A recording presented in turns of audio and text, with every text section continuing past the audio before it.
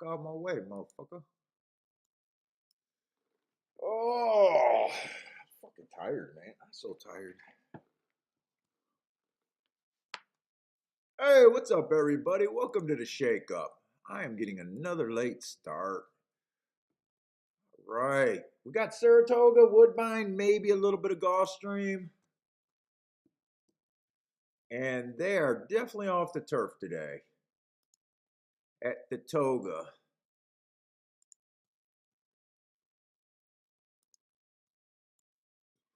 Why does that do that?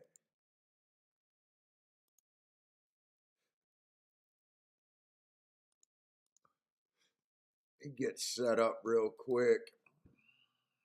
What am I looking for?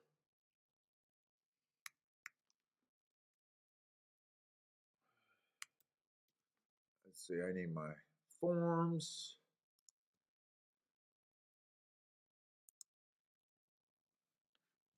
And it looked like it was pouring at Saratoga, so not sure what I'm gonna like over there. Let me grab this one.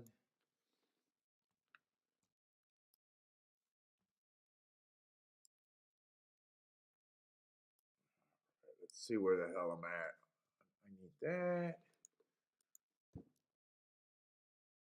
Let's see, I need the chat room.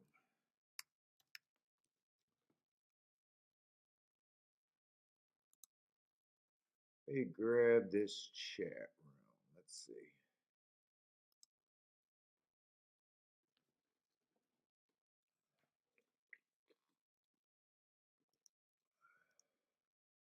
There we go. Now I think we got everything.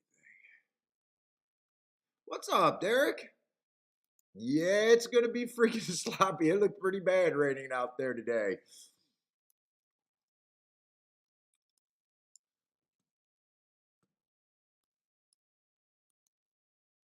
Let me see. Now all I need is the sign in here. And I will be all set up. I only did Gulfstream once I started realizing that it was going to be off the turf today. I only did the first few races at Gulfstream. Let's see. So might have to hope that Woodbine is really good today. I do not know what I want. Unless Saratoga, I mean, there is a chance that all the races on the dirt aren't terrible. We'll see. You never know what you're going to get with the rain. Let's see, do I got Woodbine here? Put up Woodbine too. And hopefully Woodbine and Saratoga is not on top of each other. First race looks like they're going to be. All right. Oh, man.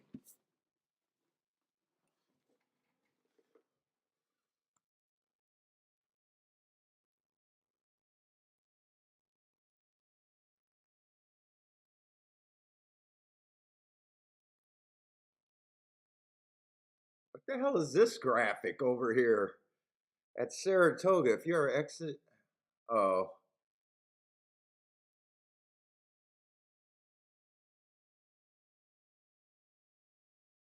I don't know. I'm watching the Saratoga feed right now. I'm trying to wonder what these arrows are for and what they're trying to do here. What's up, Rennes Do? What's up, man?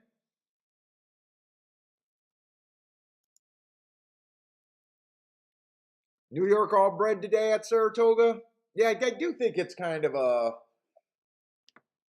think that's traditionally what it is.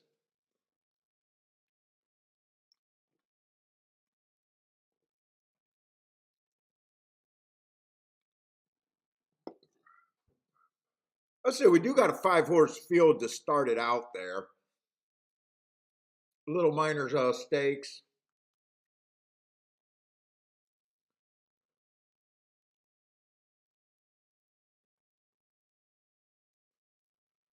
Oh man, I gotta wake up. I'm getting a late start today too. Been working I I couldn't sleep last night, so I was marking up tomorrow's shit, watching a on the wrong lead in them doing their Travers special. Three should romp. I say we got a minor little stake, so basically probably everyone just impressive looking, early winning. Well, if you like speed figures, yeah, the three should romp. I got that was a speed favoring day that day though. Kind of hard to pick holes in a single race, but if you're trying to pick holes on him, maybe he just ran so good because it was a speed favoring track, but he does look pretty tough.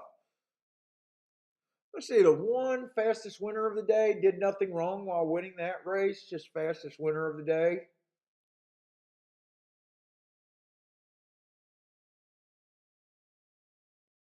Two ran on a speed favoring track last race. Would have got the asterisk, average, slow. I don't think that's a bad race. But yeah, these are just a bunch of lightly raced horses. None of them done anything wrong, and I'm probably not that interested in that race. What's up, Charles? I'm looking at the board. Unless you could get the 3 and the 5 off the first two spots, I don't see anywhere to go, and I don't really care. Super lightly raced horses. I'll probably just go to Woodbine's first race right now. PDT, what's up, man? And I spilled my damn pop again.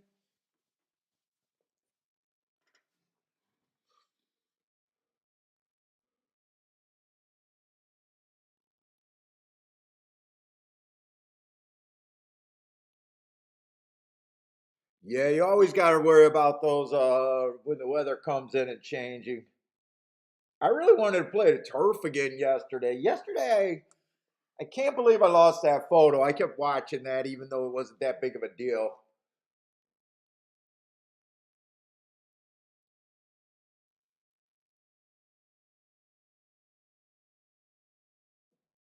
That photo in the last race. I swear to God, I still think I won that race. I'm glad it wasn't for a big hit for me.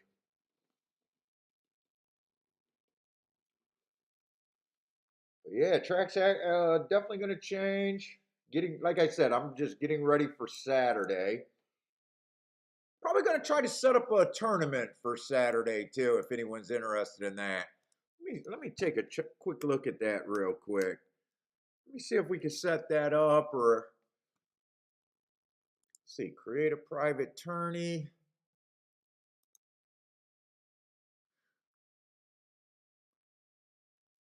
We got two choices: Saratoga full card. I'll do the full card. If I do Saratoga, I got a choice between Saratoga full card or Saratoga races 6 through 13. It's full card there. I'm not. I don't dick around with half a card. You know what? It's probably going to be Saratoga. The other choice is Gulfstream 4 through 11. They got a third choice Woodbine 3 through 10, but I don't feel like I want to do any more marking up any forms. So it's going to be between Saratoga's full card and Gulfstream 4 through 11. Those are the two choices. I got a feeling you guys are going to land on Saratoga, though. But I can set that up today. I'm going to wait till more people get in here. What's up, Brady? Turf Daddy. Roland. Turf Daddy's tailing Charles today. Charles had a pretty huge day yesterday, right? Double Rolex day or something like that. I still didn't get the answer if you hit the late pick 5 too. If you had the late pick 5, you definitely had a Rolex day. What's up, JW? Yeah, that dude. I swear, every time I watch that thing, I don't know how the 6 got up. But like I said, I'm just glad it wasn't on the biggest hit. Dez, what's up, Dez? I'm more disappointed in some of the other races that I felt I should have had a really good day yesterday and I didn't. In is in the house. Let's see, I wanted to go to Woodbine because I'm just not interested in Saratoga's first race other than watching it. Woodbine is a way better card today? I hope so. I hope so. The only problem with Woodbine is I haven't played it since last week. Last week, I think I got caught on a opposite kind of bias of what I thought the track was doing. And I made the same mistake. So last week I think we did it for Friday, and I did not. Usually when I jump into the track, I usually got my bias reports, but if they ran the day before, I usually like to look at that, and I kind of missed it. And then after losing so bad at Woodbine, when I reviewed everything, I was like, holy shit, if I would have just looked at the day before results, I would have been able to catch that the track actually changed and it wasn't how I was looking at it. So I actually do want to look at what they did yesterday and look at what I'm looking for Woodbine, just because we haven't been playing a lot of Woodbine.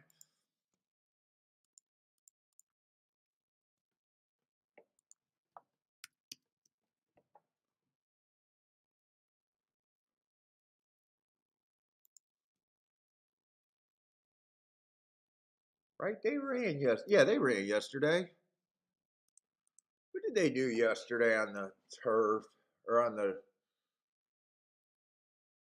let's see, closed in the first sprint.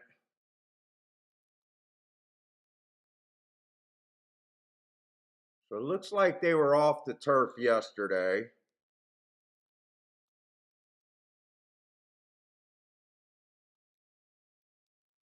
Look like they're doing a little bit of everything from what I've seen so far.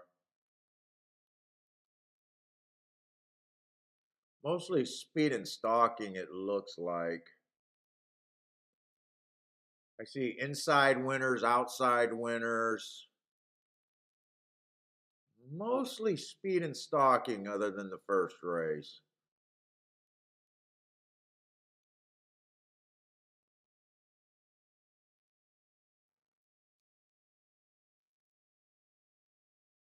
Yeah, speed and stalkers. Probably stalkers a little bit more.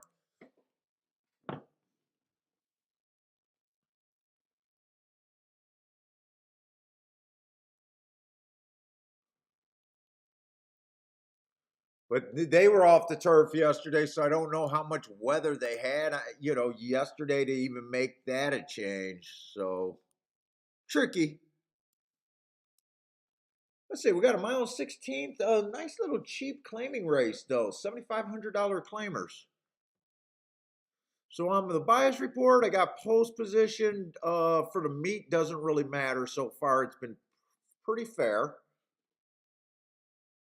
Speed's only wiring 24%, stalking 42%, closing 34%. So that 24% going wire to wire is a small number. Uh, I don't consider that a speed favoring track. I'd be looking at this like this is a stalking closing track. For the Topeka routes. What's up, John? Yeah, they did. They didn't run on the turf last night, but we'll see. We'll start handicapping this race because this race looks a little bit better. Let's see. The one is taking a little bit of a class drop there.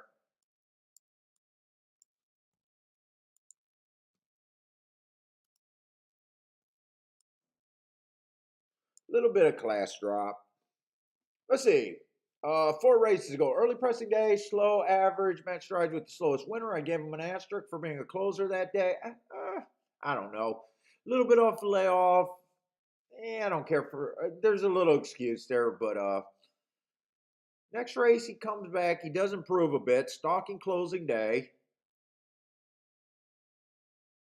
He fit the track that day. He did improve, which you would think he probably should have on a stalking closing day. I think that's an okay race at a little bit higher of a level. He tries the turf. That was a stalking day. He was a stalking horse. Again, I see improvement there. I got him average, matching strides with the fastest winner of the day, getting in position at the top of the stretch, losing by a neck. Looking a little bit better. And then last race was one race sample where I'm just going to say this horse looks okay, rounding into form.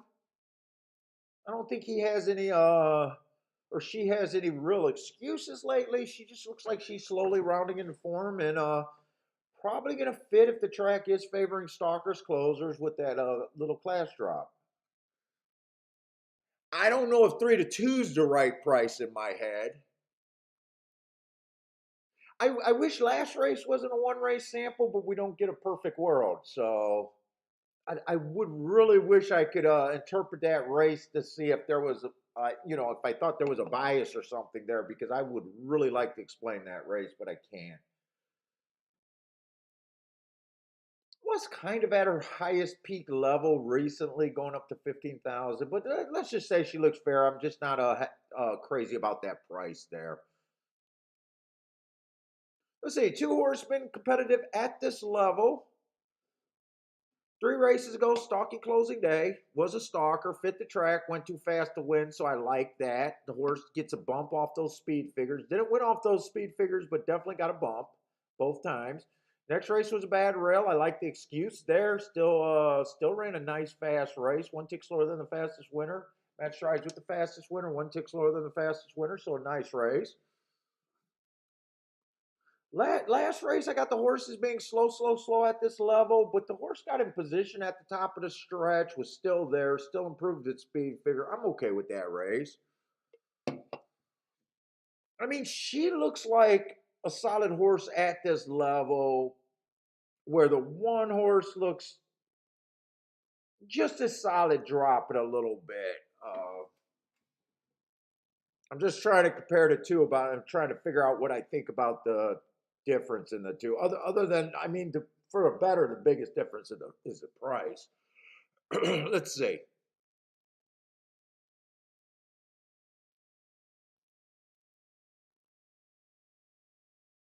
3 at first glance, I didn't care for the 3, but if I like the 2 a little bit, the 3 just ran with the 2 and had front speed longer, even though I don't think speed's holding up.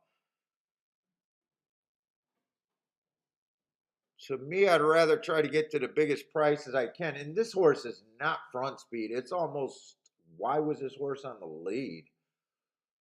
Huh.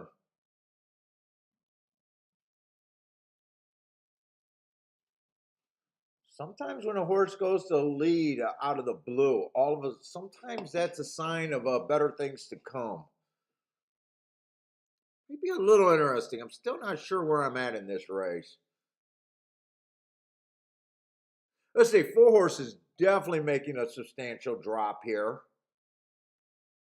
Last race, I got a little mixed message there because it was a closing day, but it was at quite a bit higher of a level.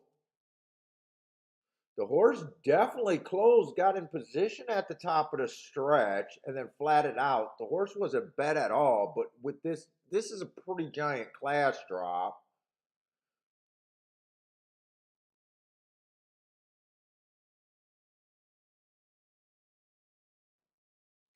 When the horse was at 15,000 3 races ago, it was winning. I definitely think that horse is a player. So I kind of got 3 short price horses that I think the 1, the 2, and the 4 all kind of fit here. It's going to be hard to beat all of the short price horses here. I don't like the 5.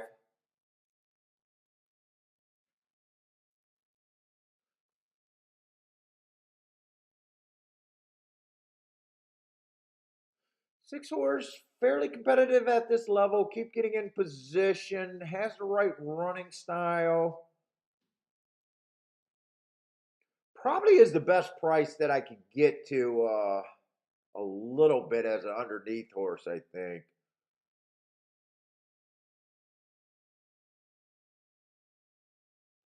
I don't see a lot of speed in this race. Now that I'm thinking about it, I really don't see any speed. Can't trust the 3. The 3 only had to lead one time, unless back here he was trying to get the lead. He might go to the lead, but I could not trust him. Two might have the lead here. Two is probably the most likely horse on the lead, right? Two is probably the most likely.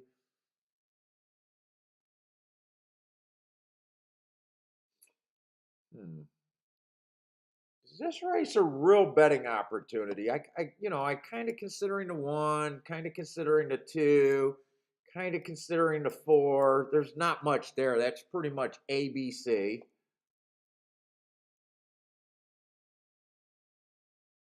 I could see the seven being there, except I like the seven a little bit better underneath, not for the win.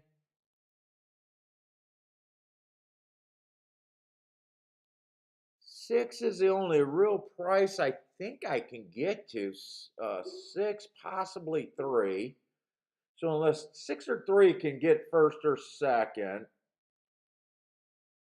I'm gonna pass this race. I don't trust my feeling right here, and I'm pretty much seeing this ABC, just the top three betting choices. I think it's gonna be tough to beat all three of them.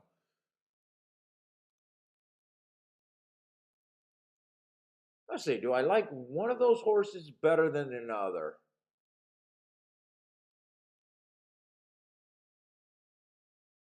Four probably has the best upside.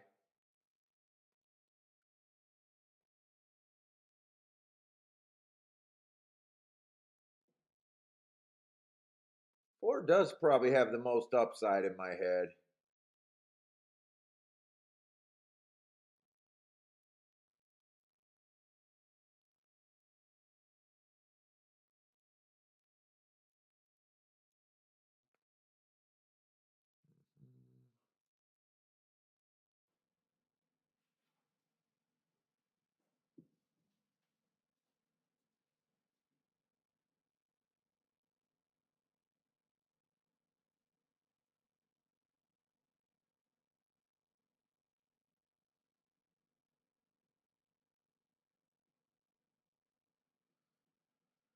Let's see. I'm gonna write down some three and six.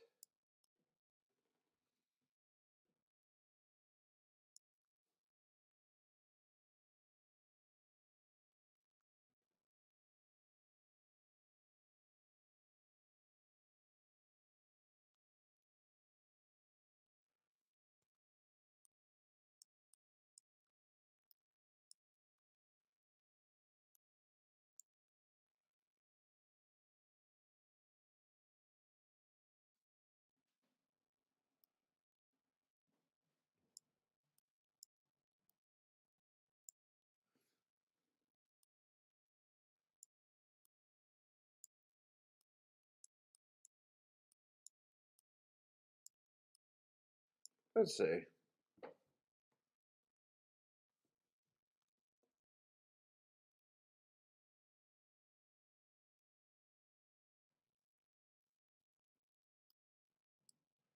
Six to win.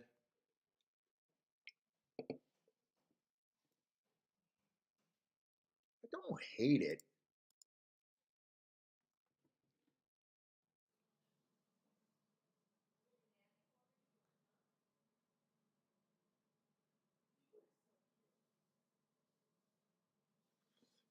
I'm going to try to put all of that in right there. I'm going to take a little shot right here.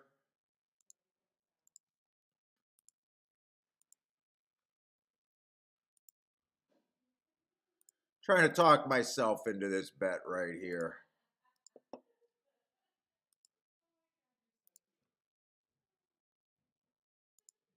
4, 1, 2. What is it? 3 and 6 for third. Straight.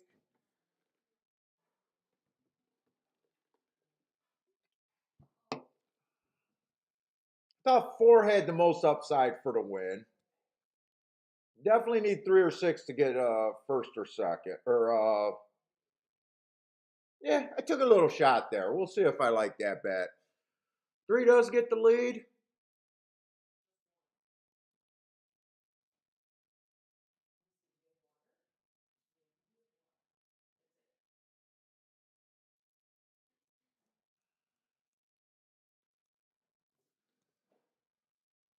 Let's see. Those are my contenders. I'm going to leave that up there. I want to get these. Let's see. They did get 25 on the first call. It's kind of slow there.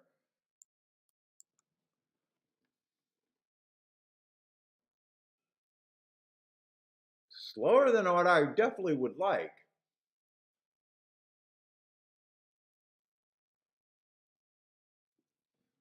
49 and 4.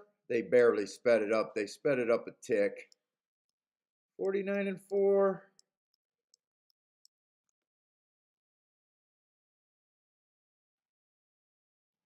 Ah, four's the horse that's not going to run. And this slow pace is definitely hurting the 6.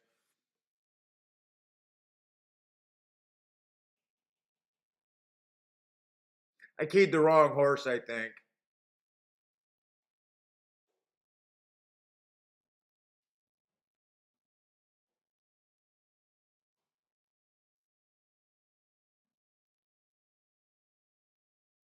Keyed the wrong horse.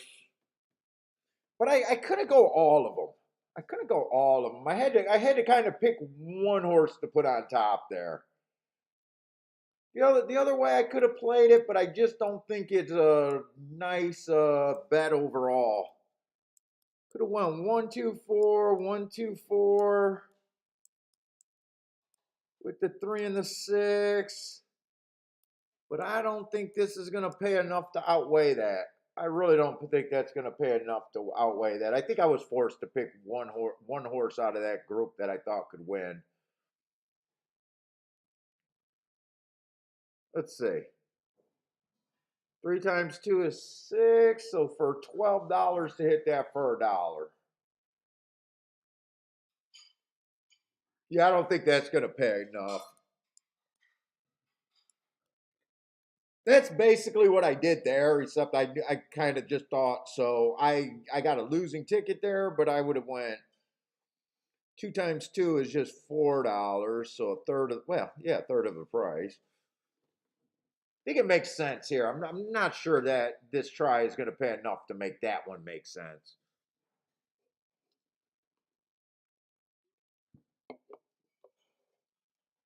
Charles hit the exact in the try there. I'm not sure you won that exact. The try's probably good.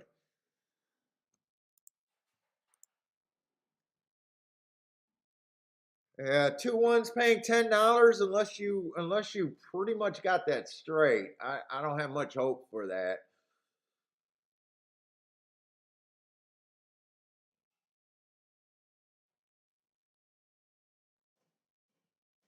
I think I handicapped it. It was just I almost set out that race. I had the right thought that 1-2-4 was probably the most likely winner. It was just which one. I went with the 4 because I thought he offered the most value. I'm just anxious to see what this try paid because I actually played a small try just to see what would happen. I don't think it would have been a good bet at a $12 base here though. I don't think it would have been a good bet for me.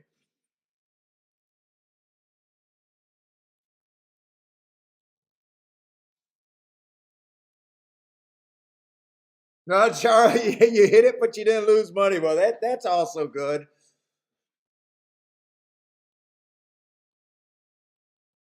I mean, it just matters how many times, how many ways you had to play that combinations. Like if that was the only combination you played, 1-2, it's probably not bad. Or even if you had, but if you did that in more spready, it gets worse the more combinations you have.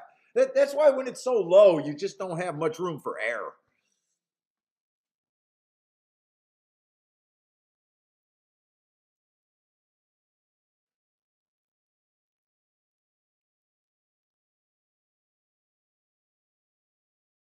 And they do their stuff for that's right. They do their stuff for 20 cents there. I keep forgetting they do that stuff for 20.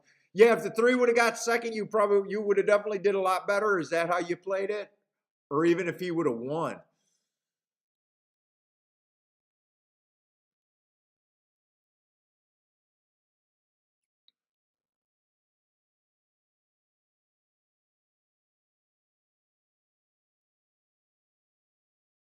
Let's see. Saratoga's probably getting almost off, but I really don't care.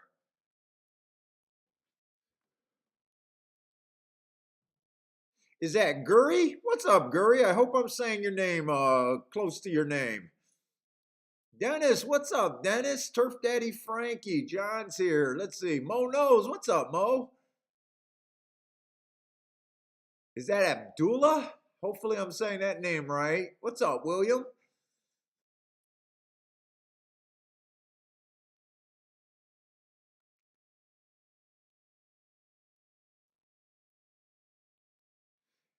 You got I'm only looking at Woodbine and Saratoga. I just it takes me too long to do my stuff and everything, so I do not have opinion on tracks that I'm not looking at. So I have no Belterra, so I'm just looking at two tracks. But if you guys are playing the other tracks, feel free to put your tracks up in the thing. I just can't. I just don't have enough time to look at everything.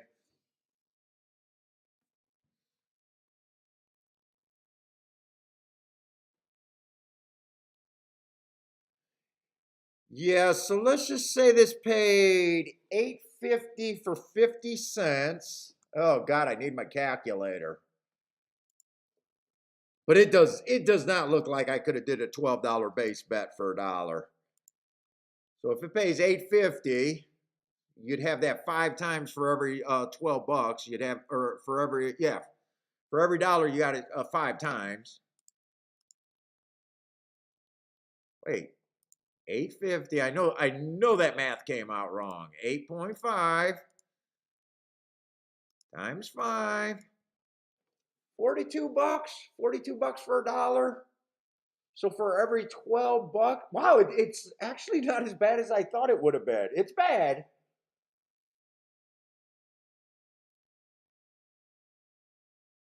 It's bad, but not really as bad as I thought it would have been.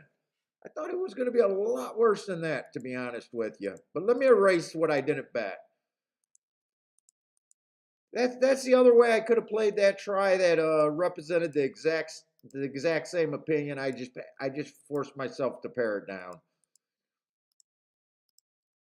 Let's see. Let's go. Let's see. So who won that? The two went wire to wire there, slow pace. No, and again, my best marked horse, and I'm looking for reasons to play against my best marked horse. I noticed I did that a lot yesterday too. I might have to start trusting my own hearts myself again when I just play them automatic. Let's see, how bad does Saratoga look? Because it was pouring out there. What's up, Reuben Sandwich?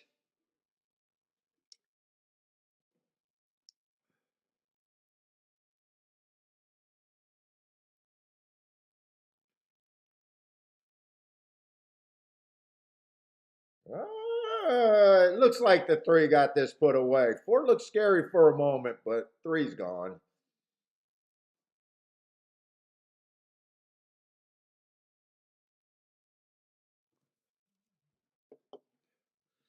Toga is trash. Maybe the four helps that exact a little bit.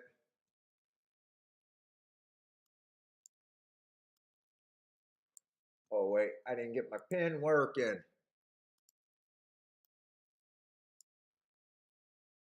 Yep, they're off the turf today at Toga.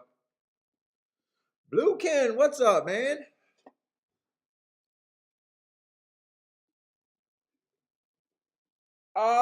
You're asking if Speed should hold on the slop. I'm not a big buyer in that's necessarily true.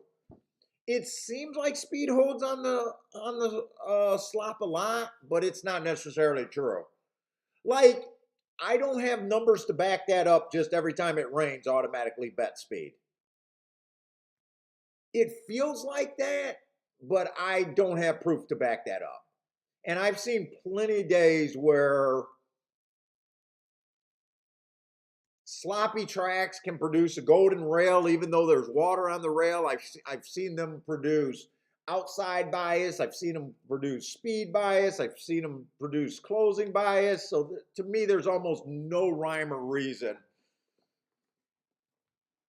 I'd I go into a day like this, starting with my baseline handicapping, which is going to make this race hard because everyone's seen that the 3 was really hard to poke holes in. He was 3 to 5, 3 to 5. He looked like speed. He went wire to wire. Does that mean the rail's good? Probably not at this time. Does it mean speed's great? Probably not at this time. We just don't know right now.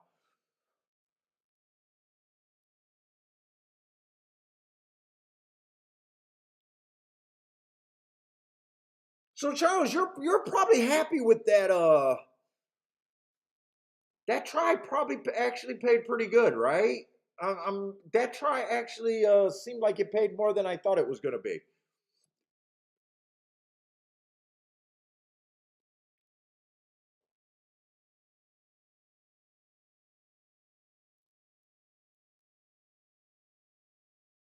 Yeah, I always when the weather changed drastically with rain and all that, unless it's Gulfstream and a track I'm super dialed in, and been playing it religiously day in and day out. Saratoga's just a short meet too. Where Gulfstream is that long meet, I get a better feel. But for most tracks, when it rains like this, I'd rather just sit, wait, see what I think is happening. But you always want to use your baseline for what you think a race is going to do, too. If you kind of thought this 3 was going to win and win fairly easily, this race probably doesn't tell you anything. Or maybe if you thought the 1 horse had a really good chance. I didn't see what the 1 horse did because when I flipped it over at the half, maybe if the 1 didn't break at all, and you liked the 1 and thought the 1 should have done way better, maybe you could say that the rail hurt him. But, right now after 1 race, you're just really trying to jump on something probably way too early.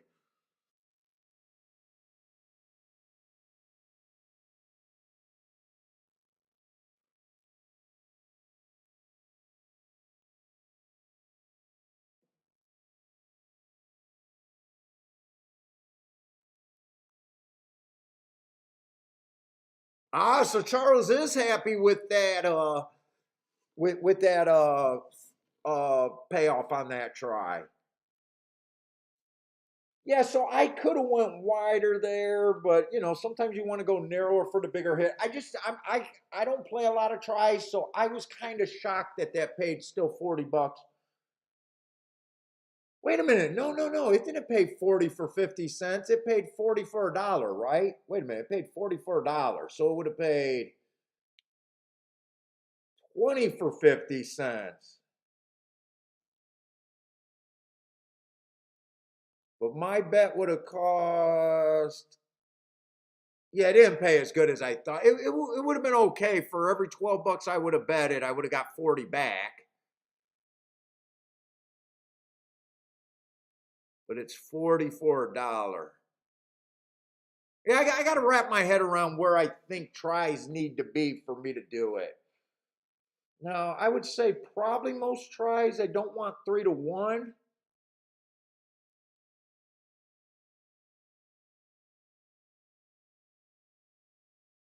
But I did feel like that was a pretty that's where you got a border, you're doing your borderline. I did think I had it.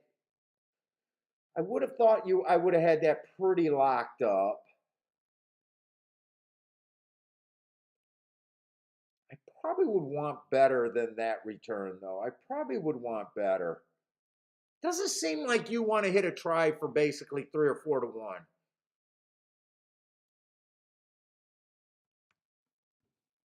You probably don't want to have too many of those. I would think. I'm still working on my philosophy for going into try betting. If you guys are new to the channel, I've been playing 30 plus years, but I never got into tries. And now I'm thinking about expanding a little bit. What's up, Lloyd?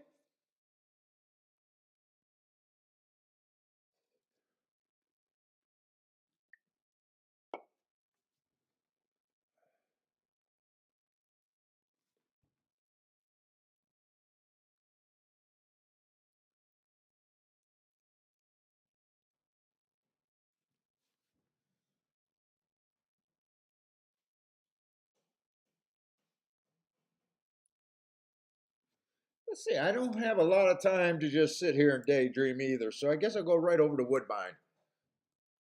Woodbine, I'm definitely going to want to get a good read on this track. I don't like it. I don't like the spot that I got to make this, but I don't know if they're off the turf or not, so I'm just going to do this. Let's see, the 2-1 wire to wire in the first race. I was looking for stalkers closers. I will note that they went wire to wire in the first race, but I did think the pace was really slow there.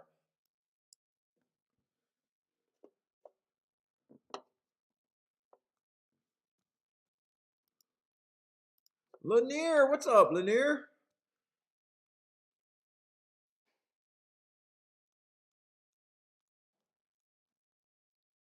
Let's see, second race is a maiden claiming 7,500.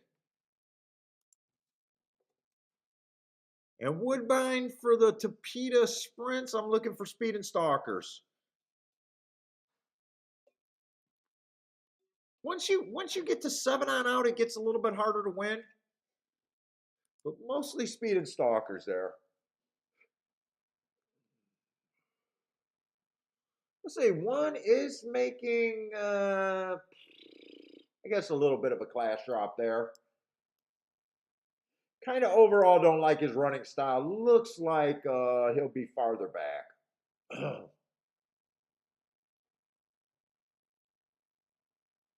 I just got this horse consistently being too slow to win on the profile.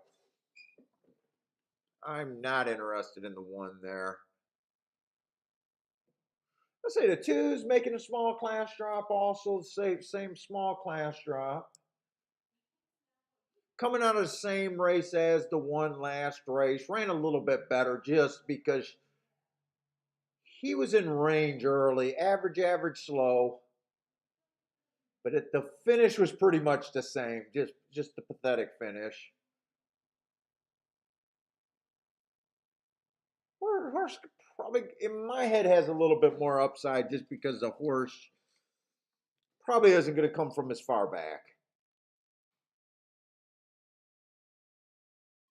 Let's see, three's making a class drop. So far we looked at 3 horses and everyone's making a class drop. Another one that doesn't look like the speediest thing early. Wow, that's the favorite. That's going to tell me the rest of this field probably looks pretty bad.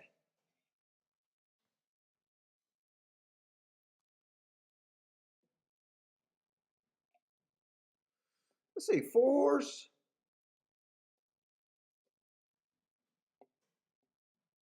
Well, I guess 2 races ago was a little bit sign of life. I got that as a stalking closing day. I did give the horse an asterisk because it was well, technically she probably was a stalker, but I gave her an asterisk because she was trying to get the lead at the first call. But at least she was average. She at least won a mythical race that day.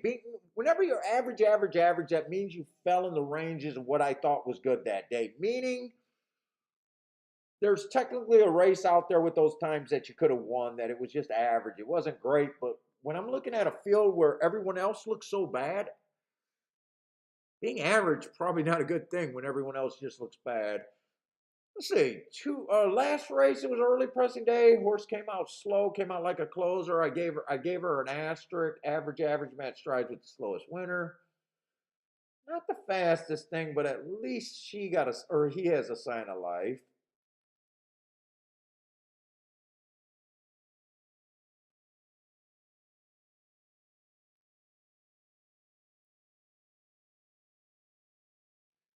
Five horses last race doesn't look bad. Early pressing day, 1 tick slower than the fastest winner at the first call, average at the second call, kind of second best. I don't know. Her and the 4 horse or the 5 and the 4 look interchangeable to me. I don't see much difference in those two.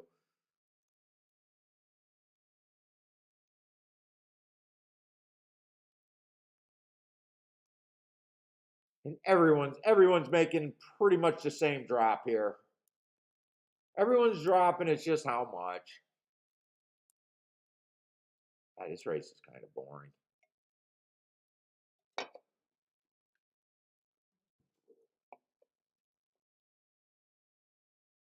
8 horse went too fast to win last race, but that was at a route. I hate route to sprint.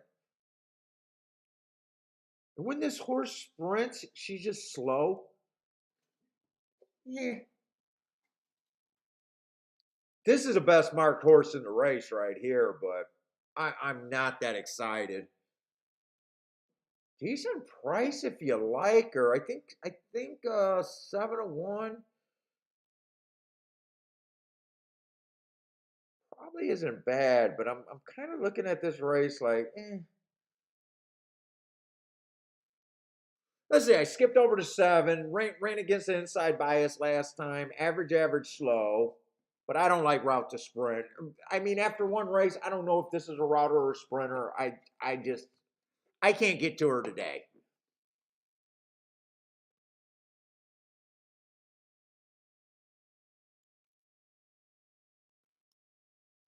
Let's see, 6 looks okay in a bad group. Let's see what I'm even looking at.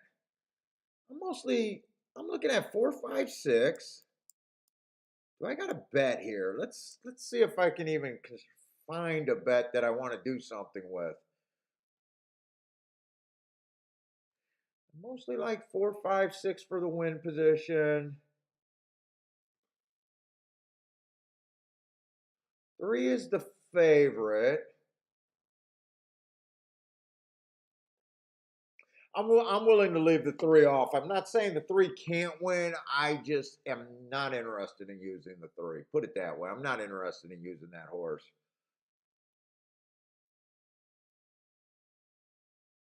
Hi, what's up, Paul?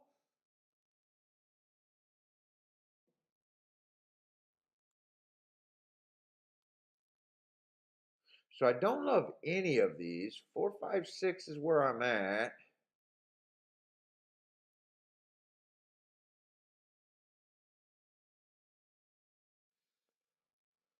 Not the worst prices.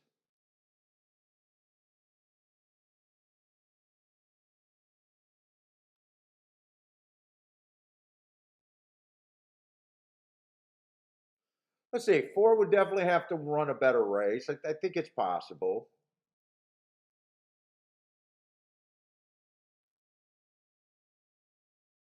5, I think is possible. Still has to run a better race. 6 definitely has to improve.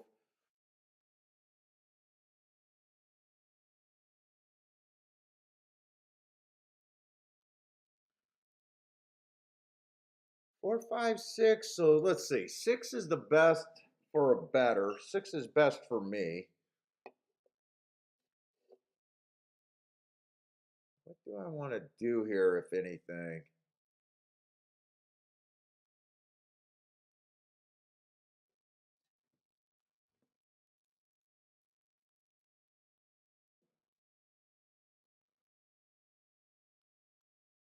I don't feel like I know what I'm looking for right now to go play a double. Let's say I probably don't want to play a double. Not crazy about the exactas. In a way, I think I'm just going to do a 4, 5, 6 exacta just to fill it out here.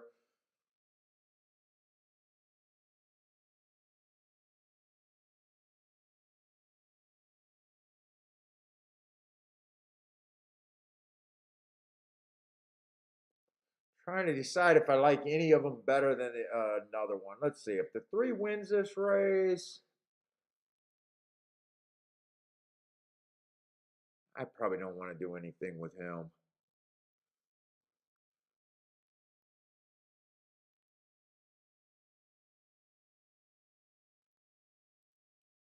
I don't think the 1 can win.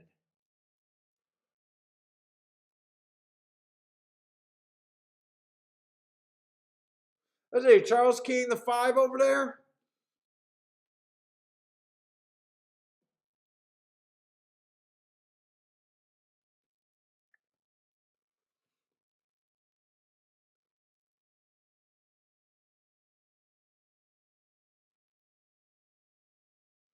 5 would be the horse that I would say have the best chance, but I'm looking at these races. I'm not crazy about those races.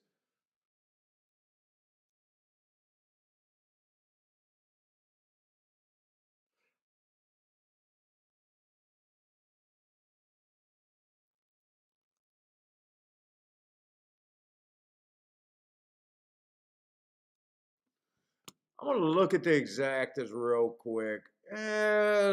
Let's see. I don't want. I don't think I want to do a 3-horse box because 4-5 is paying 15 to 1, and 5-4 is paying 17 to 1. So only if the 6 gets first or second, I want any part of that.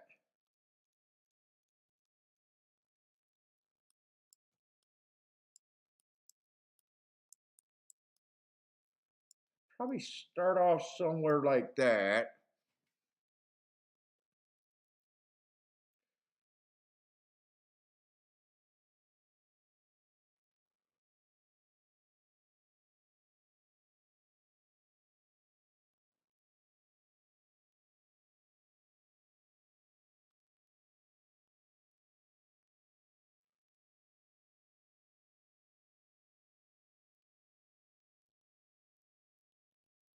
That's probably all I want to do right now. I'm gonna keep that light and just start off with that.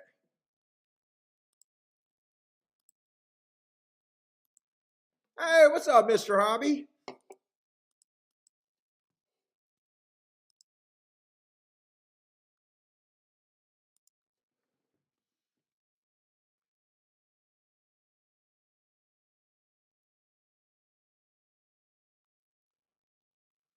The other bet I could have done, because I do like the exacta, it's just not paying enough. I could have extended that to the try.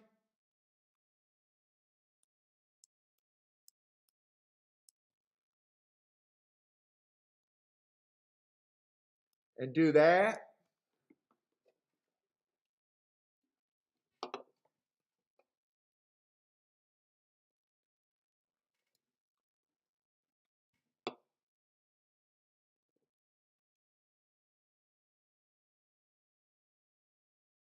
That's the same as my exacta box. I'm just extending a try with some horses underneath that I think could spice up that bad looking exacta.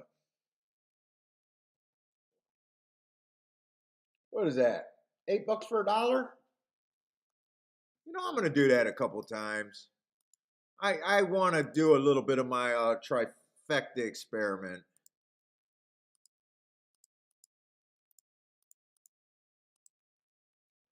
And I'm not even handicapping third place. I'm just putting some horses that will make it worth it. Because I got an AB ticket, so I don't want ABC, ABD. I want AB, GFK kind of deal.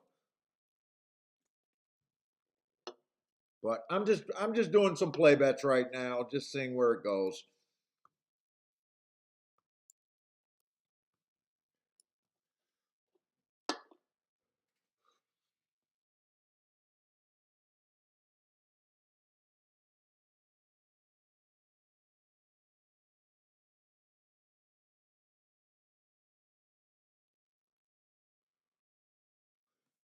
Let's see. Let's look at Saratoga. We got his maiden special weight race over there. I definitely got to get scratches. There might be a lot of them. No scratches in this race, but there is a 1 and a 1A, so I got to get these numbers right.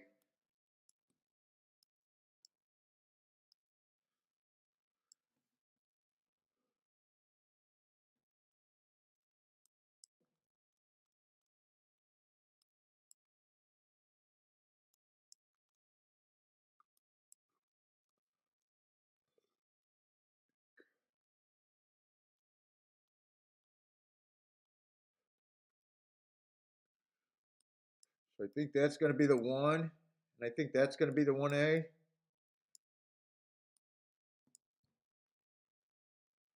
So if I'm right, that's 2, 3, 4, 5, and 6. think that's right. I have to check it, but I want to watch this race before I go over and mark those.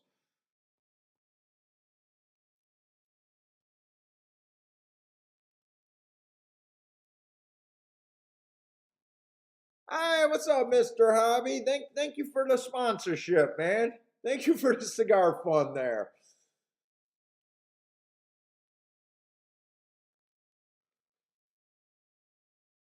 I got no cigar today. Let's see, 5-6. I'm just a little worried about how close some of these horses are, but 23 flats doesn't sound that bad.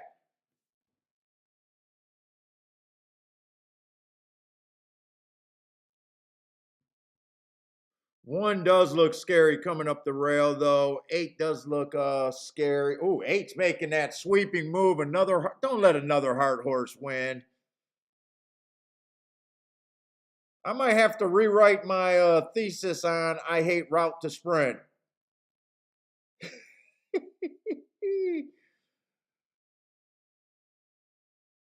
Four, I need you to get second to have a shot. Four, I need you to get second.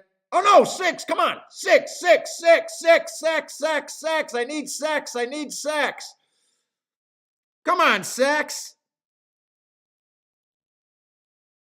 No, I don't. I did not bet him to win, did I? I don't think I bet the win bet, did I?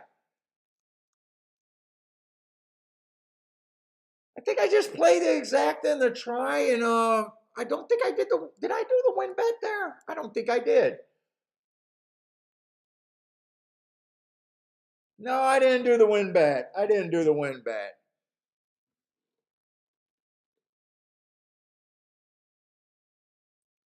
I got snapped for second place.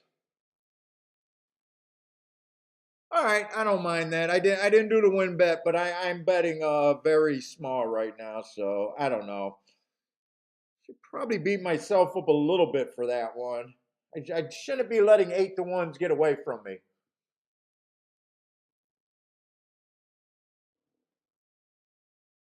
Roland got the exacta.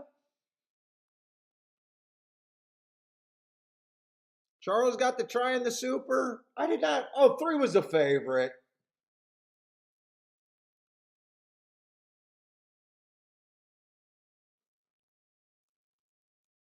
Not that hard of a try. I'm making things harder.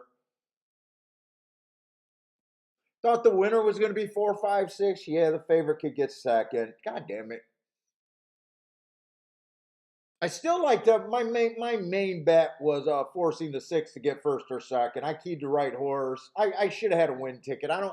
Usually I put that win ticket in automatically. I don't know. I think I was just distracted with other things right there.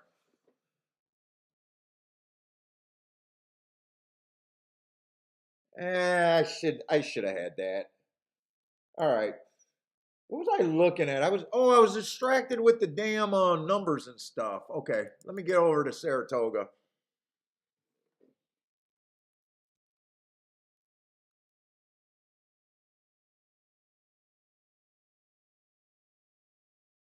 Yeah, I do all my focus thinking about what I like for win, and I forget about the underneath combination with the horses that can beat me. Like I don't like the three horse to win, but I don't net that. That's why I do so much better with doubles.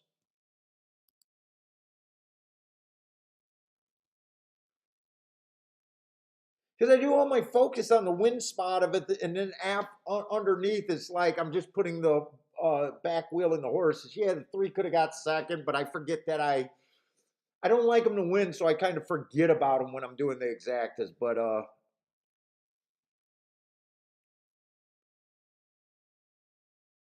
I don't mind not having the exacta. It's a win bet that I should have had.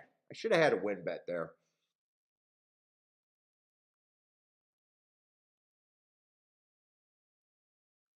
Let's see. I got to make sure I got these numbers right here.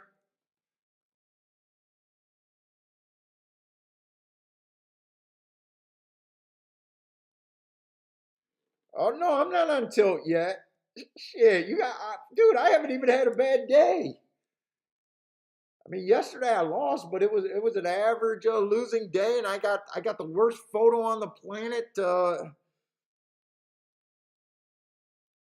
I'm definitely not on tilt after two playbacks. I can't be on tilt. I can be upset that I didn't do the win bet, but I'm definitely not on tilt.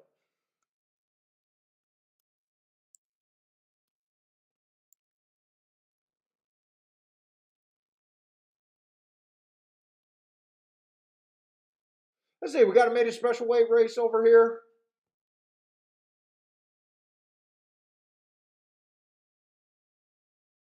Other than the two horses race three back at a route where he went too fast to win, I don't like this horse.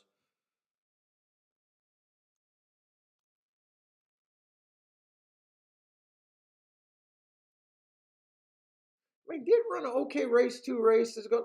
I just for some reason I don't care for him. Let's see.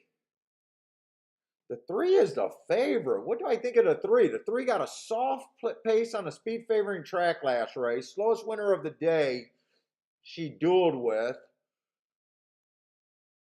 Race before that did run on a bad rail, ugly running line, but if I believe my notes, I thought that was a bad rail.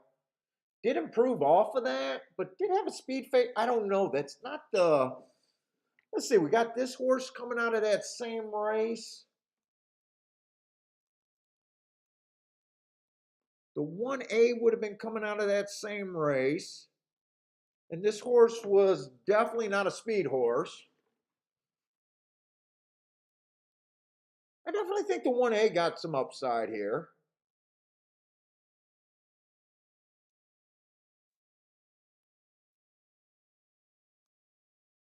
Let's see, who is this horse? This is a 7 horse? That must be the 7 horse. 7 horse is quick. I like that last race, and the race before that ran up against the bad inside. Let's see, am I going to have enough time to think through a bet? If I like the one, you get both of them, so I don't even have to handicap. All I got to do is see that I like 1-1. 4 horse ran on a bad rail.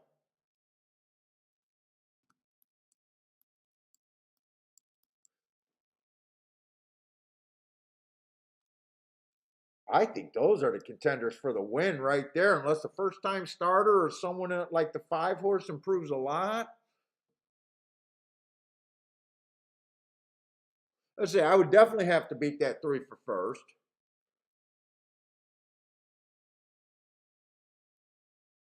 Not getting a big pay raise either way with the 4 of the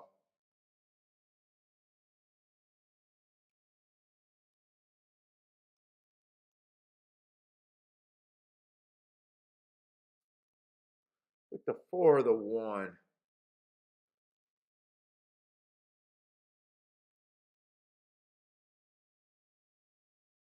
I'd like the race better if I didn't think the 3 horse could win. I like the 174 exacta box. Let's see, they're behind the gate and I haven't got it in. Let's see, we only seen one race. It was a 4 to 5 going wire to wire.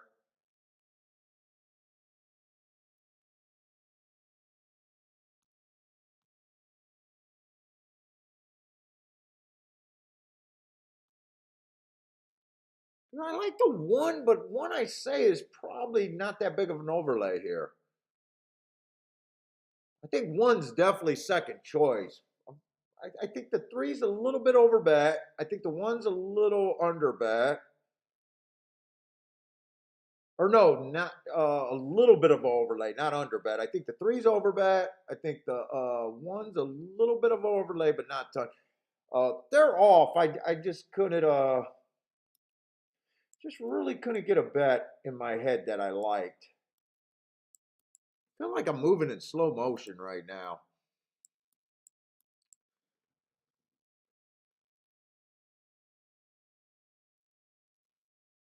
If I didn't like the 3, I would have loved this 147. I probably should have boxed a 147. But I didn't have enough time. Let's see how this plays out.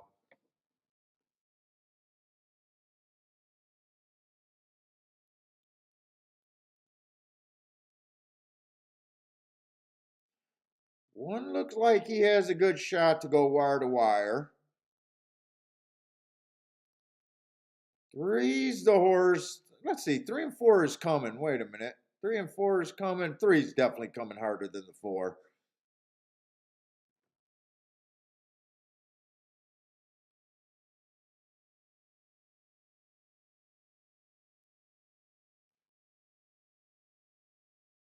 So I kind of had all the horses there, but I really wanted to buy. I really thought the 1, 4, 7 is what I wanted to box. I didn't think the 3 would necessarily win that race. Okay. I don't think there's a try that I could have bet there. Let's see. 1 wire to wire there. And I don't think I could have done anything with the exact either.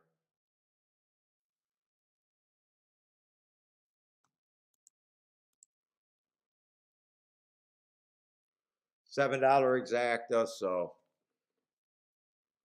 what's up, Howard? Reuben Sandwich. What's up, Reuben Sandwich?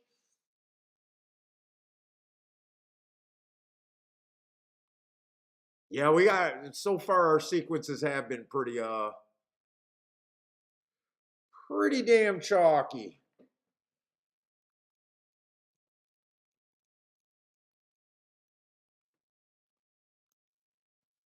Except for at Woodbine, and Woodbine I only got myself to blame. I don't know how I didn't just do that win bet there. I normally do the win bet. I don't know why I didn't do that.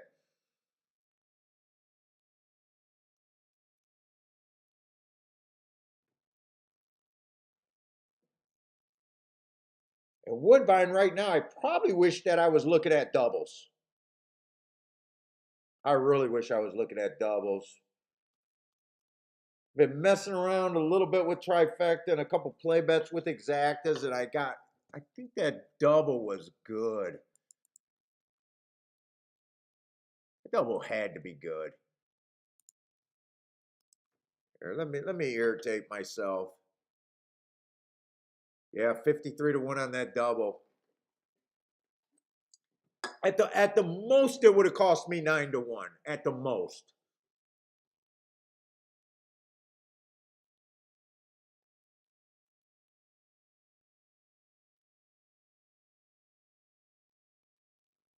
My Charlestown bias is the biggest, has its biggest racist night last year.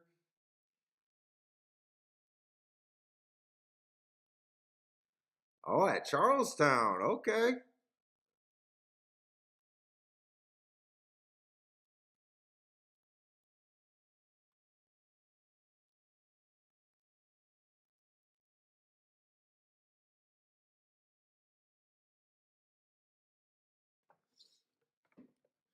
Ooh, I gotta wake up, man.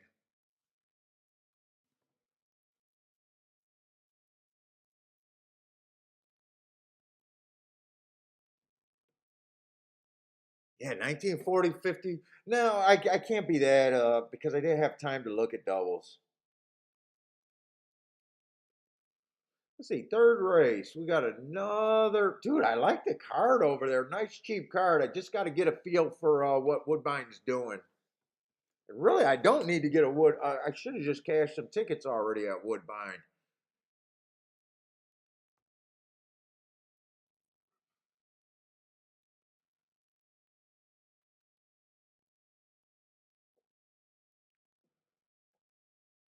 Let's see, first race they did go wire to wire.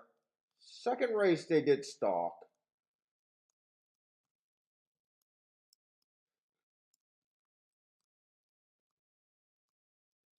But there was no speed in that first race. Let's see. My notes are telling me that I should be looking for stalkers and closers on the Topeka routes, but I definitely need to make sure there's enough speed there.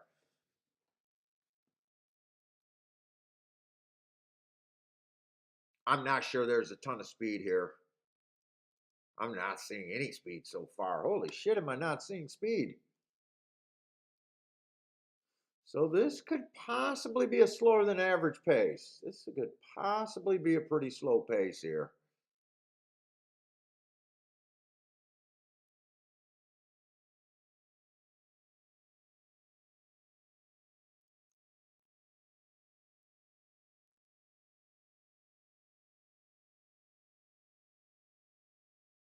All right, let's take a look at this. So we do got 75,000 or 7,500, not winners of two lifetime.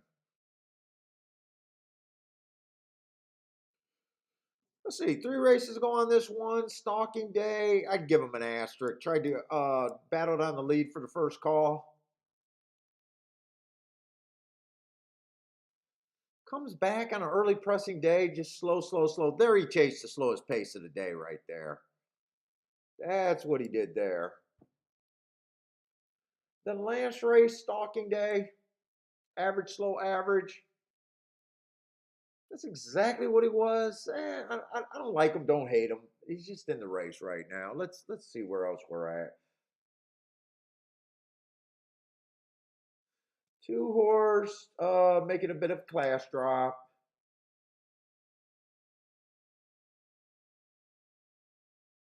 Stalking closing day, three races ago, exactly what he was, just average.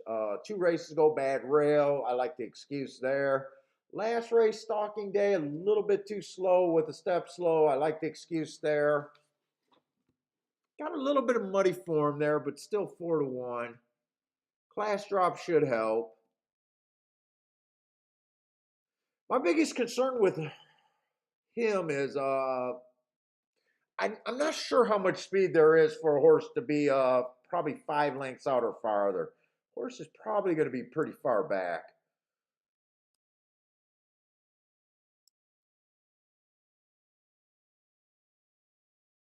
Someone could steal it. Let's see, 4-1's probably about fair.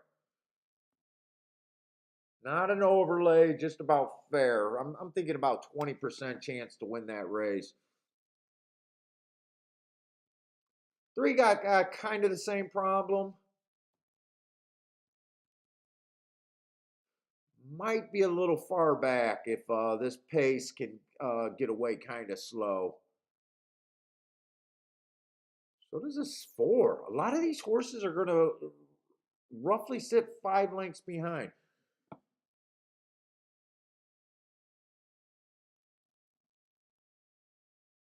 Let's see, the 5 horse earned a heart last race. Did go too fast to win. Ran with a few of these, but to me ran a better race on August 13th. I like him just off of that August 13th race.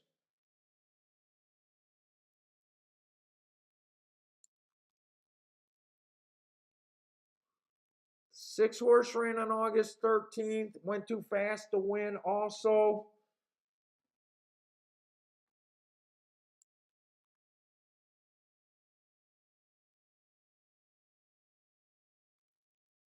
I might like that August 13th race. These are all the horses that ran on August 13th.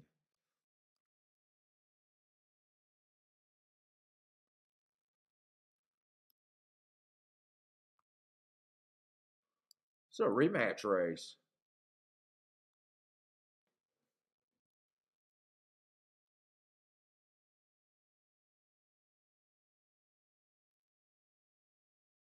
I had that it was a stalking day.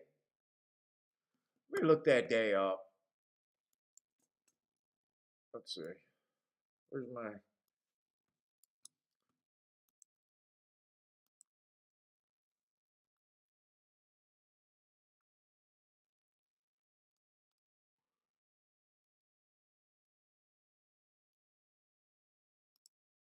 No, no, no.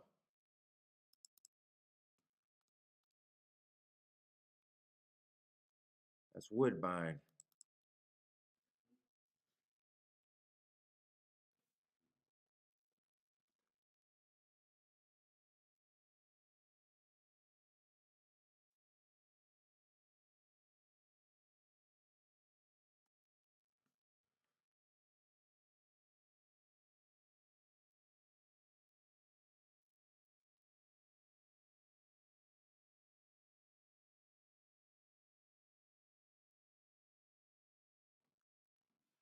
Oh, that's right. This shit is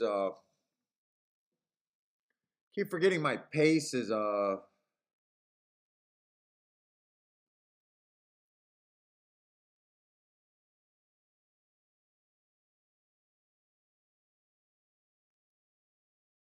pace is adjusted. That's right on my form.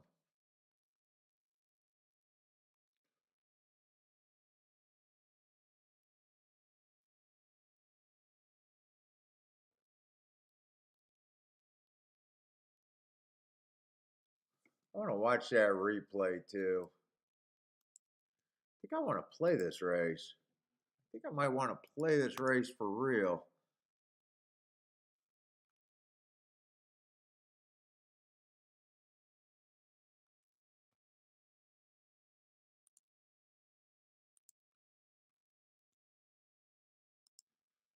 Summer Shade. Let me see. What are the horses I'm looking at here? I think I might be serious about this race. Oh, the pit pause. 1, 2, 3. Oh, there's no 4 fucking horse. God damn it. So I'm looking at the 2. Looking at the 1. Who else was in that race?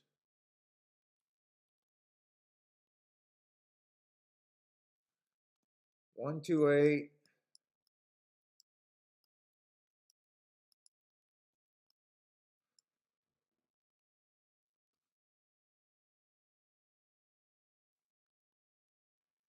One, 2, 8, 6 is what I'm looking at.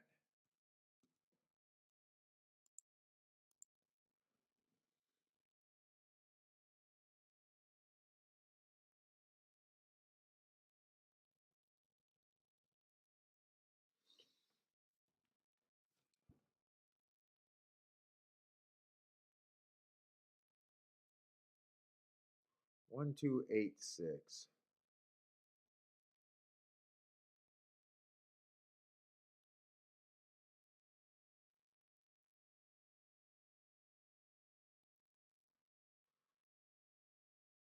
Two and 8 ran the exact same race.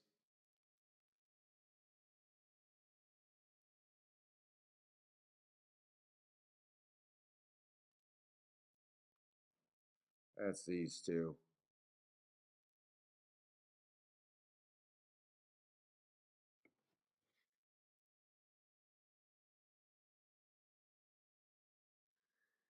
$24 and 3 at the first call.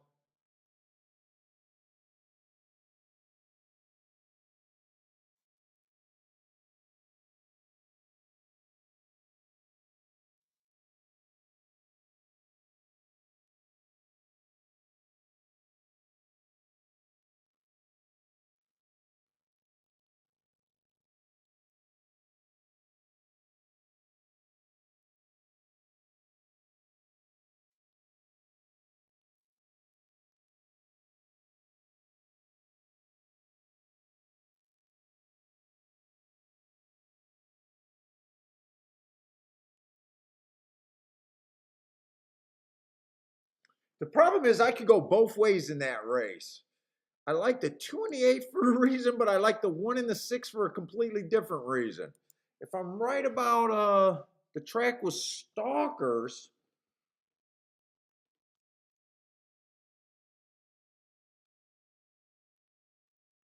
that means this 7 has a ton of upside.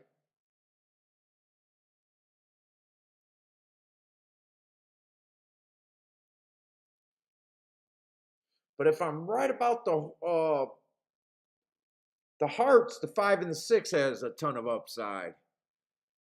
Although 5, 6, 7 is not bad. Who's the other horse there? That means even the 3 has a lot of upside. Man, it's really I'm really having a hard time what to do here. What's up, Matt Gray?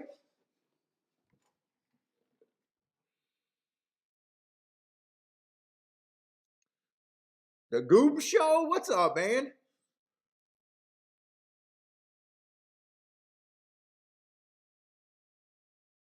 You're on these Wednesdays through Sunday every once in a while. I show folks how I handicap on my channel. Oh, thanks, man. I'll check out your channel. What is your show?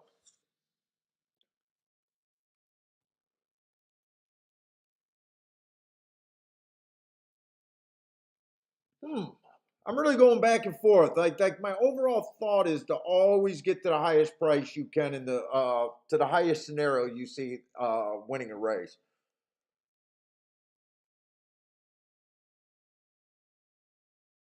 But 5, 6, and 7 are all the exact same price. Three is the only one that's not. As long as I'm right about that August 13th race being a pretty solid race.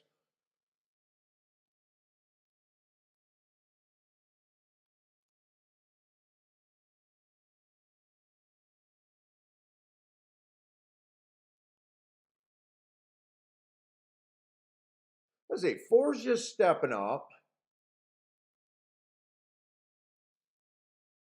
I think 2 could, that's right. I don't think there's a lot of speed in this race either. 1 might be able to get the lead here.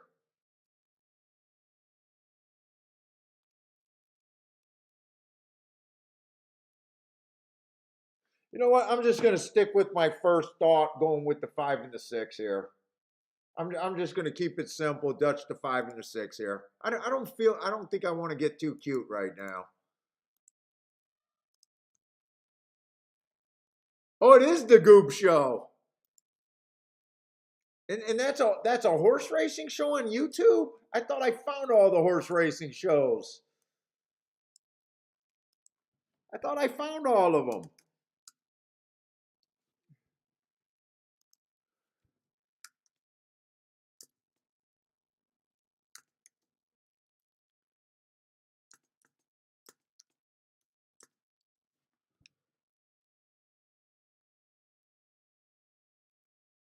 Ah, I see it. I'll check it out, man.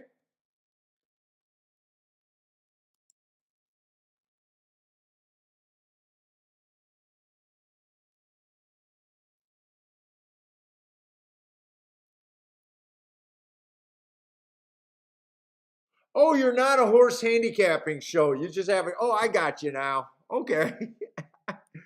What's up?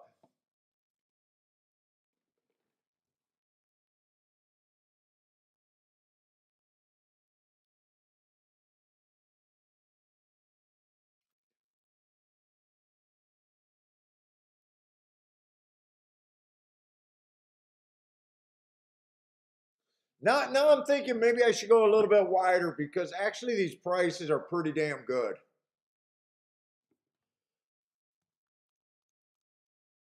I think I'm almost price committed in this race. I like the 5 and the 6. I bet the 5 and the 6 to win. I think I'm going to go a little bit more here. 5 and a 6 to win. I think I'm going to key box that 5 and a 6 first and second. This is a pretty good spot here.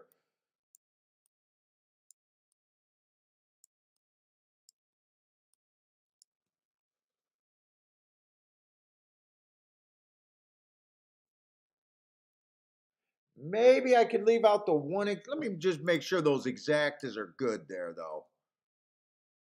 1-5, even if it comes in 1-5, that's probably the worst exact I got would be 28 to 1. 5-6, 6-5 would actually be huge. Yeah, I'm going to do this.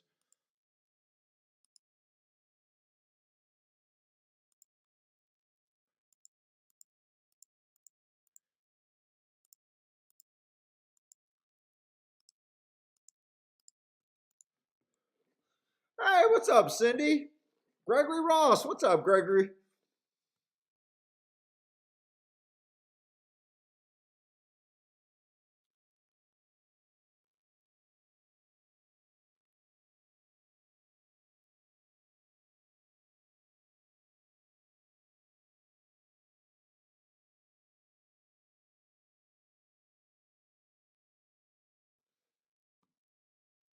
Let's see where we're at. Roland likes the 1. I love my UFOs. That's what my life is about. But I love playing horses and talking about them. That's all. Nice. I'm not a big UFO guy. I'm not a big UFO guy. Never. My wife's a sci-fi. She's a sci-fi person.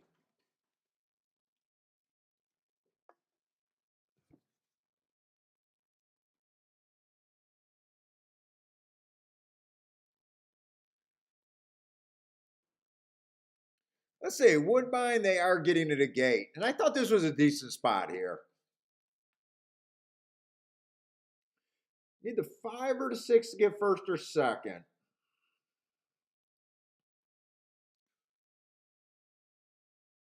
Let's see. Cindy's playing the five. Oh, she's king off the 5-7 with the 1-5-6-7. Yeah, I thought everyone off that August 13th race was a playable.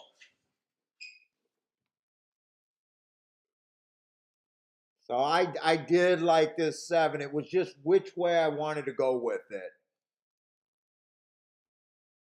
Seven, I like the note because he was farther back, and the 5 and the 6 in that same race made first run, and I thought they were all at a disadvantage. And it was just which way I wanted to go with that, but I'm kind of pretty close to where Cindy's at here. Let's see, you like one with the 3-5-7 with the 3-5-7? What's up, Dennis?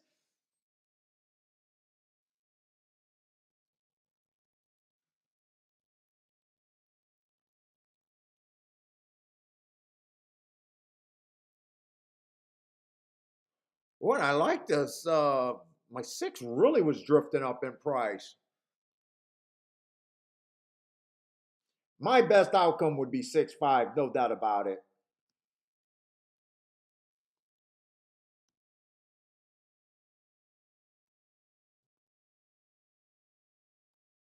Pablo has been abducted. Now he's trying to stay far from that as possible. Oh boy, 6 is actually going for the lead here. I thought 1 was probably the most likely horse to get the lead. I thought this pace could be slow though, so I don't think I hate it as long as the pace is on the slower side. Let's see, 25-2. I don't hate that the 6 is up there. Not with the 25-2.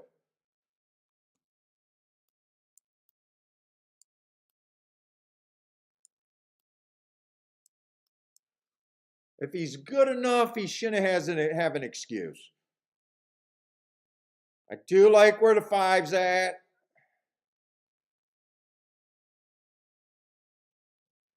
I would love if this comes in 5-6, 6-5. 49-3. I should still be okay with that. That doesn't sound too fast. Except the 1's coming back. I thought this 1 was done. Shit, I thought the 1 was done.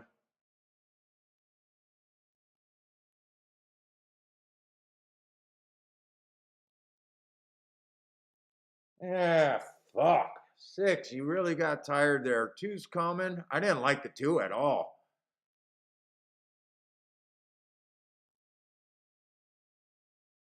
This second race, I'm going to be first and third.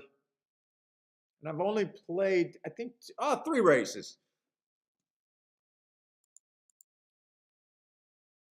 I did not like that 2 though.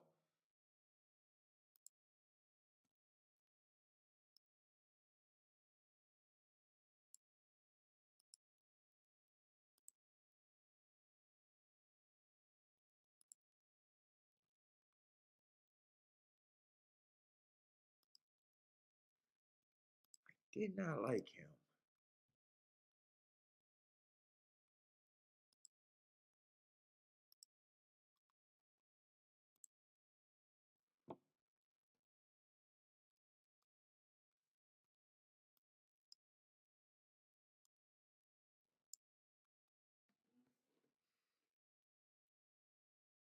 I didn't like him because I thought he'd come from too far back. He's no threat for the. He was no threat for the win, but he's good enough to beat me out of exacta.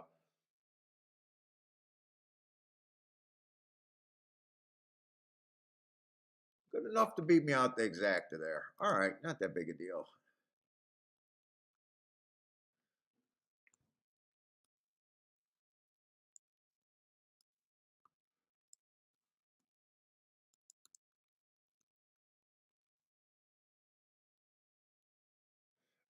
Just another kind of short field, just kind of a ugly looking betting board, ugly looking race over there at Toga. Another crappy little stakes race that's just, they're just so crappy this year.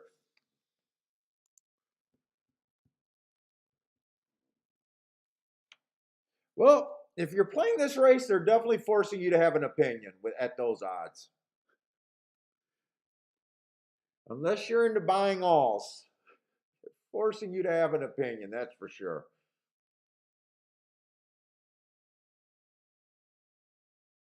And none of these horses should look bad just by definition. This is probably what, a 2 year or 3 year old. 3 year old little starter stakes. Probably expecting everyone to win fairly early. Maiden special weight, I would imagine. Maybe allowance 1X race. That's probably what most of them have.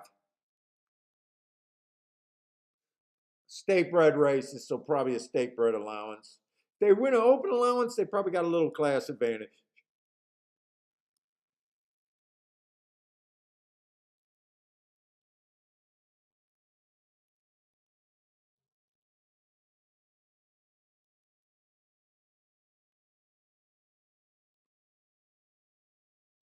Well, let's see. 4 ran against some of the names that I know. Modonico, early voting. White Barrio.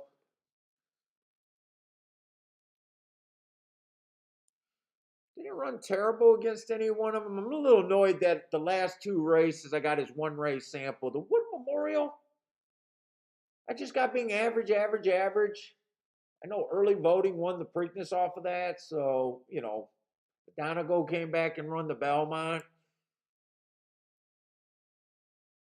Well, it looked bad, 5-2.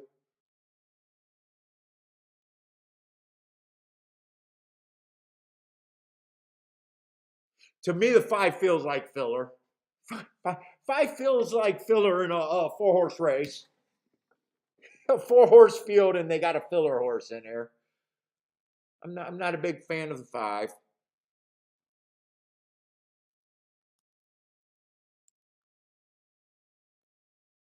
I say 3-horse definitely looked talented, but everyone could see that. 2 races ago, I got him running against the inside bias, so that was his biggest sin that day. Having the 7-hole on a day that I thought the inside was good. He comes back, wins right off of that, but he's just stepping through condition. Probably haven't seen the same. There's no doubt he hasn't seen anyone close to what the 4 have seen. 4 is the class play here, and the 4 is the class play. 5 is the filler play.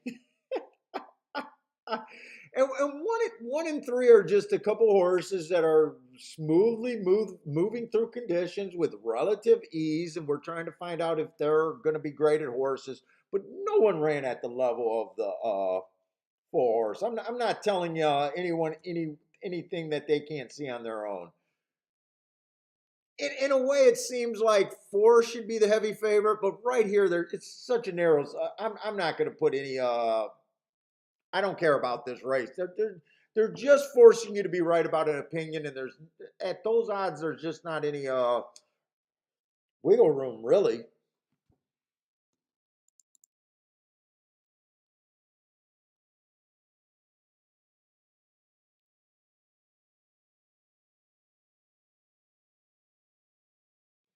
I don't do any grand slams. I do it. I've just been starting looking at trifectas, so I don't look at grand slams.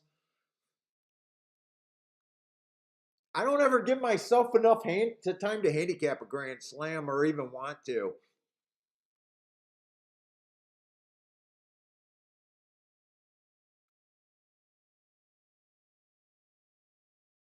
Hey, what's up, Ryan?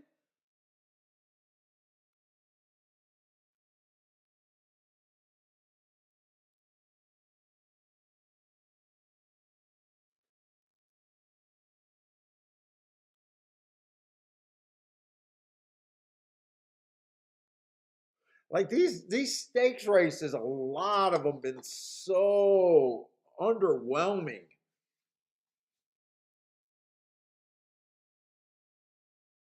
I mean, shit, that last race with Nest, it was like I couldn't believe the excitement people were having for that race. You had 2 horses in the race, and then the rest were filler, and yeah, Nest dominated, going super slow. So of course, Secret Oath cannot close in the and people were acting like I can't even believe that people were having shows and seriously saying that Nest is the best 3-year-old out there. I was like, really? What about the greatest racehorse that never won a Grade One race before? We're going to see him tomorrow. I mean, these races just been 5-horse fields, and they've been so like underwhelming competitive.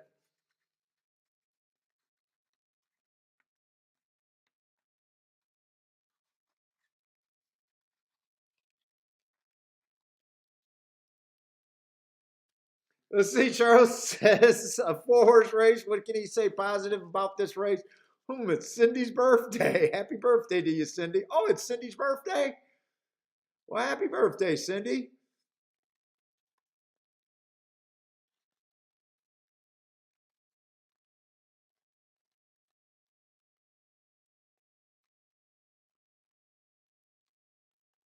Yeah, I'm not even sure what the Grand Slam is. Is that picking the first 5 winners? Is that what the Grand Slam even is? Or is that a different bet, the Grand Slam? But I've never looked at it.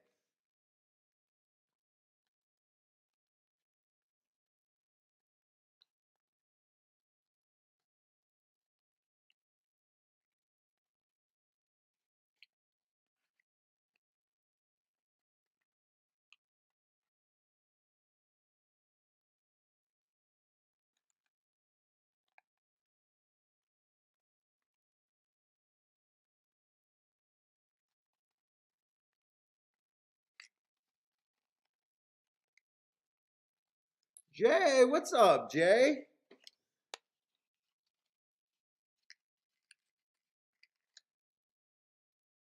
Yeah, the biggest thing about here that's I'm shocked is I would have said that the 4 deserved to be the favorite just on class. The 1 and 3 are moving nicely through conditions, but they're definitely stepping up to probably the best horse they've faced.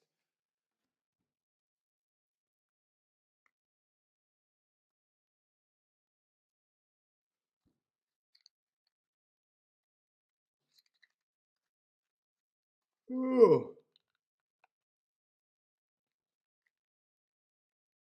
Dean, what's up, Dean? Dean thought the Grand Slam was the breakfast at Denny's. I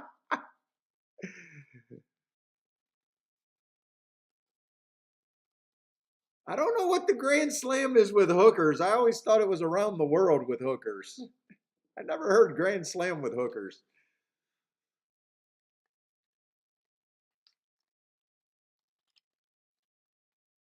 Let's see, but Paul has not covered that. Let's see, hookers. Where is there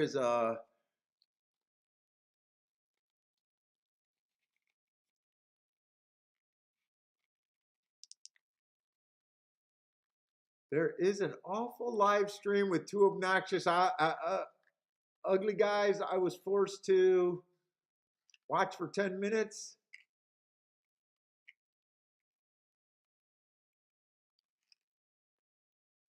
I don't know what he's going. Matt Gray says go to the penthouse on 8 Mile. I think the penthouse is no, that's where the old Coney Island was, I think, the penthouse. I think my old house was right behind Trump's there on Blackstone. There was a cul-de-sac and I think it's Trump's that lines up with my old street where I grew up at in Detroit. And the filler's gonna win. Way to go, filler. I wouldn't have gave this horse much chance. Longest shot on the board. Ran against inside bias last race.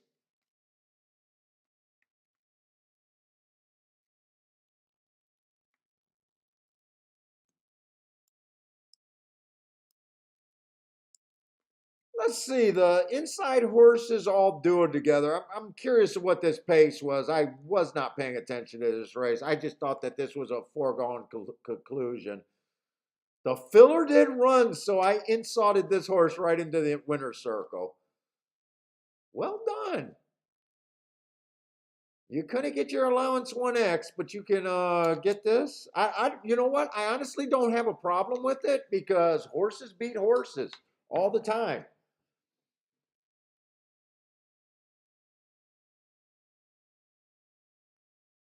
He did run second to the one horse last race too, so okay.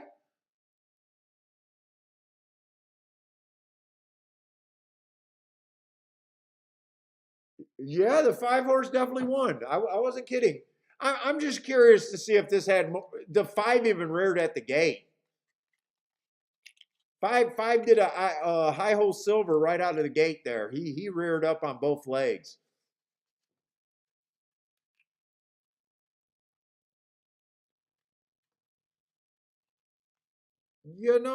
Let's see. 24, 48, and 1, 72 and 2. Could that have been considered a suicide pace today? I'm not really sure. Got Irad at 6 to 1?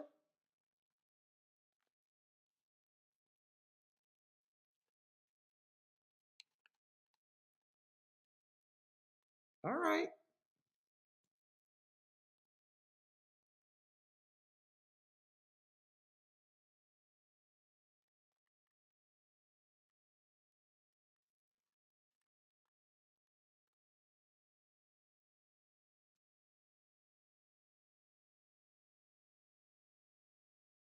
Oh, I know Flight Club. I used to hang out in Flight Club on Michigan Ave.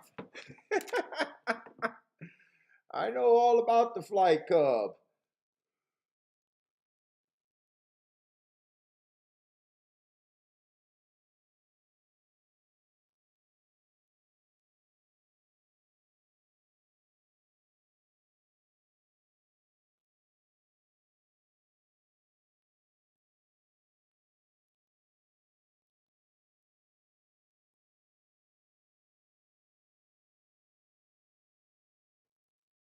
How far was that race? A mile and an eighth. They went a pretty solid pace. That's a happy winner's circle. Look at that winner's circle. They got people, everybody clapping and dancing. Way to go, ladies. Yeah, I honestly could. Luckily, the five didn't look in. Look, I don't have to get it every winner there. I honestly thought the five was just filler there.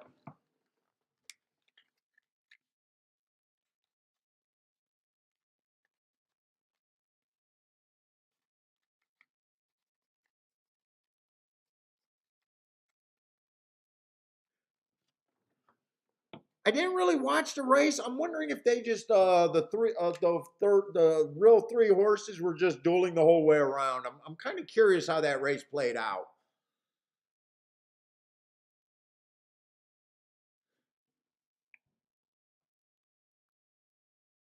We also got a sloppy track. Irad was in the saddle, but I don't know if Irad could have made this horse that much better. To me, let's see, we're only three races in. Three horse won on the inside in the first race. I don't even know. I don't even know if I want to waste that much time really trying to. The one won the second race on the outside post position.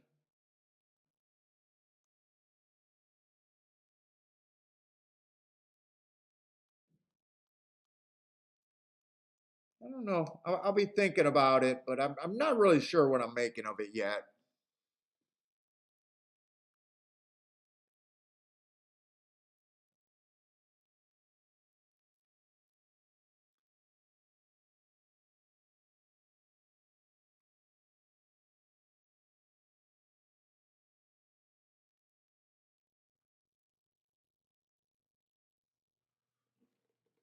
I want to see this replay here.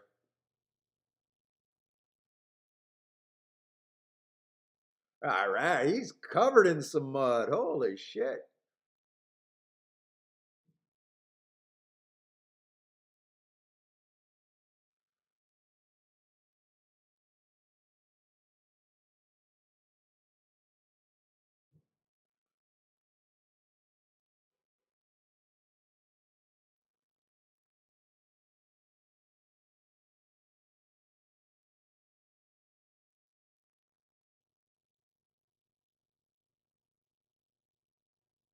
Come on, hurry up and show me the replay. I don't want to wait that long before. Look at that Woodbine.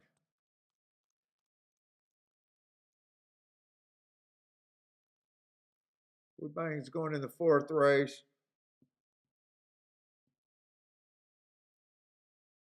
I just seen the very start of the race, and I think I seen the three inside horses all banging. I just wanted to see if they were neck and neck the entire race around, or did they kind of like separate a little bit?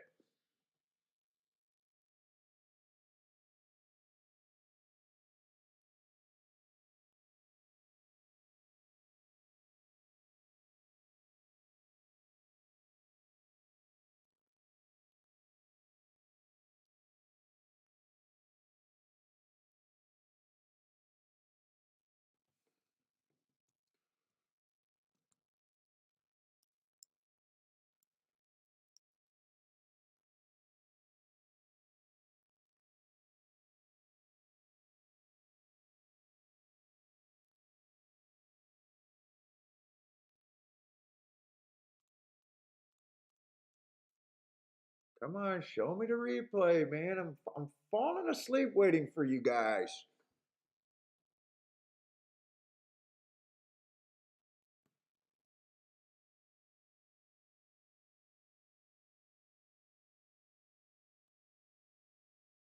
Oh, 800K over there at Saratoga?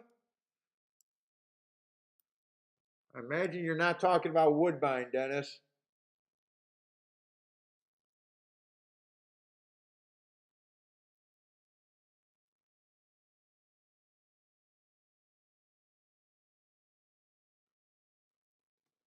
Let's see, 5 missed a break. We did see that. He reared up. Let's see, was this a speed battle or what happened here?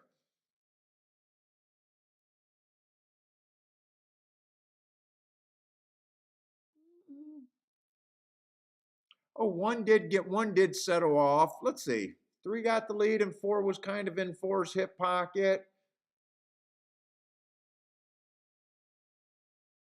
How long did they battle for? Let's see. Did they look like they ever sped up or anything here?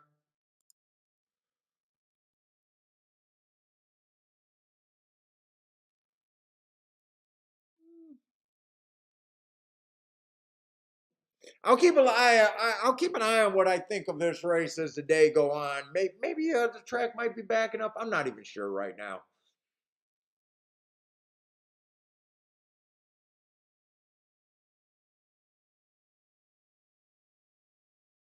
This could just be a perfect trip too.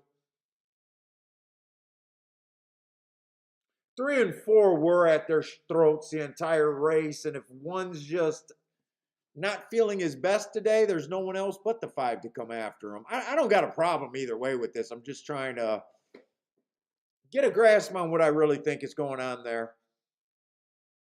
I definitely have no problem with the results, other than I insulted the horse and was calling him filler.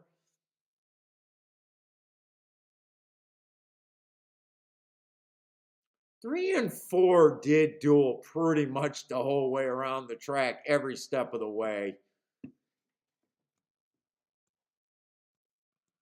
So I don't got a real problem with it.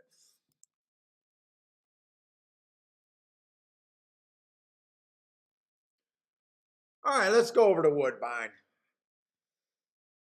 Let's see, not that bad of a betting board over there. We're going to the 4th race, 8 minutes. Let's see, $25,000 claimers, non-winners, 3 lifetime.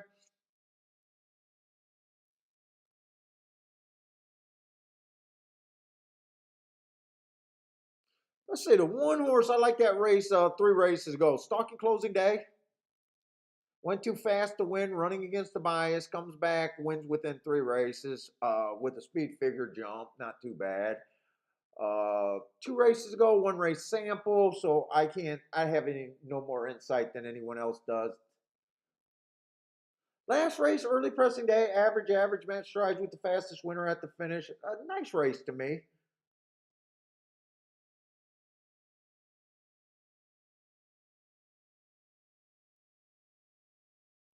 And all of his recent races have been on this level. So definitely in form and definitely have been running well at this level.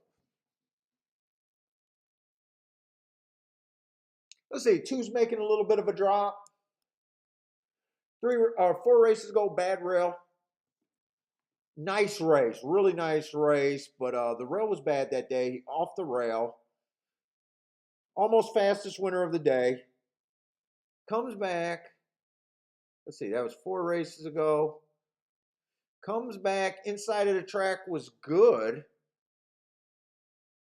Again, he was pretty close to the fastest winner of the day while running against the bias. I like that race a lot.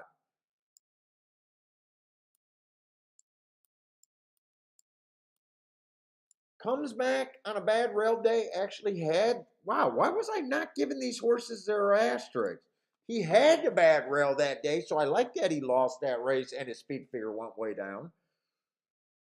And then last race had the three hole. This horse is in great form and ran on a couple bad rails. Let's see, 5-2 is just a thing where you may or may not agree with the price, but definitely a horse that I think is fairly serious with a couple races muddy form and still taking action. Let's see if the two and the one are just okay. If they're in shape and everything, I think the three horse is going to have a really hard time winning this race. Did run against the stalking closing bias last race, but this horse is definitely stepping up where some of the horses are stepping down. He is in good form. He's in fairly decent form. I mean, he's won three races ago, got a second and a fourth by 3 lengths, so definitely in good form. Has a couple of excuses, but I think she's a bit of a reach. Or he's a bit of a reach. Let's see. Four horses also dropping. Last race was a speed favoring track, so that's a throwout race for him. He has no speed. Well, he does have speed. He just didn't have it that day for whatever reason, huh?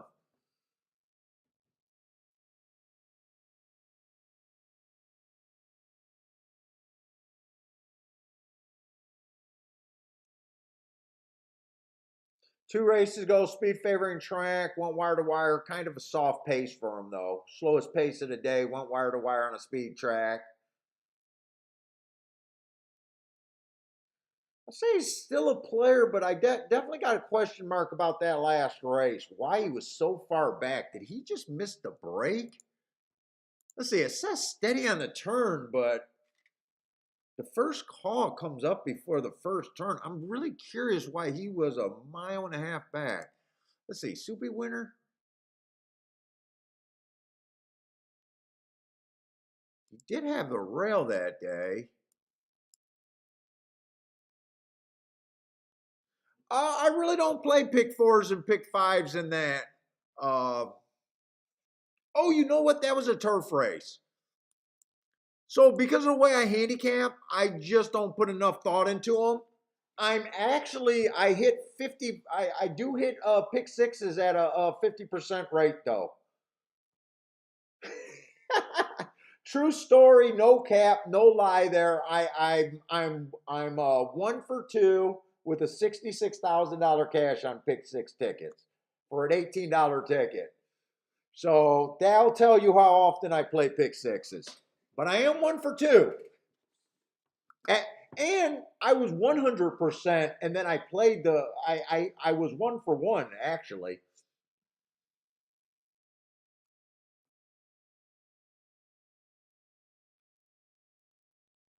Yeah, the horse might not have liked turf, so I'd be willing to throw out that race now that I've seen that.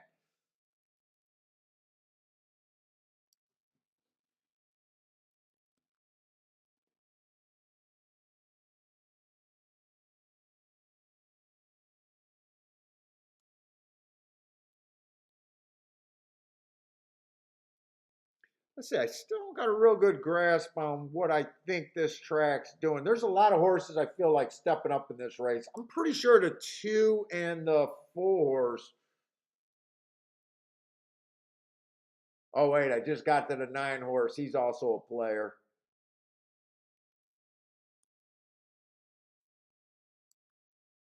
That's pretty much ABC I'm looking at, though.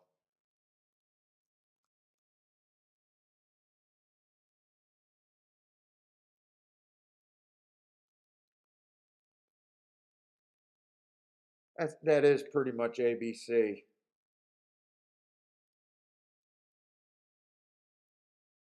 249. Everyone else seems like they're stepping up pretty big to me. And I can't believe all three of those horses are going to be unhealthy. The 2, the 4, and the 9. I can see one of them being unhealthy, maybe even two of them with that. It is a fairly big class drop, but I can't see all three of them being unhealthy here. I think your winner is going to come between the 2, the 4, and the 9. And when I used to play pick fours, there was a time that I used to play pick fours, but I never put real thought into them. I was basically just paying $30 and $60 tickets. They were always an afterthought. I'm actually thinking about if I could get my shit together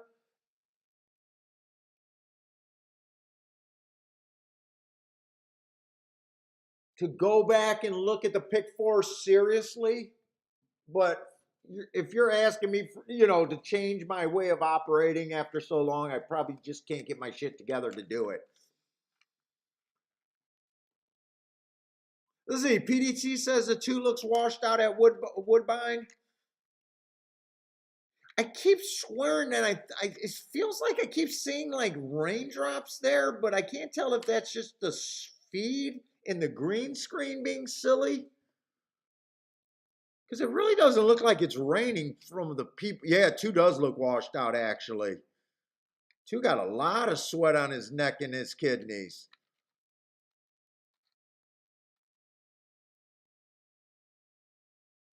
I was going to pass this race. Could I throw out the 2 and, well, I could Dutch the 4 and the 9 if I wanted to, but it's not a great bet.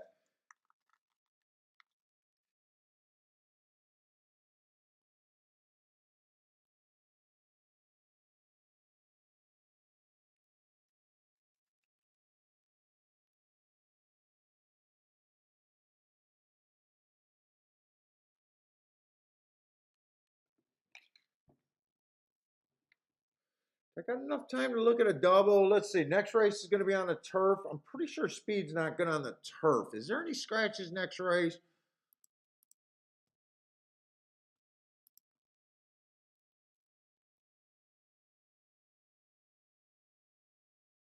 Maybe just the 5. There is a lot of horses though.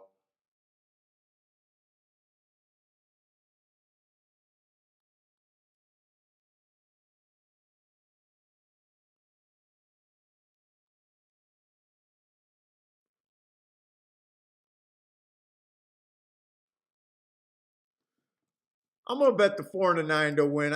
I'm just not feeling. I'm throwing out the 2. Oh, wait a minute. Wait a minute. No, no. He's 4-1. I just threw out the 2 because he looks so washy. I didn't even compare him to the other horses. Maybe that's a sign that the 2's worked up because I'm pretty sure the winner's going to come out to 2, 4, 9.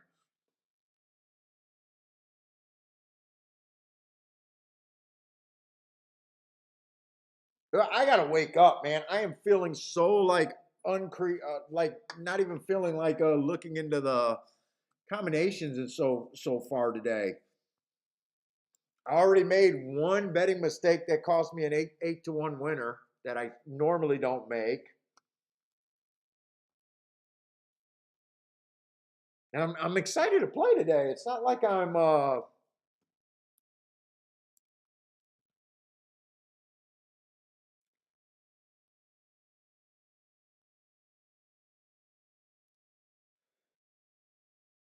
it's not like I'm not looking forward to playing today or nothing. I just feel a little let's see. 2 could not get the lead, but neither did the 4. Well, 9 I did not think could get the lead.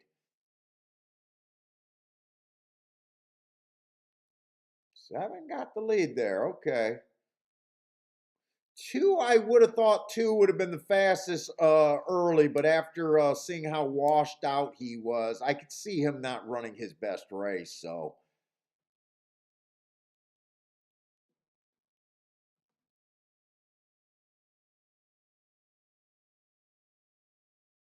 I guess I'm not a doctor. That's why I'm not a doctor.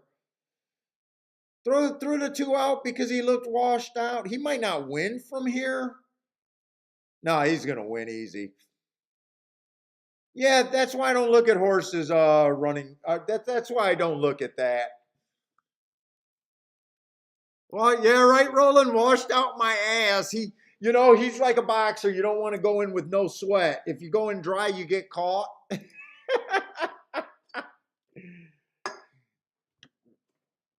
The problem, I'm okay with it because I did it for a reason. But yeah, I'm not a doctor. I can't look at that. My opinion was the 2, the 4, to 9 was going to win the race. Other than him being washed out, I did like the 2 the best, but tried to get cute there.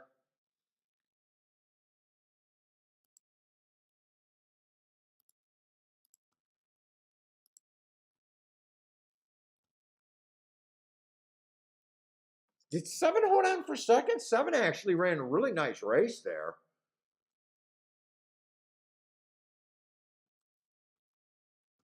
Seven ran a super nice race there.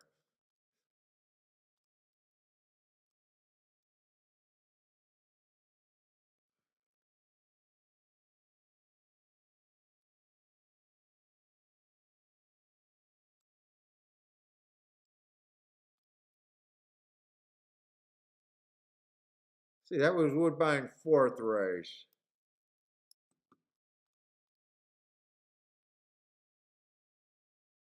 Did it come in 2-7 or 2-8? There's a big difference in exactas there. Let's see. Did the 7 hold on for second? Yeah, I'm not sure if the 7 held on for second. They're probably waiting on that photo. 7, I thought 7 actually ran pretty good. He was stepping up. He was definitely stepping up.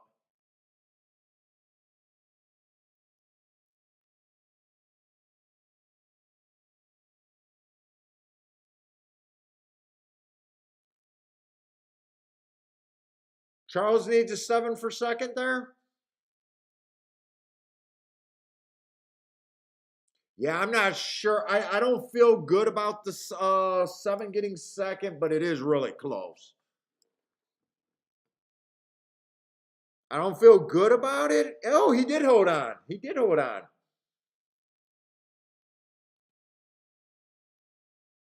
That should definitely spice up that exacta, though.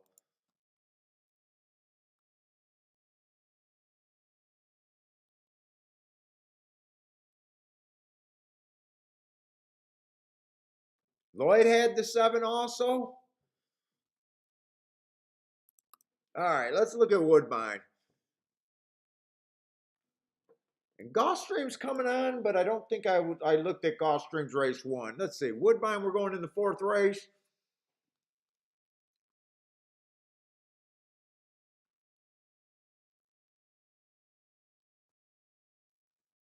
Let's see. We got a few scratches. The 1 scratched in the 1st race.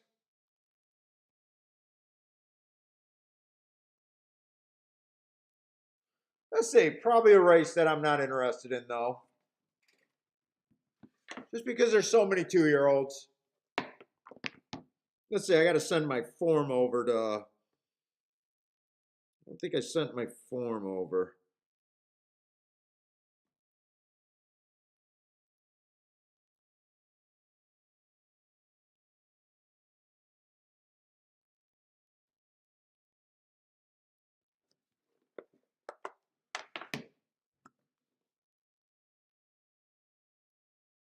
Let's see. I can only look at the horses that ran before. Let's see. The 3 ran on stalking closing day. Was a stalking closer. Dangerous to say that is running. You guys know the spiel about first time starters and me. Or horses that ran 1 race. All I can say is from the comment, hesitate at the Hesitated at the break, bumped and checked. That does sound like there's enough to be excused there if you want to watch that replay. You know what? I got nothing here. My marks, I got the 10 running against the speed favoring track, but that's such a ugly running line. I can't get on him. Let's see. Let's grab my form for Gulfstream. But I think I didn't mark. I think Gulfstream's first race is a baby race too.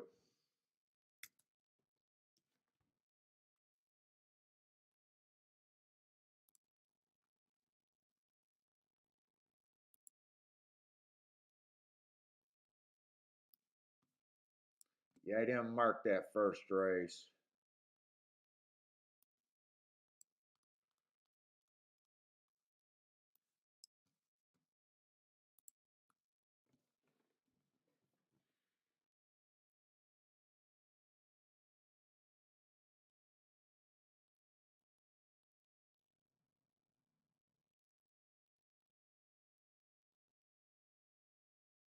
Charles off to another huge day.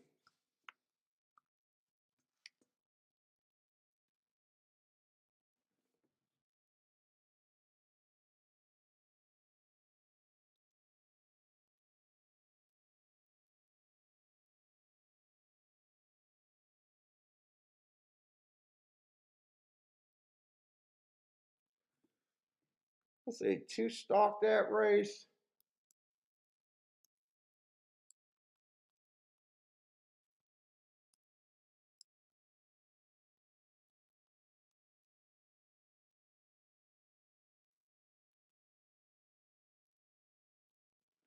Is that all the? No, there should be one more. Let's see, two in the first race. I think six in the second race.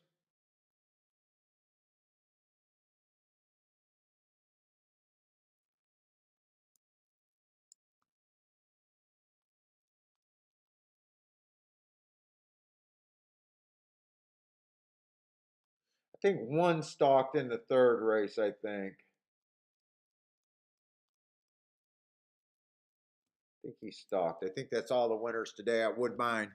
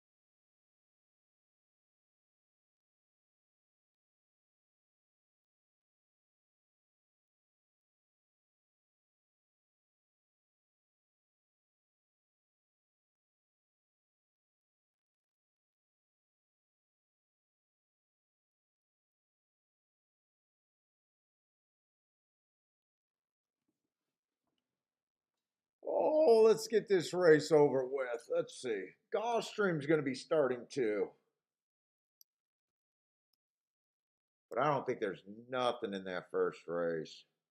It's going to be a dirt race. I'm mostly watching Gulfstream today for tomorrow.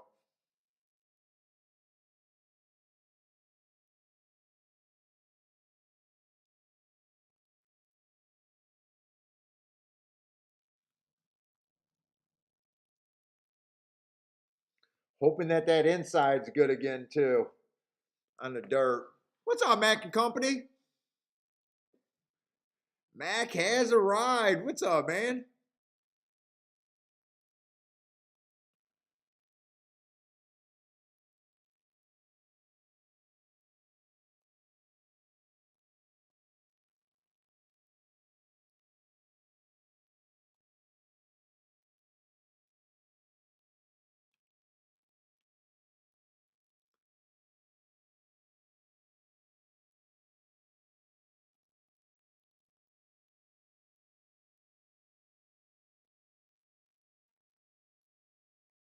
Joshua Coon, what's up, man? Let's see. Cindy likes the 8 at Gulfstream. Let's see. Gulfstream, we still got 9 minutes. 8's at 12 to 1. Nice price on him.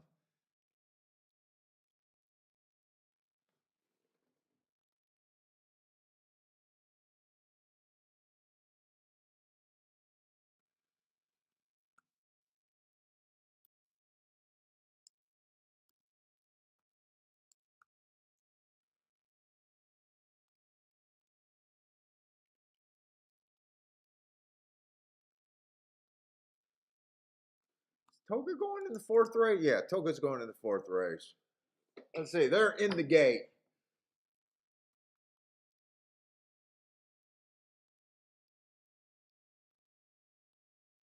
And I got no opinion in that race. Other than I think, well, I might be wanting to look at this dirt to see if I think the inside, outside, or something like that might be good. Right now, what's up, Stephen Marshall? Looking at the 245 exacta box over there at Toga.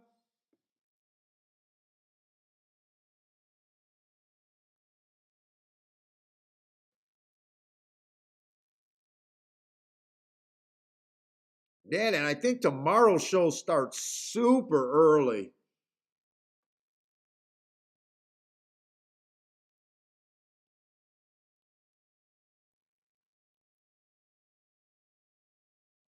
Super early tomorrow. I think it starts like 11 o'clock or something over there at Toga.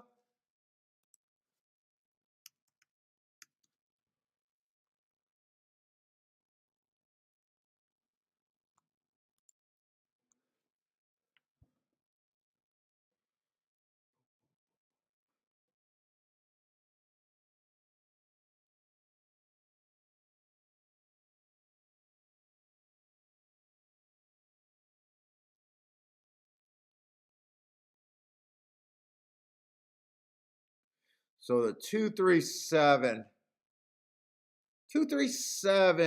are on the lead, kind of, and 5 is the only other stalker in the race. 9 did get himself in position, but technically, I think I got him as almost a closer.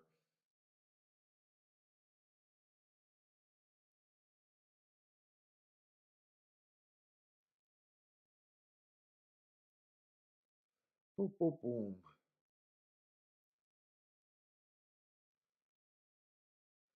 2 and 3 are still dueling.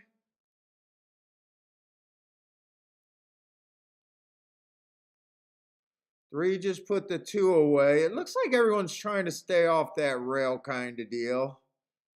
Looks it, but I don't really know right now.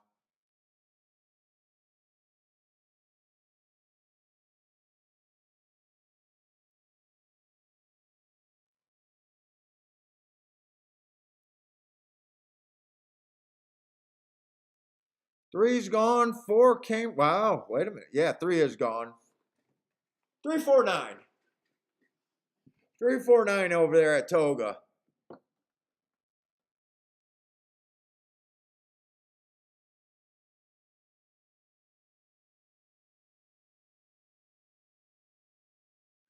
Let's see. What do you put more weight on? A horse that ran against the bias,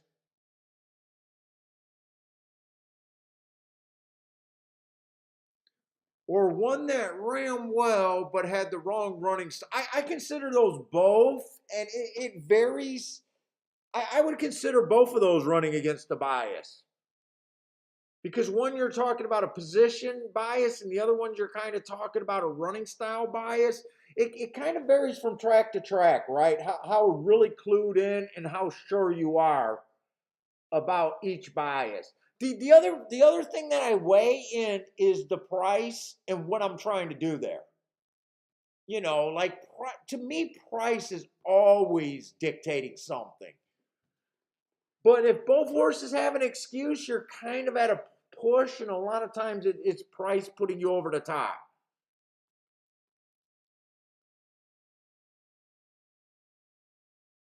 You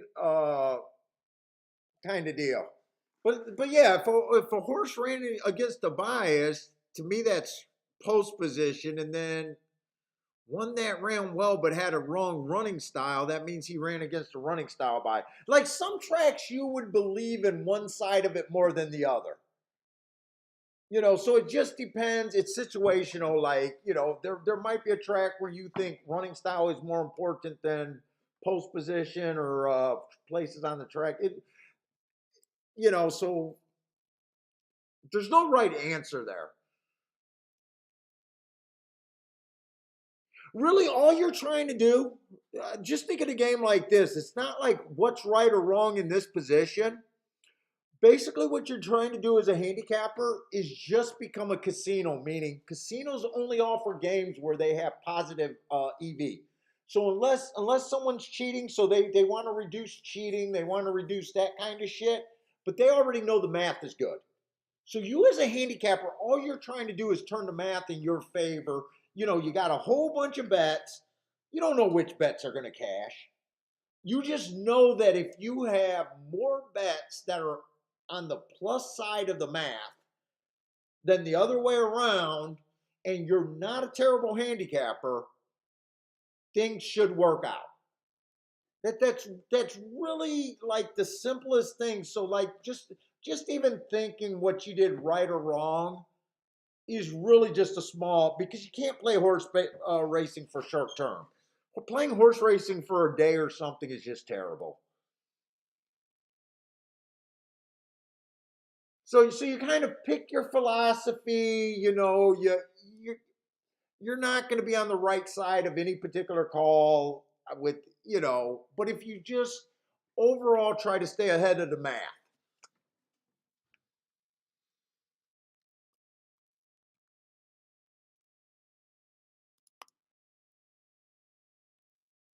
Like I make a joke. Casino managers don't wake up and say, "Oh my God, we got to figure out how to get our dealers more blackjack." It's just no matter how bad they got killed the day before, as long as they don't got a cheater out there exploiting them, they're like, "Hey, the math's going to work itself out." I just need these fuckers to play longer. I don't want him leaving with my $1 million.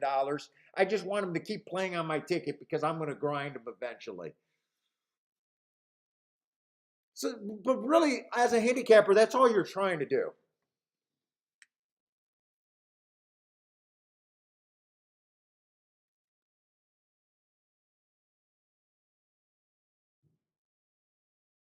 And you even added at the similar odds. So basically, if they're at odds where you can Dutch them both, I'd Dutch them both. If they're odds that you can't really Dutch, to me, you got to pick one or the other.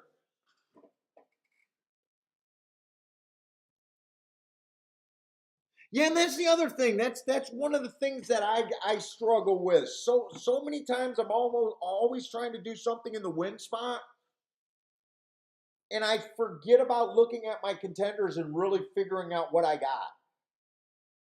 Oh my God, I keep talking about I love this 30 to 1, and I got him in win, I got him in second, and then you see the try and you're like, oh my God, he fills out the try spot, and you're like, oh my God, why am I dutching multiple horses when I know the best part of what I'm doing? Wouldn't it have been better for me to wheel them in for me to backdoor that try kind of deal? Things like that. A lot of your stuff is just betting selection and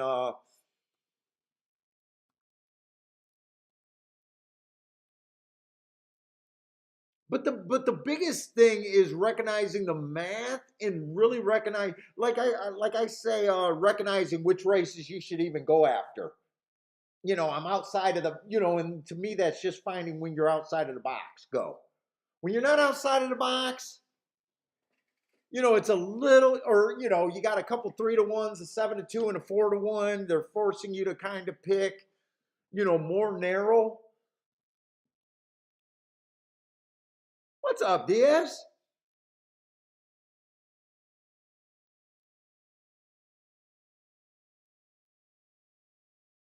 Oh, Charles had a nice hit. A few guys are having a nice hit.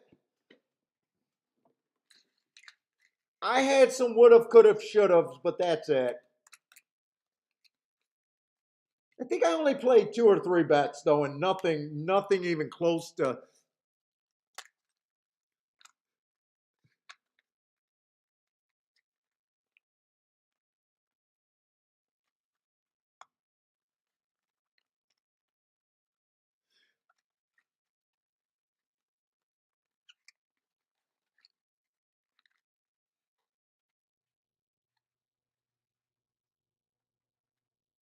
Let's see. I see Cindy liked the 8 over here at Gulfstream. I don't know if anyone else. Oh, Frankie, Turf Daddy got a 5-7 with the 4, winning place on the 5-7.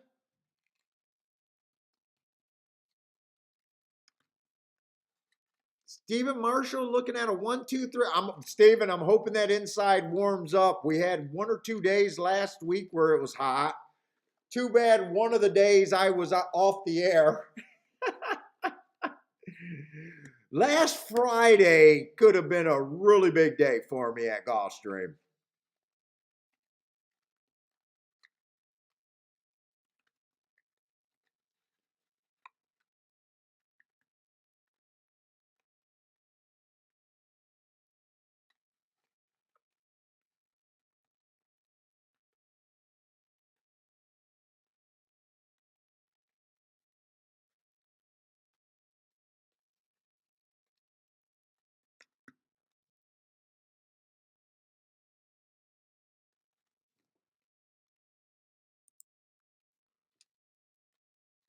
What's up, Ronald?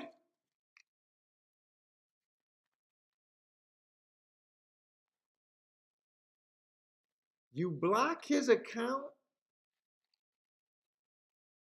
Hit the stop button on a stopwatch and say he spent too much. I invested a dumb hit. I have no idea what Roland's talking about here.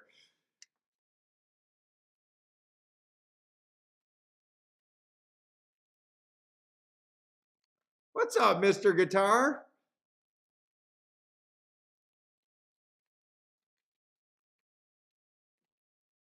Let's say 5 got the lead.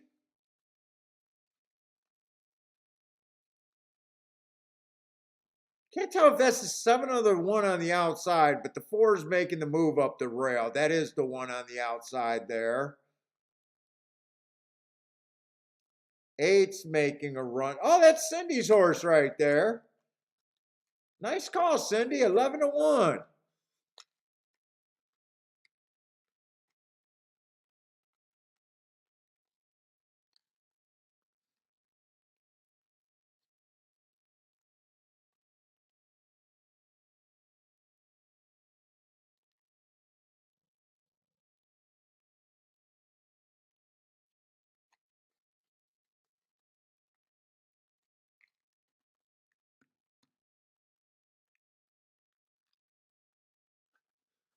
Nice call, Cindy, over there.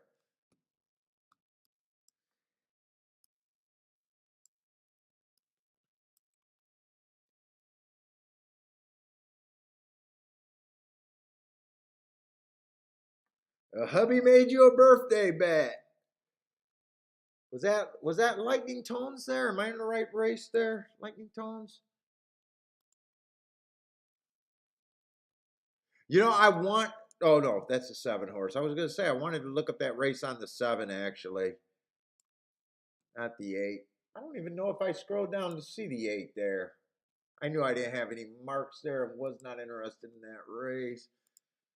But Cindy had a nice call there. Ran with this horse, Open Carry. Open Carry was the 7 horse. I think 7 was pretty close to be. Oh, he wasn't the chalk, but he was bad. 4 was a chalk, a first time starter there. Okay.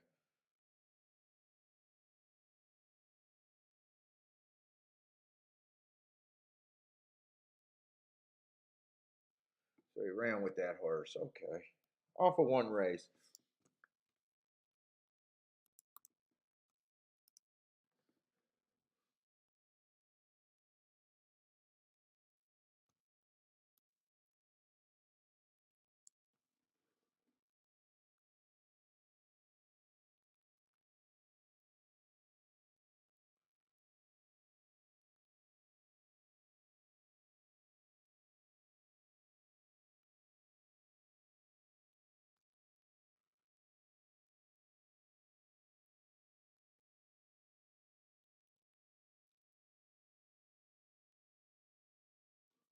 All right. 7 minutes to race 5 over there. Claiming 15,000, non-winners of 3 lifetime.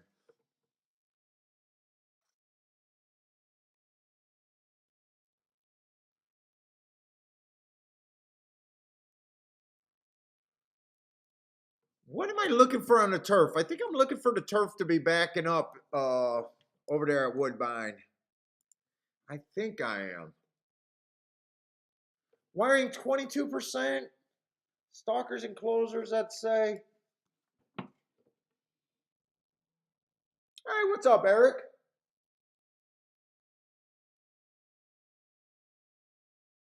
Oh, Eric's asking about a hedge bet. What do you guys think of hedging? I'm a hedger. I am a hedger. You're single to the 2 and the pick 5. Are you capable of hedging there?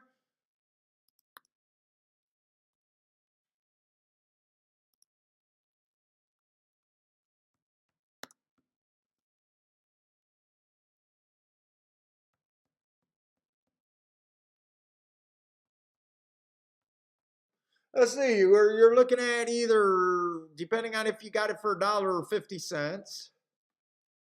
You're looking at about 800 for every 50 cents. Now, when I hedge, I like to have everything covered because I don't like doing hedges. I don't like doing hedges where I could still get beat.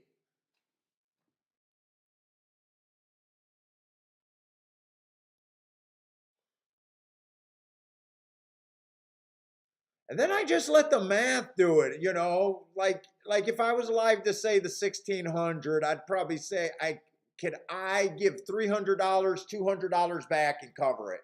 Now I know there's people that would be really anti-hedging there. Because I play all the time and I believe in keeping my psyche intact. When I can get away with hedging and still make a good amount of money, I'm willing to do it. But like I said, when I hedge, I like to have everything covered. So, I usually decide how much money I'm willing to give back. Is it reasonable?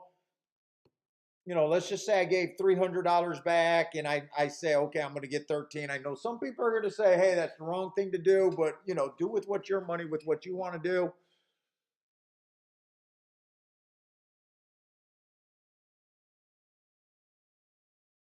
Probably hard to hedge with the 5 being out with something like 2 or 300 bucks. You got to put over 100 of that just on the 5 to win. If you put 100, you're only getting your hedge money back. Then how, so I do the math and I see if it's worth it. There's no right wrong answer there. And then you got to decide, how much are you in for today? Are you in for a day? Is that money a lot to you?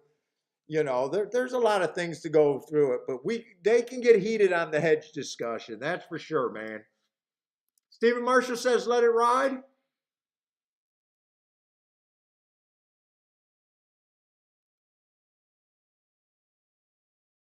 But I don't like hedging with a single horse and then still, there's still 3 other horses that can beat you. And then if one of them beats you, you paid for safety and you didn't even get the safety part of it. Meaning you end up losing more that way. So to me, that's how I always do it. And a lot of times the math just isn't there to make it worth hedging.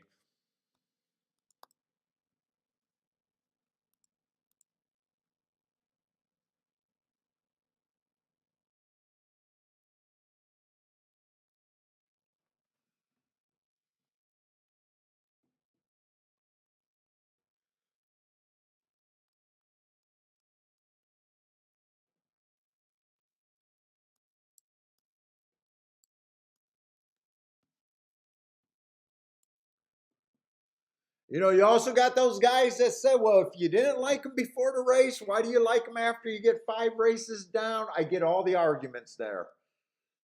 I get all the arguments on that one.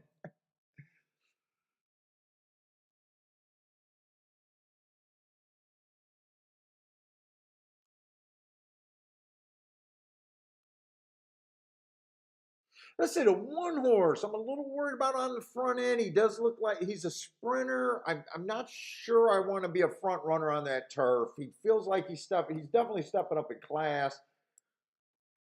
I don't like the one all that much. Two definitely looks like he got speed. Got some decent marks. Three got speed, and he's a sprinter stretching out too. Talking about Woodbine here. He's at a short price. I would try to beat him. I don't think speed's real great. Is there a horse that I could really get to here? This is a turf route, 15,000.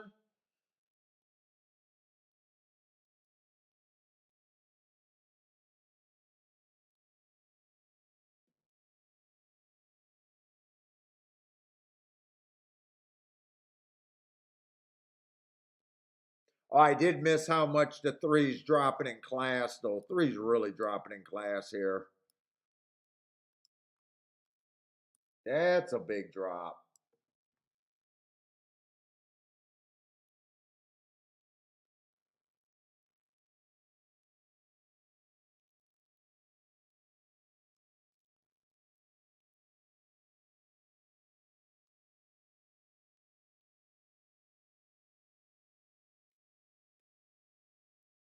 Ah, fuck. They're already in the gate, and I haven't even make it through this field.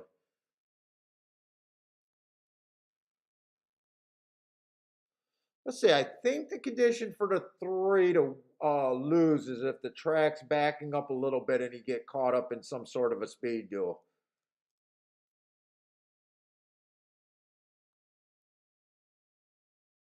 If I had to put a line on him, actually, I think he's about a 50-50 proposition. I'm, I'm I, I actually feel like he definitely should be the chalk.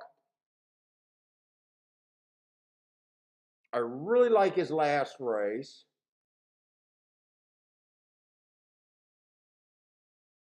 I think it's unlikely that he gets dueled into submission. I'm thinking he's a 50-50 proposition there, a coin flip.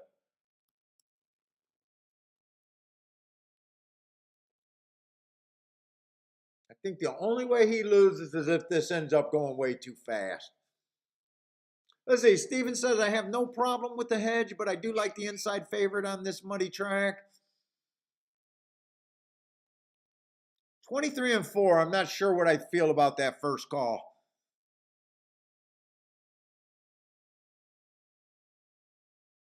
Hey, what's up, Grandma?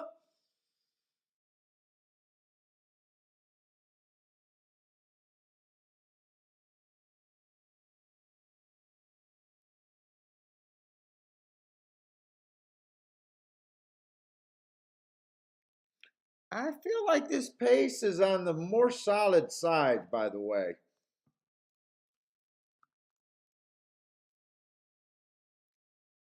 I didn't do. Oh, that's the other race. Let's see.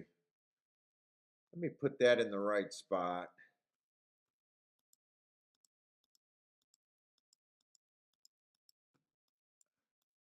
Got no bet there.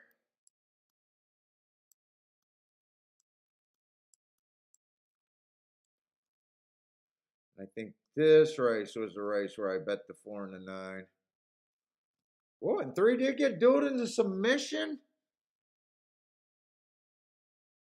7 is going to close to win that race.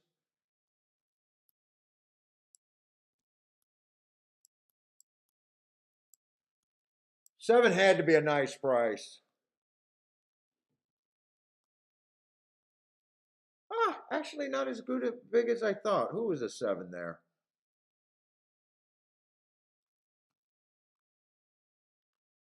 Is that the right name? Sailor's Passion?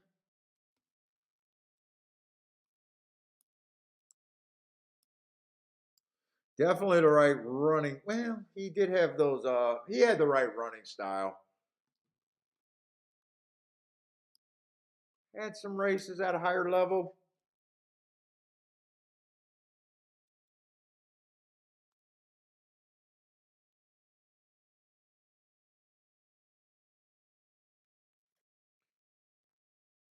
Who is a four? Four put all the pressure on the three. Four put all the pressure on the three. Looked like four was going to win that race, and then seven just came to get him. 7-2 over 9-2 over 4-1.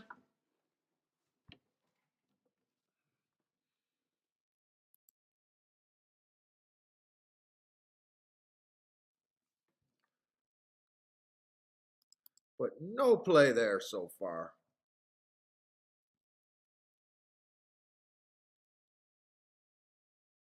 By the way, Eric, good luck. Good luck with your decision. Whatever you do, I hope you take down that pick five.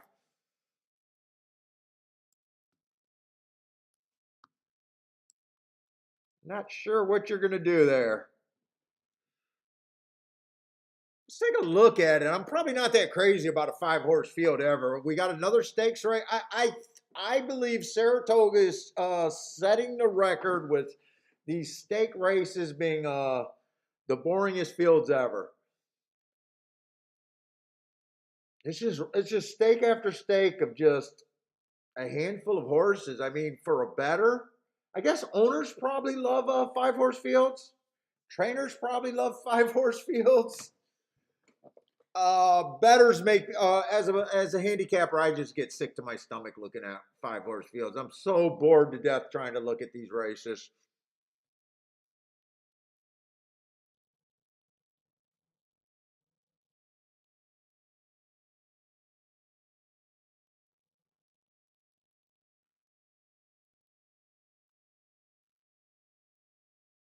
Let's see. I mean, this is what we're gonna have. We're gonna have a bunch of just one horse broke his maiden fairly early, definitely in good form, no doubt about it.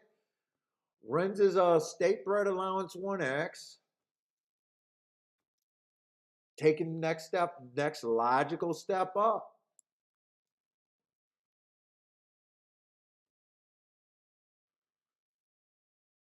Let's see. Do I got any real fault with him? Let's see. 3 races ago, I got him being average, matching strike, steps with the slowest winner, just missing by a nose. Okay, nice race. 2 races ago, speed favoring track. I mean, he did what he was supposed to do, go wire to wire on a speed favoring track. Last race was a 1 race sample, so obviously a nice race. He won it. I mean, he's favored every freaking time. I mean, kind of hard to poke holes in a horses that are just developing fast. I guess the only really thing to poke holes at him and to really nitpick about is he took money every freaking race and he burnt money a few times. But I mean, his running lines and where he's been finishing, I got no problem with him. Let's say the 2-horse. 2-horse done nothing wrong. So far, he hasn't really been in a true race, meaning he's been winning by so open lengths. It's almost what Teddy Atlas says about Mike Tyson. Mike Tyson folded every real fight he got into. Now you gotta remember, Teddy Atlas and Mike Tyson had a big thing. But every time it got tough, Mike Tyson folded. So far, this horse has not been in a true race, according to what Teddy Atlas would say. He's won by 3 to 8 lengths every freaking race. It's easy to look good when you're blowing away competition. I got no problem with him. What kind of problem am I supposed to have with this horse? She did a little bit more. She won her maiden special weight first time out, ran a state bred allowance second time out, and then ran kind of a age restricted, more of an open where other horses other than state horses could ran in that race. But I mean, can I poke a hole? I mean, last race it was the slowest winning pace of the day. Okay, there it is. But the race before that, fastest winning pace of the day. I mean, it's part of the reason why I don't like these races because you don't have a lot of running lines to really poke holes in the horses yet.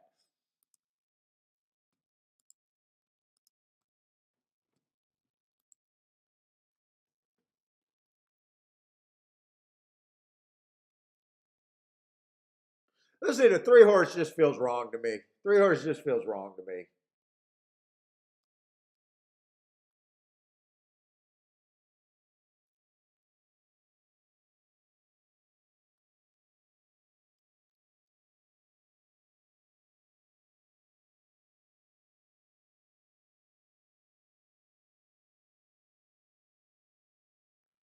Four horse run his maiden special weight right away. He went right up to restricted stakes.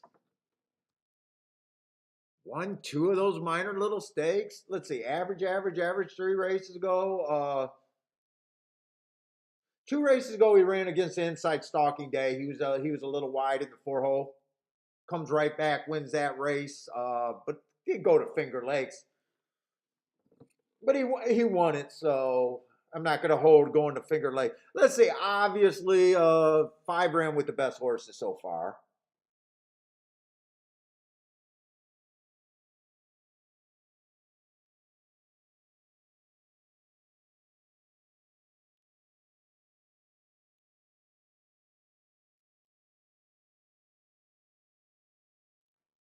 Four races ago, that was early pressing day. Just average match strides with the fastest winner, which he was. Comes back, another average race, just missing right there.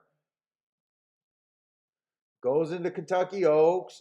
I thought that was a bad rail stalking closing day. I don't remember that race exactly or remember what happened to her, but if you want to watch that replay, she checked hard. It does sound like trouble and sound like they had every right to quit. And then last race, the Mother Goose was a 1 race sample. I mean, it looks like the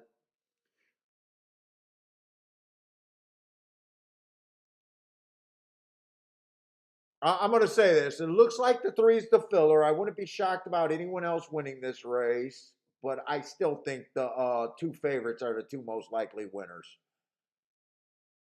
You're asking the one to stretch out for the first time, probably facing the best horses she ran against so far.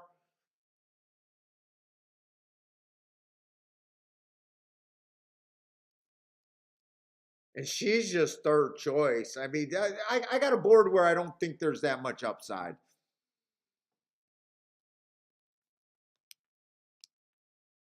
Oh, the PDT saying that there's another washy horse. The last washy horse that I threw out was about an hour ago, and he won.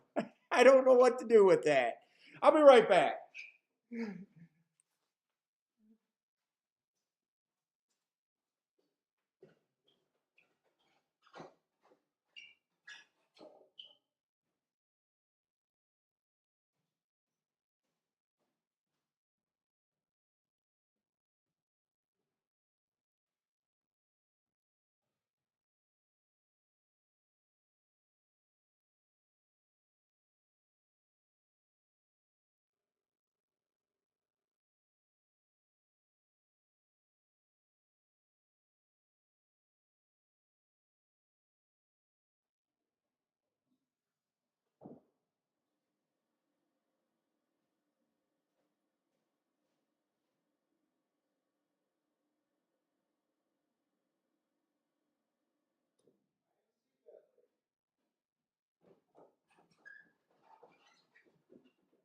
Oh, let's see. Do I got a Gulfstream play? You see, I don't want Gulfstream to creep up on me here.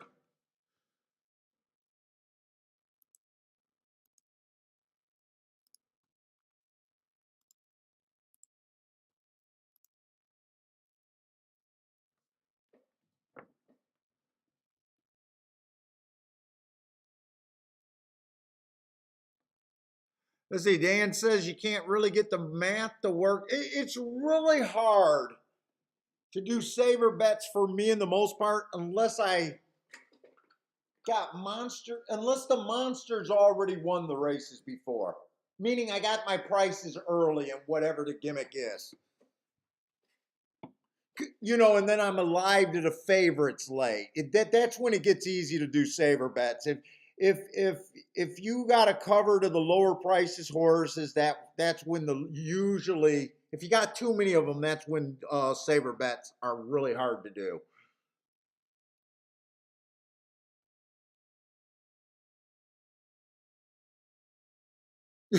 Incest with the stop with the washy horses. It's killing the vibe. I didn't know we had a vibe without the washy horses. All I know is we have not been good calling that.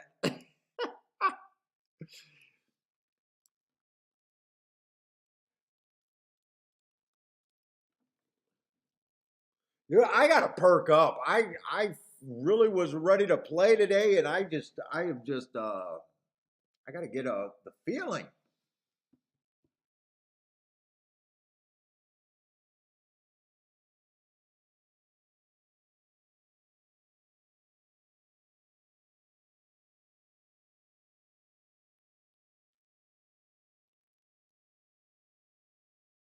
Let's say I'm watching this Saratoga race right now.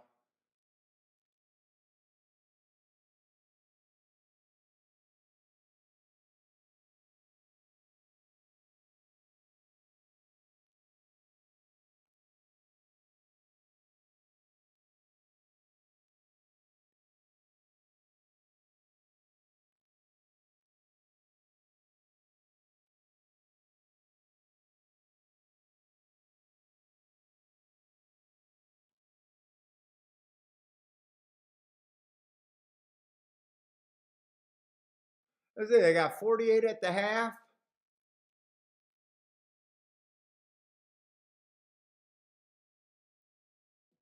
They're pretty much dueling up front. I'm not getting a real good feel about who's benefiting right now. Kind of everyone but the three is in position if they're good enough. One has the lead, two's rating, five just tipped out. They're all in position if they're good enough, other than the three horse. Two looks interested in getting the lead from the one. They're bumping and grinding. One's fighting pretty damn good. They're bumping and fighting. I think no matter who wins, there's probably going to be an ejection here. Two ends up winning the race. I got a feeling they were actually doing some race running. I have no idea who's responsible for it, but it looked like there was a lot of bumping. I imagine I imagine you're going to have to sweat out an inquiry here. Now the real question, Eric. I think you might have to sweat out an inquiry, but the real question: did you do a saver? Did you hedge?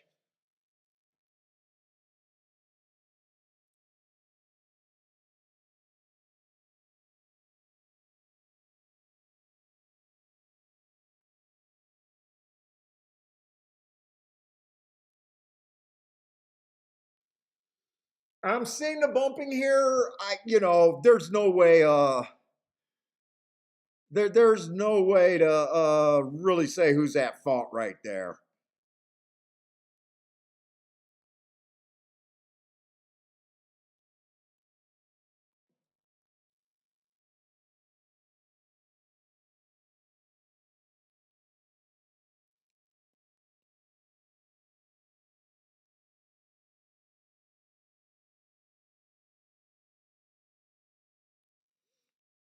This jockey had his whip in the other hand. This might not be that bad. I'm hoping this is not that bad for you, Eric.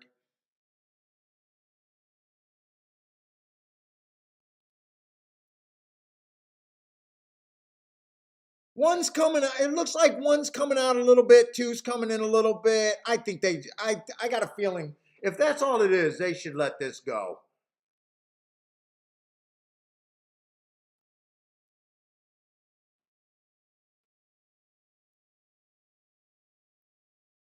I don't think that looks that bad, and they both look like they could have been at fault right there. I got a feeling. I put it this way: I would want your ticket right now, Eric.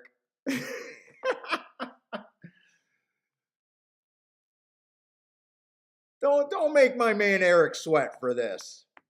I'm still waiting to see if Eric decided to do the hedge or not. He wouldn't have had to here. He was single to the two.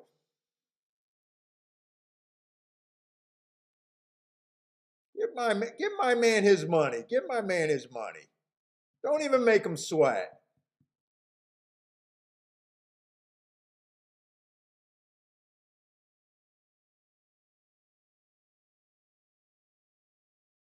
So far, there's no inquiry. Dude, I got a feeling you're going to be fine. I got a feeling you're going to be fine. Did you hedge? That's my real question to you. Did you hedge?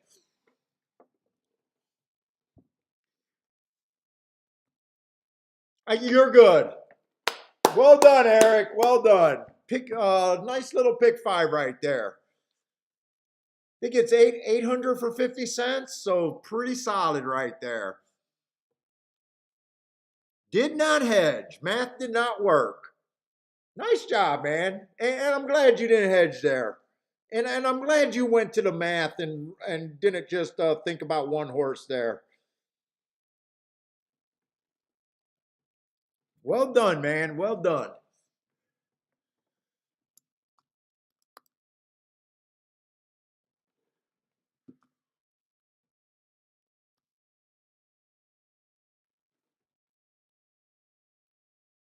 Oh, actually, this Gulfstream race, I didn't get the scratches and everything, but I was so invested in watching Eric over there. I'm glad they didn't make him sweat there because they were definitely rubbing there.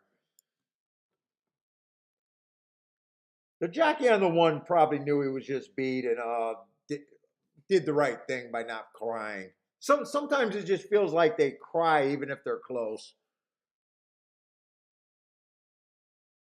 Let's see, this race, obviously, there's not a ton of upside there. Let's see, unless you can really. Let's see, is there upside here? Got 5.5 furlongs on the Tapeta. I'm on short time. One doesn't look terrible. I do like the two. He ran on a bad rail, early pressing day, went too fast to win last race. I really like his last race, but he's 5-2. The 3-horse ran against the bias last race, got a little bit of class. He's 9-5, so I think it's going to be hard to beat both of the favorites here.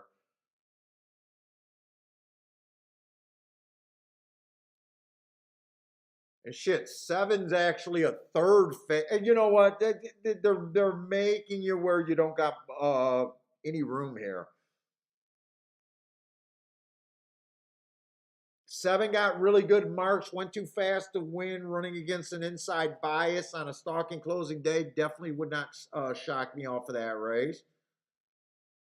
6, I don't think is a throw out there, but he's only 5-1. I had that was a bad rail day. He still ran nice and was close enough to the one of the favorites to think that he could still win. Every one of these horses, for the most part, got a really nice race under their belt. I'm still looking for a spot today. Got a lot of tracks to do it, so I'm not that worried about it. But so far, I have not been very much action today. I started off a little bit fast and haven't really been doing anything as of late.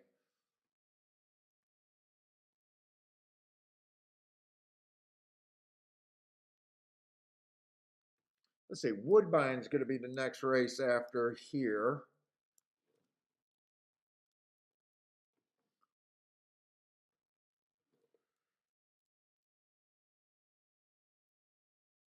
Is that the 6th race they're going into? We still got 9 minutes, so I'll be able to watch Gulfstream and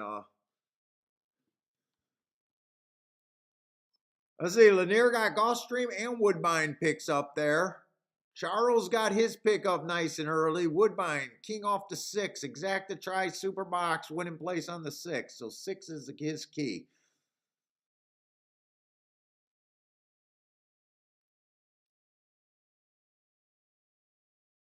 Two got the lead there. 7 got the lead here. Kind of no real surprise here. And I wouldn't think anyone would surprise me in this race. Just a race where they're forcing you to be more right.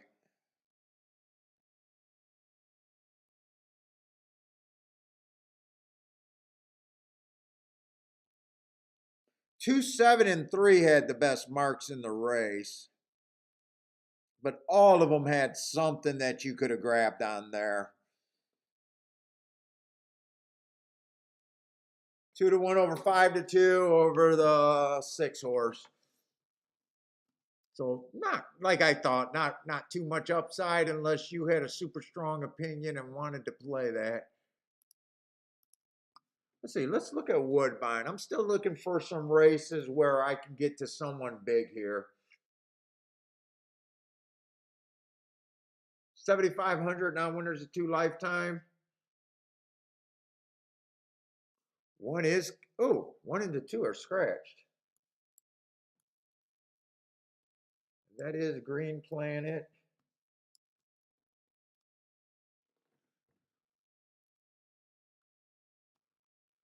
Lanier got now Delmar picks. The Lanier is the pick man. Let's see, 3's making a fairly substantial drop here.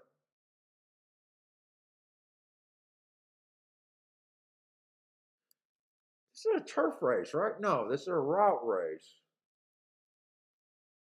Kind of going for a route the first time. I'm really not sure what. Wow, 3 is actually the favorite, I guess, because of the drop. I'm not sure what to make it a 3, honestly. Other than the drop, I hate them. I think.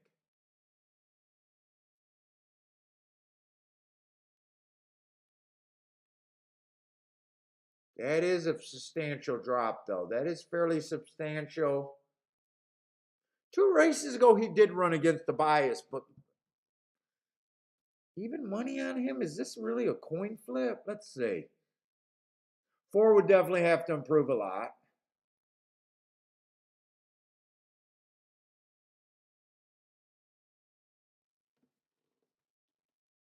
5 horse definitely looks like he should be bet.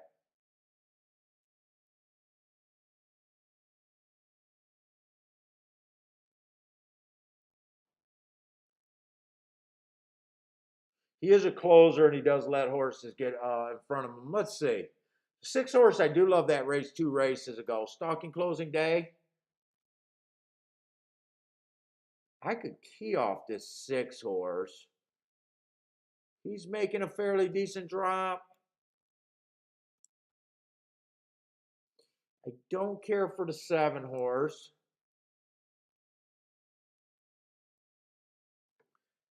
The 8 horse I don't like or hate. Let's see. 6 is my most interesting key horse here. 6 is definitely mine, but I do think the 2 chalks are probably going to be a little difficult. Is there anything else I can do here? The 1 and the 2 are out. There's still 3 horses in the race.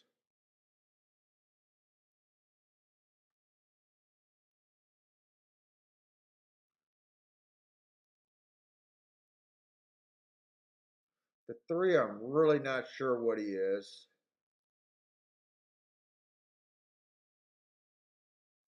Let's see what these exactas and stuff are paying.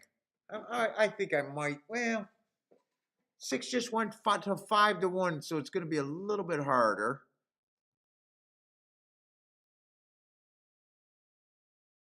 5 6 is paying $11. Ugh. Oh no, those are doubles. 5 6 is paying $16. 3 6 is paying $8. Those are fucking ugly.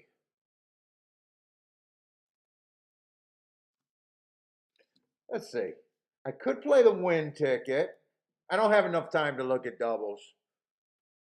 Well, maybe I do.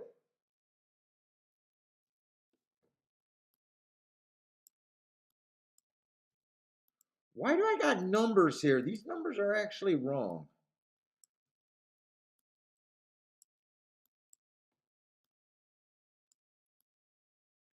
3 5 on top of the 6 and just garbage underneath to try to boost up that try. That's a possibility.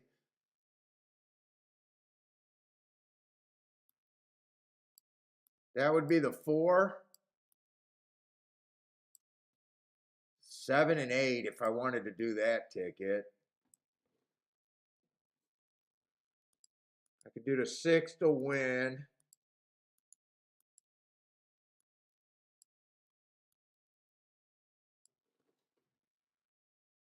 Might have a little bit of upside. It's not going to be huge, but it could have a little bit of upside. That's a $6 base bet for a dollar. 2 times 1 times 3.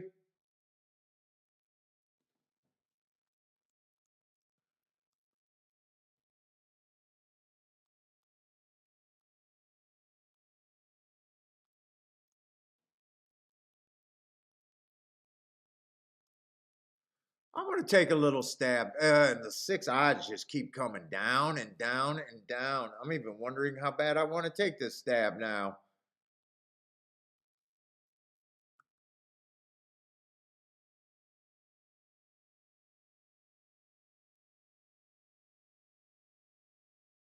I'm even wondering if this is even worth it.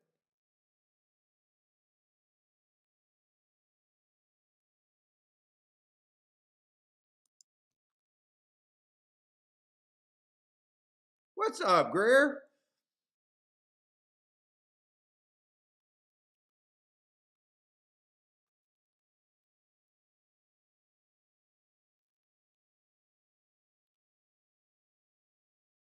I'm not sure how good this ticket is.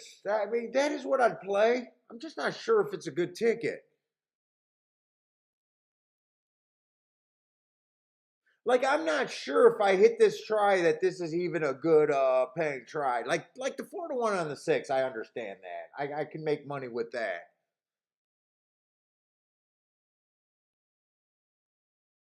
I'll put it in. I'm just not sure where I stand on a bet there, but I've been super inactive.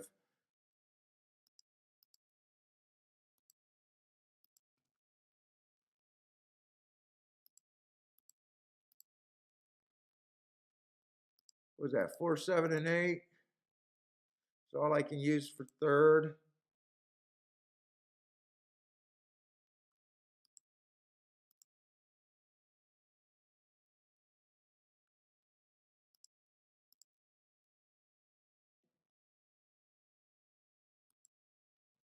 Hey, what's up, Southside Cardinal? What's up, man?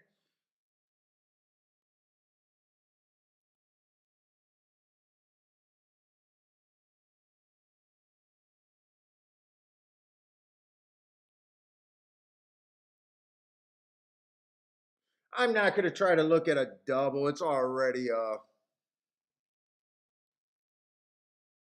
6 went up to 5-1. I'm just okay with that if that wins. Let's see. What is the next track I want to look at? Saratoga, I guess.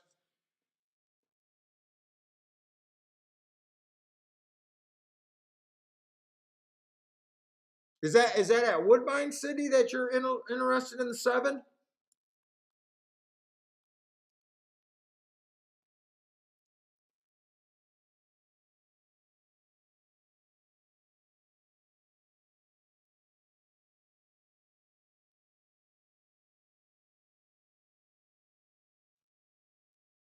What's up, Steamboat Willie?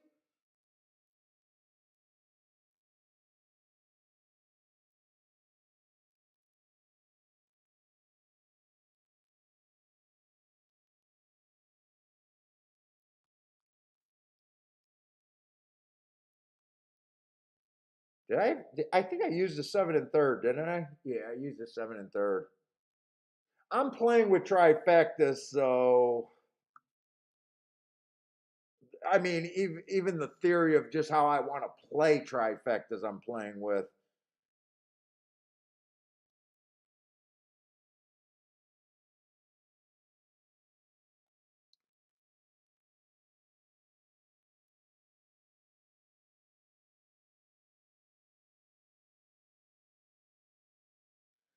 The 7 and the 6, at any time you two can stop bumping into each other.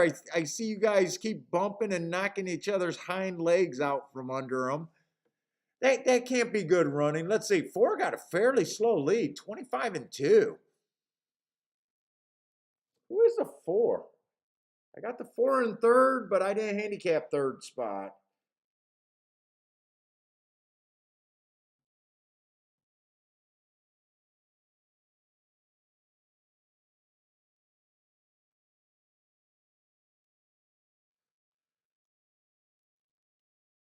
'50 and 2.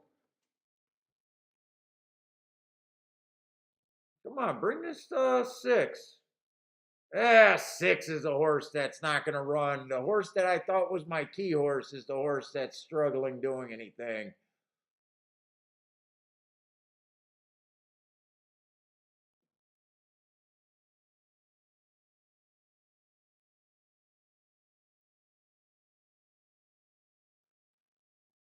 And I don't think the crazy slow. I think the crazy slow pace hurts the 5, but I don't think it hurts the 6. It helps the 4.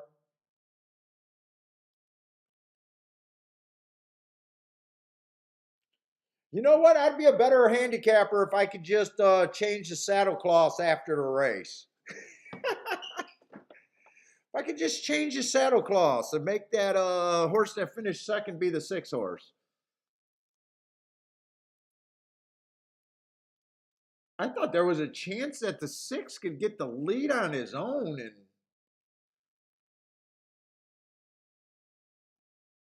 the 4 was not letting him get the lead there.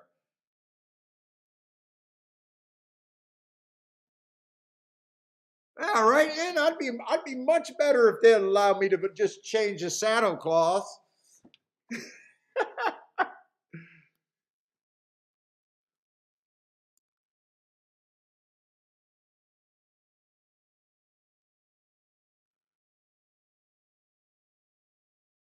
Yeah, Gregory, I'm practicing with the tries because when I go to those 2 tournaments, they're going to be a live money tournament for $500.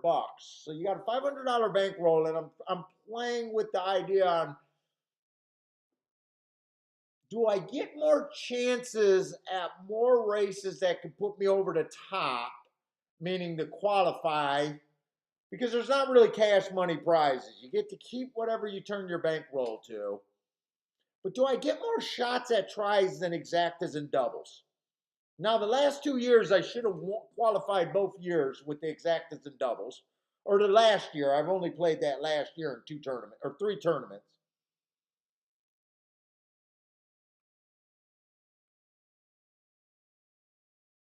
So I'm working on my learning curve on philosophy on what I want to do there. So I'm like thinking, well, if I extend my bets farther,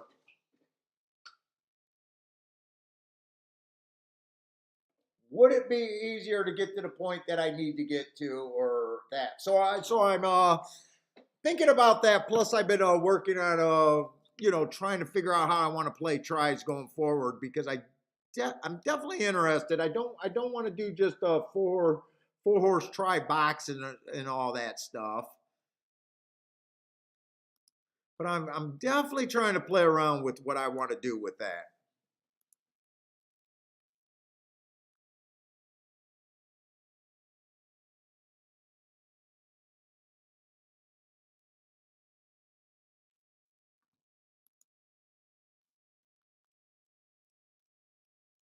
Like, this race would have almost worked out if I would have just took a 3-5-3-5, and then you would have said there's only 2 horses or 3 horses that you could possibly play for third. If you like the 3-5-5-3 exacta and you wanted to beef that up, there's only 2 horses that could have helped you there. The 4 horse that actually you would have lucked out and got third, and the 8 horse. Playing like those situations where, yeah, that's exactly that I could see happening. 1-3, but there's, or 3-5, but there's no way that's going to pay. I'm curious to see what the try would have paid there. Now, I did it a different way. I kind of liked the 6, and I was forcing the 6 to get second or win the race, is how I decided to do. But you could have just as easily said, "Hey, I really like the 3-5-5-3. That perfect is going to pay garbage. If I extend it out one more thing, does that do anything?" So I'm kind of doing like a live money kind of experiment, and no, that exacta would not have done anything. Or I'm sorry, that turning that into a trifecta would have still been bad. It paid $22 for a dollar, so I made the right decision. even though it didn't work out, forcing that 6 to be second.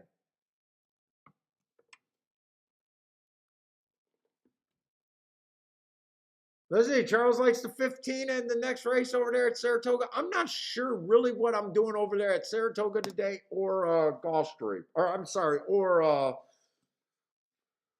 a little zoned out at Saratoga because I think I've been looking and doing a lot better on the turf races, and when they rained off today, I really feel like my interest started to wane a lot.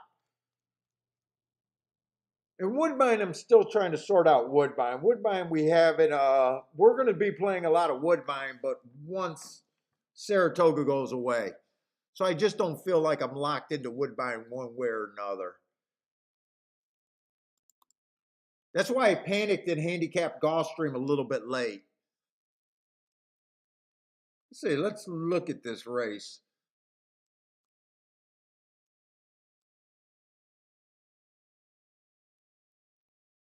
This is a 6 race. Probably got tons of scratches here. Let's see, 8, 9, 10 is scratched.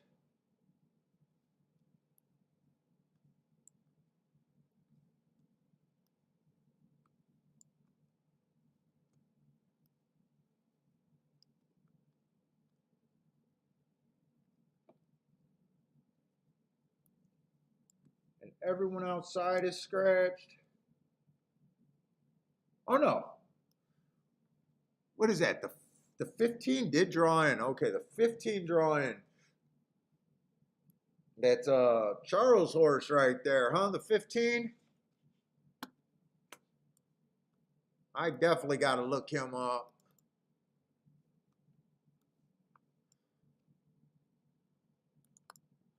Nice big price on him. Let's see, 615. No, 625 he ran. Hold up, I'm getting my numbers. I'm getting tired. I'm like a baby. I need my naps, man. When I get tired, I get done.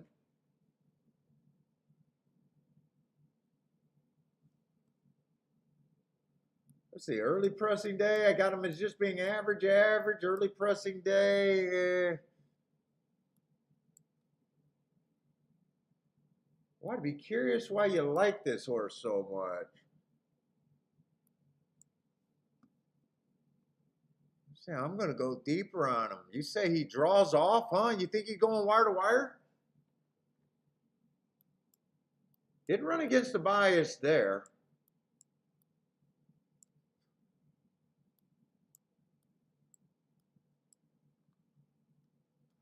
Oh, I wonder what you like about him so much.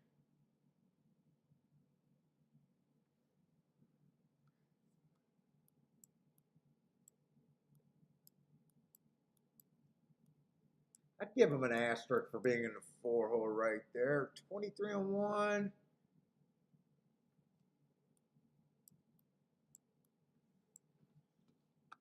Yeah, I got a couple races that I like on him.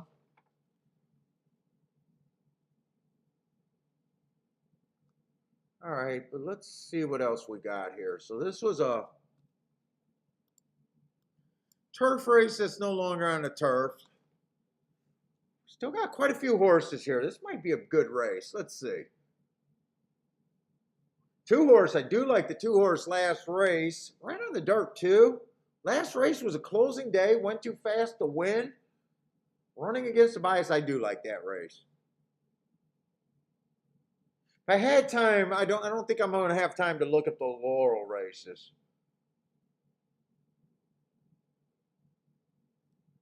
What is this? Allowance 1X? Yeah, allowance 1X. So, okay, he broke his maiden early, and now he's just missed last race at this level, so we know he belongs. And I do like last race. Let's see. 3-horse broke his maiden early. 3 races ago, ran a stake, starter stakes. Inside was good, gave him an asterisk there. I like that his speed figure went down. Comes right back, high level claiming, no problem with that. Runs in a 1X.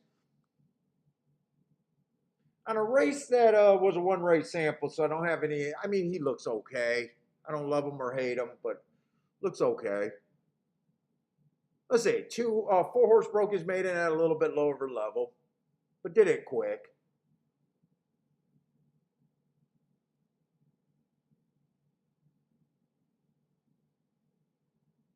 Well, I like this race that the 5 horse ran 2 races ago. He looks really fast, but man, I see those Finger Lakes races, and I just want to throw up in my mouth.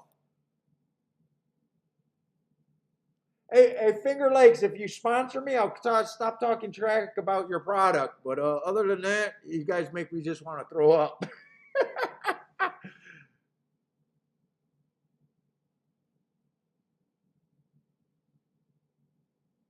Let's see, 6 probably feels a little cheap to me here.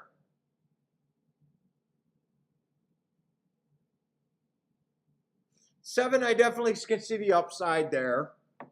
Kind of a short price, but I can see the upside. Ran a really nice first race out. Actually ran his second race, if I'm right about that, ran against the bias there.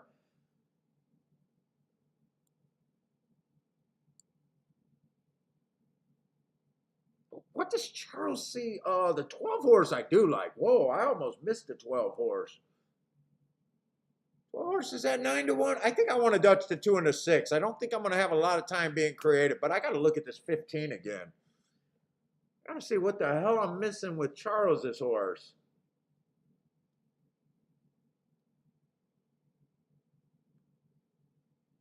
Charles, man, I respect you as a handicapper. I just don't feel the same way you do, man. I definitely respect Charles as a handicapper. I don't see it. I definitely would not get off that horse though if I liked him, and I know you. I know I can't talk you off a horse, Charles. So I'd have to worry about saying that of someone else, but I definitely don't got to worry about talking you off of a horse. Yeah, I don't see it. Main track only. I do like that he's mainly a dirt horse, but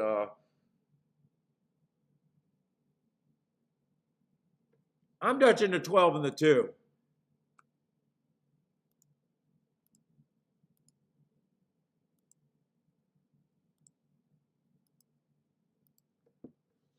Let's see, what's up, on break? If the 2 breaks on top, he will win at Toga. Yeah, I'm not sure if the track's doing anything right now either.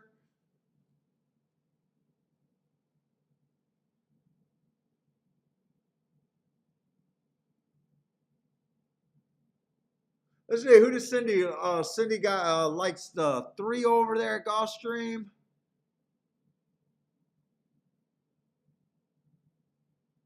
Oh yeah, I know it's off the turf. Is that the main thing you like about him? Is off the turf? I was looking to see what you might have been seeing with running lines and times. Yeah, I do get that he's a main track only horse, and he's been close to winning. I just don't. I don't see it the same way. I'm not crazy about him. He wouldn't shock me. There's a couple allowance 1X. This is this level where he's at least been competitive. So he's not a throwout at this level. On February 25th, he had the length lead at the top of the stretch and ran a nice second there.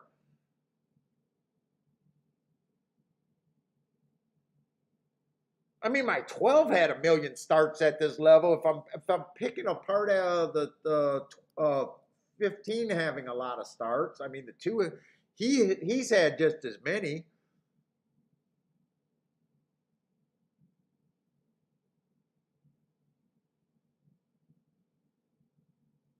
Let's see, 2 got the lead.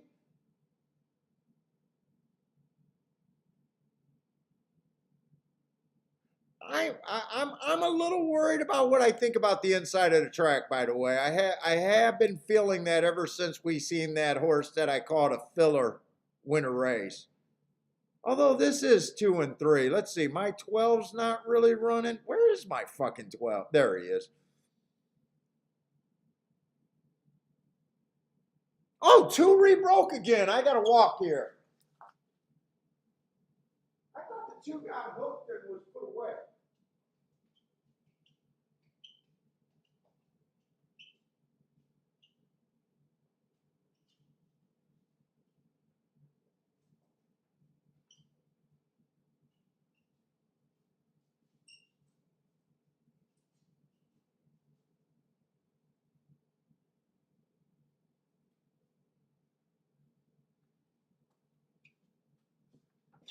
3 won that race? Where the fuck was the 3?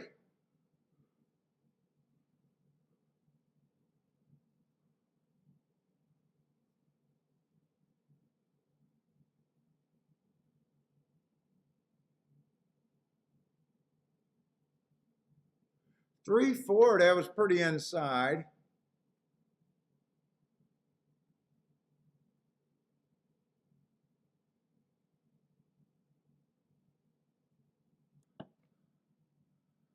Four ran up the rail.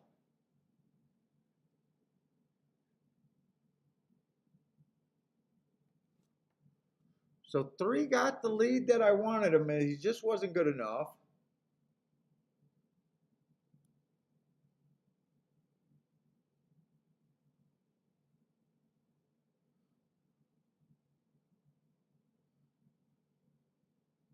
Honestly, I don't see much difference between the 2 and the 3 there.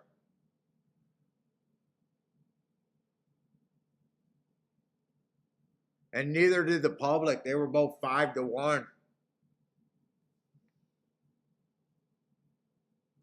4 horse was stepping up.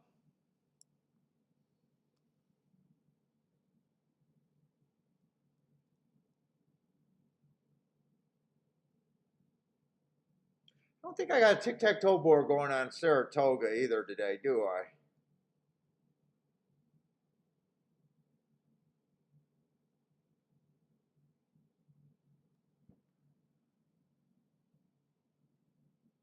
Oh, you got the 4 to win places show. Four was a nice call.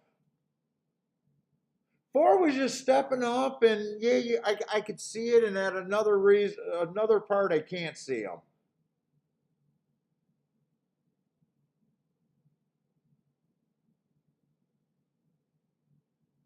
Like he broke his maiden at maiden claiming 40,000, which probably isn't bad. Not great. He did at Saratoga. I was seeing it was the slowest winner of the day, but he did come from the pay from the back. He beat a tired 2 after the 3 kind of put him away. No one else was really running. I could definitely see him. He didn't disgust me as bad as the Finger Lake horse.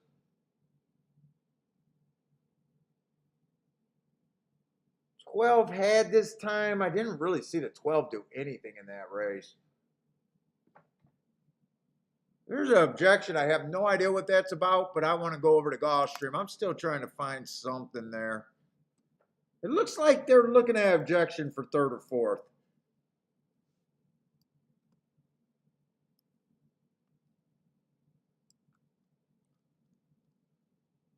Let's see, we got 1 minute to this race.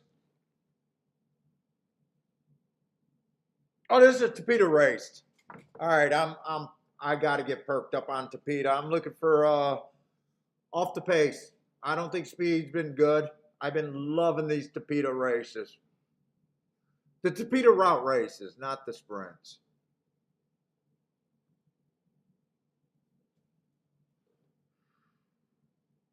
More than likely, I think the 1 goes to the lead here. More than likely. And I'm not going to have good marks over there at Gulfstream because I wasn't going to do Gulfstream until I seen that they were off the turf.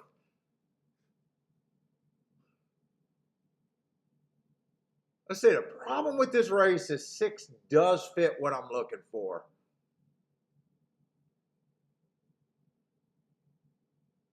But so does the 7.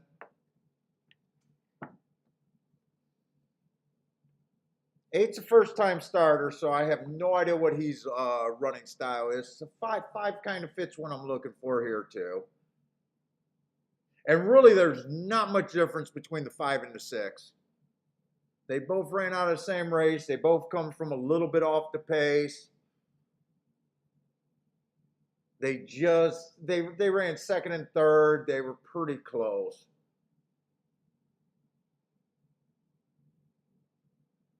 Before it comes off the pace and fits, I just think he'll be too far back.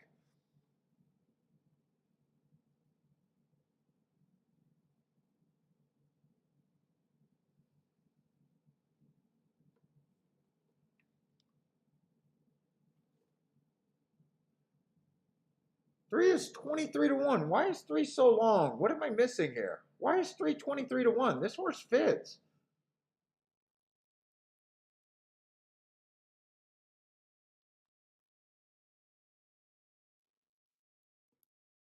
Shit, they're going to get to the gate pretty quick.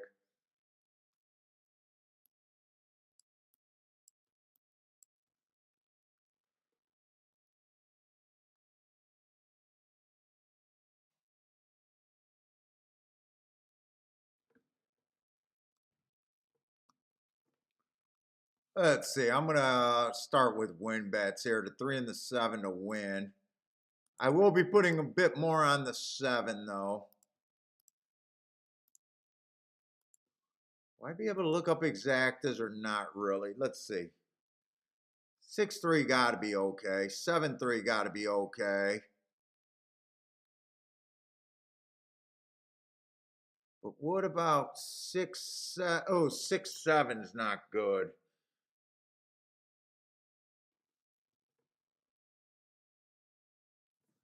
Let's see. 3 ofs. I'm worried about the exactas with the 7. I was going to key the 6 and the 7 first and second. I'm just going to do it with, or I'm sorry, the 7 and the 3 first and second, but I'm just going to do it with the 3. I'm worried if it comes in I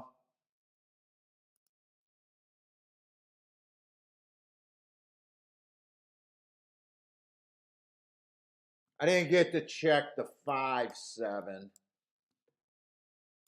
So I got 3 and 7 to win.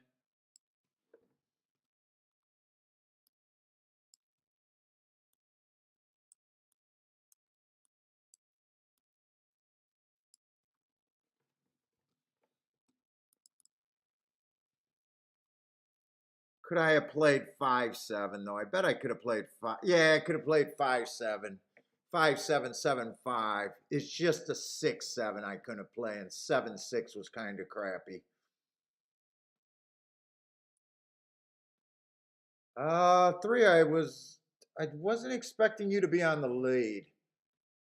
I wanted you to rate. Hopefully they're going slow. Otherwise, it's 24-1.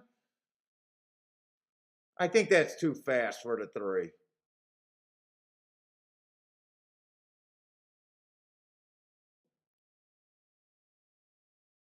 I hope it's not, but I think it is.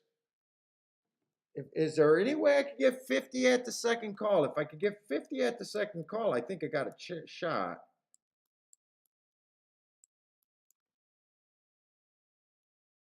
Oh, 48, they sped it up. I don't think they're going to survive.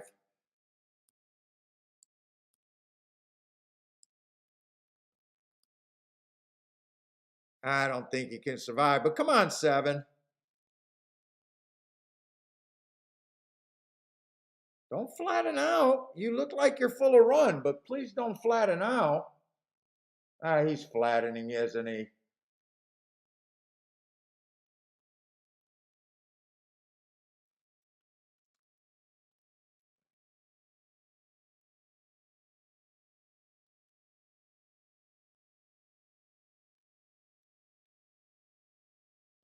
They definitely come off the pace. 5-1, maybe 7. 5-1-7.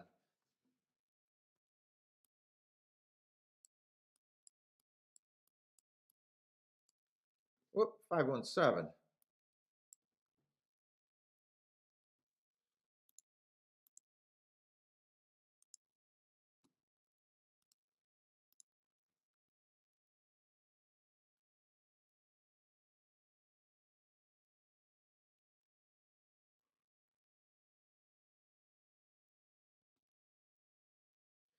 One I thought was going to lead there. I thought 3 was not going to lead.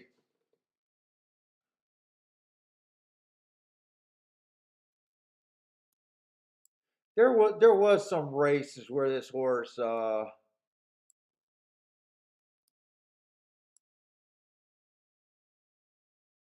was definitely hoping that he would rate. There was some clues that he might have went to the lead.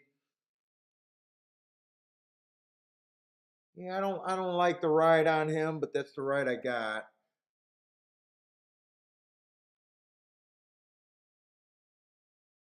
Let's see, one's the only thing that I really didn't see there. I thought one was going to be on the lead. Yeah, I thought one was going to be on the lead there. All right.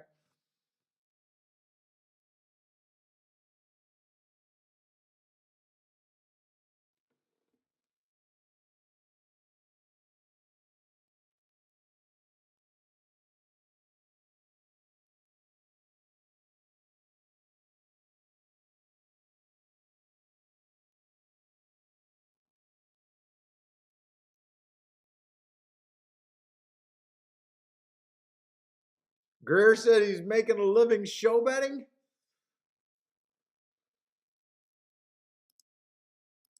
This is blocked, right?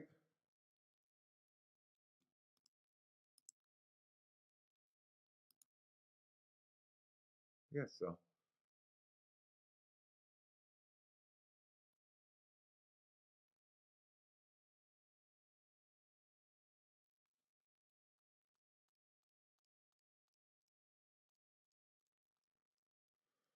Let's see. Fifth and sixth race there.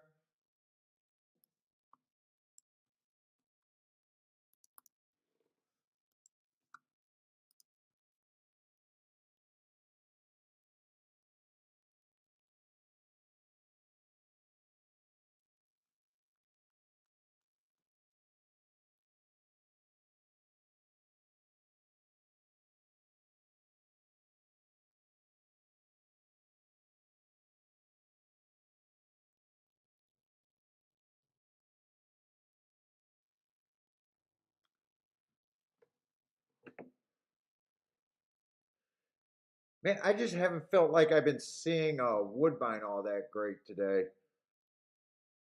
Other than that one horse where I could have. What's up, Elliot?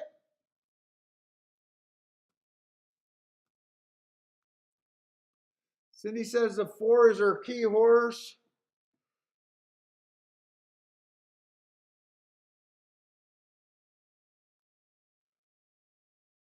Yeah, 2 and the 4 or 3 and the 4 is coming out the same race. 4 is definitely a better price. I don't think there's much difference between those two horses, really. Oh no, those weren't the same race. They ran on the same day. Oh, they were on different surfaces too. I thought that was the same race they were coming out of. 4 does show a sign of life. I like that 3 races are back matching strides with the fastest winner average. Dueling all the way around.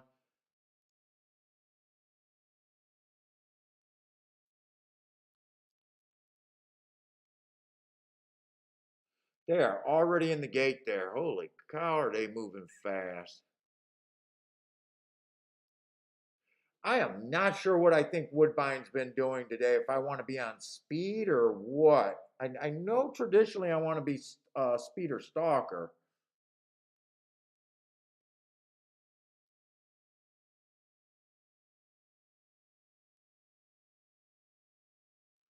Three's at 4-1. Who's the favorite there? Really, I didn't. Eight's the favorite, huh? I can see him winning, but that's not my favorite. That's not who I think the favorite should be. I'm a little worried that he comes from so far back a lot of his races. I think he might leave himself too much to do, and I really don't like my marks that I gave him last race. But you can make the argument if he's closer to the pace today, he's going to be dangerous. I think that he's going to be farther back. Let's see how he breaks. He's closer to the pace. I thought 4 and 3 were probably the two most likely horses to have speed in this race.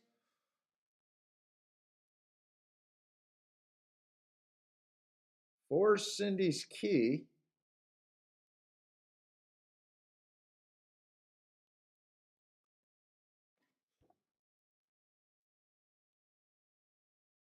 Who's the 6 that's up there? I didn't really see the 6. I was on kind of short time.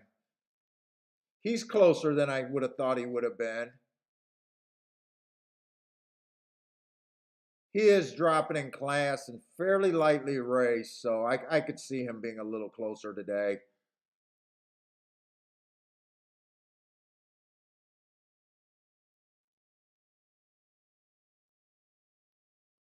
Four's still running well. I think Cindy looks pretty good. Just keep them going, Cindy.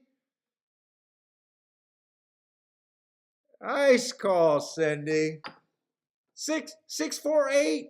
You said that was his key. I'm guessing if that was your key horse, I'm guessing you probably caught some things there.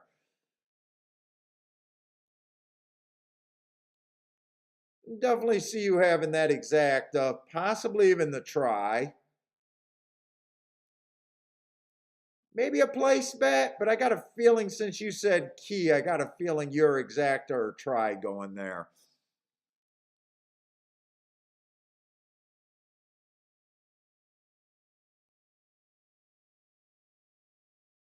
I'm pretty sure that was the 8 horse that got third.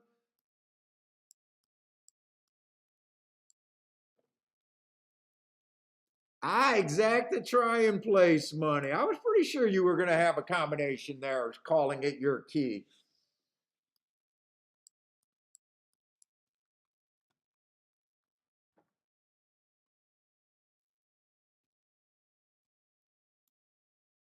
Let's see, and 6 does make a little sense being close. He didn't catch my eye at first. I was on short time. I knew that I didn't like the 8. I thought that the 3 and the 4, or was it the 2 and the 4 or the 3 and the 4? I thought the 3 and the 4 both had some upside.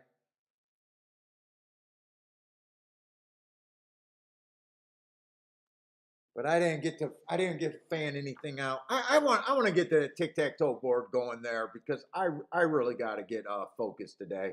I'm having a hard time focusing right now.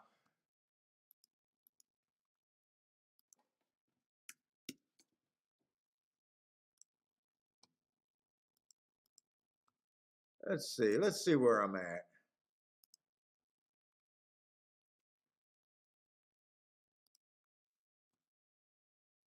Let's see, I would say the 6 horse stalk there.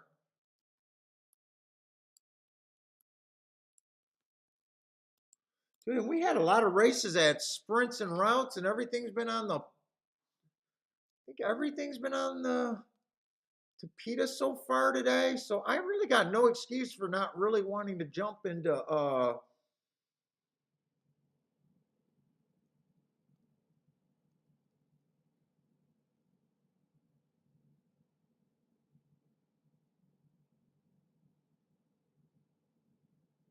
for not really wanting to jump yet.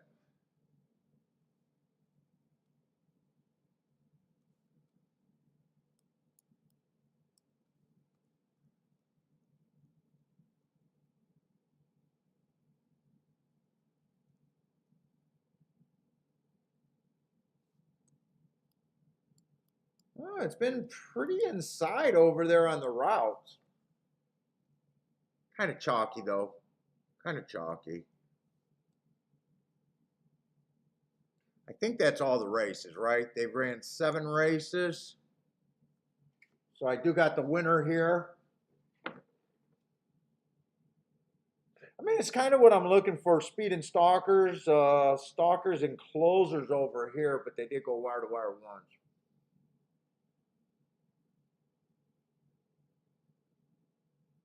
And then here I am looking for stalkers and closers. So it is kind of running how I kind of predicted, but so far I haven't been like that excited yet about anything.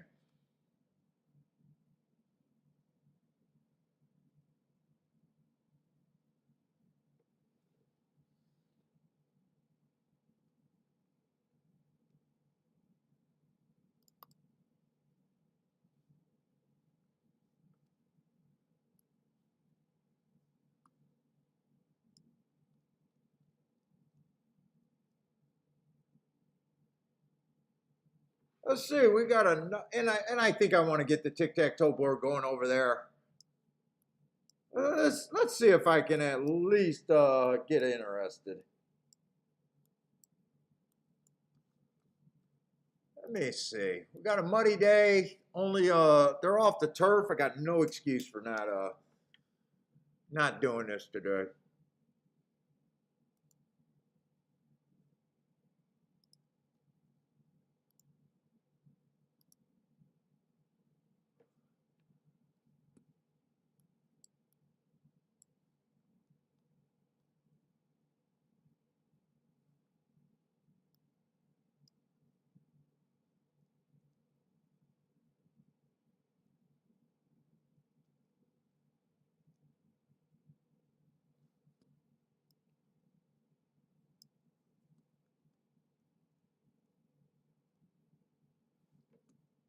That's 5 from the 4 hole. It doesn't really matter.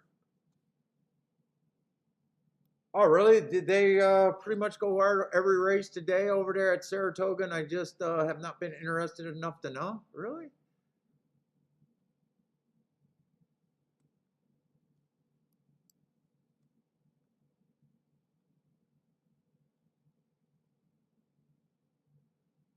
Let's see. That's the first 5 races.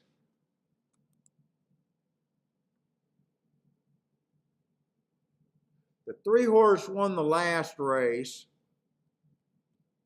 4 came up the rail. Let's see if I can get a 3 would have been in the 2 hole. Let's see, 2 got the lead, so I'm pretty sure the 3 stalked that race, right? Last race he stalked.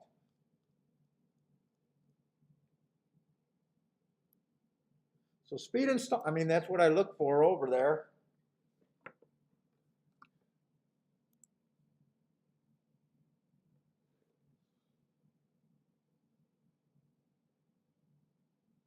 Charles says should have listened to Cindy. Cindy's sharp, man. She came up with a 10-1 winner today. I think a 47-1 place horse yesterday that ran really nice. 10-1 winner. She just gave you guys that 4 horse as a key horse at 27-1. You guys don't know Cindy Sharp.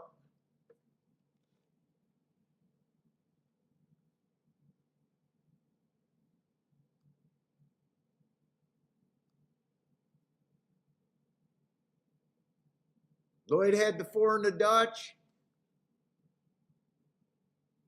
I think Saratoga, I'm just not interested in these short. Well, we got a 6-horse field, but a lot of the races have been these fast developing young horses.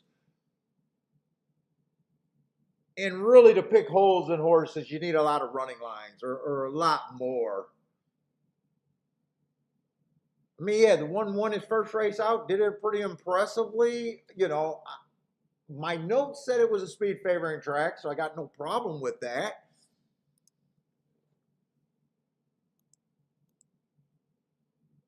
But with only one race and his only race is a win, and he was $1.50 on the dollar, you know, it's really hard to poke holes.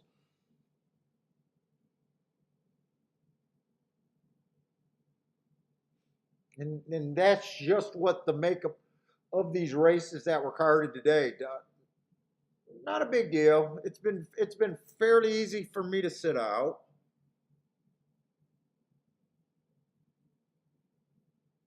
I mean, 5 ran his first race on an inside speed favoring day, had the big advantage both areas, but he still, you know, just because the horse runs with what I perceive as a bias isn't always a reason why he can't step up and do, you know, going up to the grade 3 race, very next start out, skipping over 1X and all of that.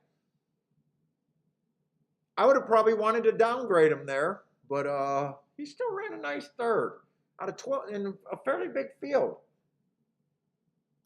12-horse field there, so definitely looks like a fast developing talented horse. Hard to really pick a hole in that in those 2 races.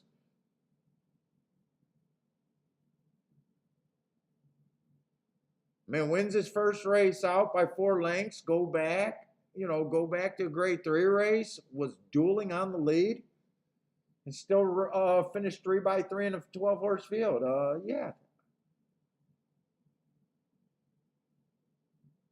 So I'm not interested in that race. I don't even feel like trying to figure it out. Yeah, Charles says you've seen Cindy around.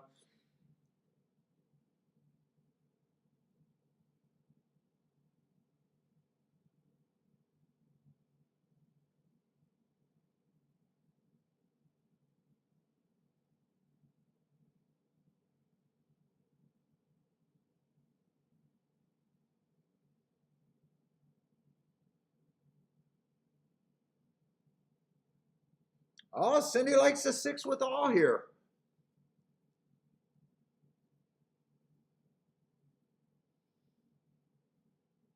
See, here's a horse that hasn't break his maiden, so they're definitely tipping their hand that they think they at least have some.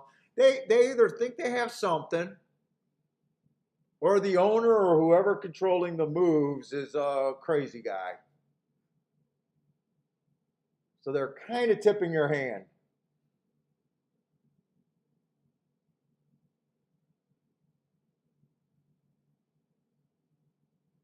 I don't got nothing on the first two races. Let's see. First race, he ran a second. I got no problem with that. Getting off the turf. Last race was a stalking closing day. I had him as pretty much running with the track.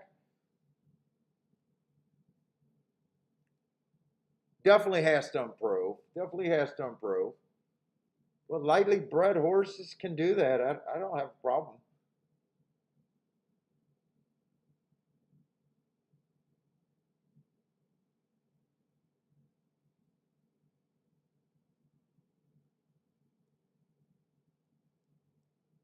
I'm kind of looking at right now. I'm hoping that there might be something going on the inside, and I'm hoping that speed is really good, and I'm hoping to find something later today over there at Saratoga.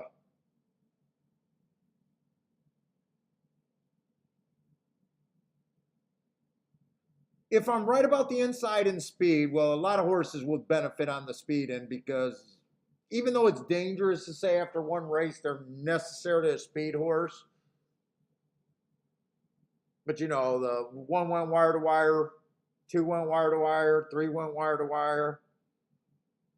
Those are probably the horses that would benefit. Five went wire to wire. If it's inside,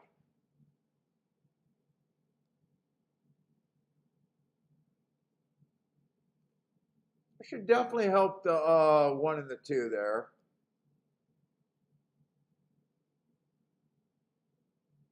Let's say I'm just now noticing that the two ran in that grade three race too, and I'd say probably didn't completely embarrass himself. I mean, he was 3 lengths behind at the third call.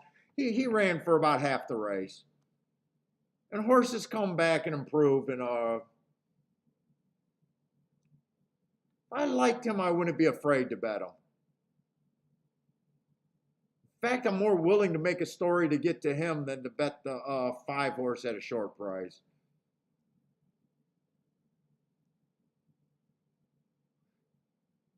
I was kind of hoping that the one would drift up a little bit and not down. Right now, he drifted down. I was hoping that if the one got up to 4-1, I probably would bet the one to win.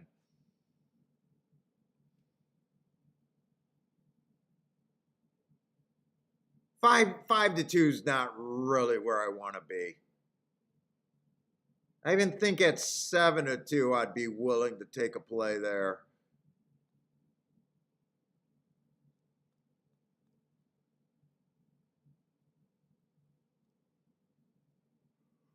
Oh my goodness. And this 5 horse that won, I'm going to circle it because I want to remember that that was a 4 horse race.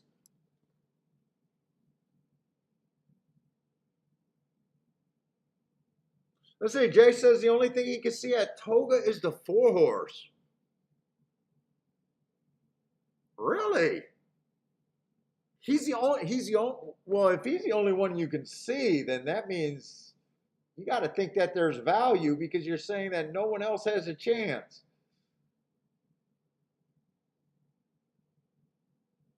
4 horse to me, the track needs to be backing up more for him, or you need a speed duel or something. Or the horse could have a lot more speed, and it's always dangerous just to rate the horse after one race. There's always that. I never know where I stand in these races.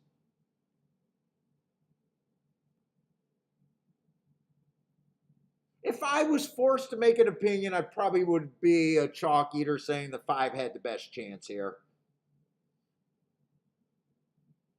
Understanding that the 5 winning this race is not good for a bettor,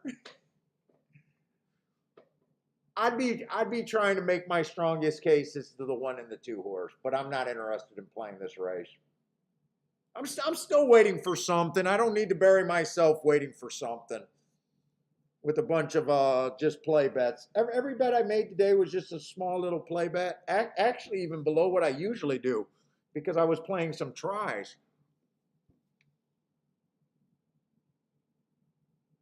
Let's see. Gregory Ross says, Cindy, do you sign autographs? Super handicapping girl. Cindy's also the birthday girl today. So Cindy did not lose any of her handicapping skills while going up in age. Maybe she's even wiser today. Thad, what's up, Thad?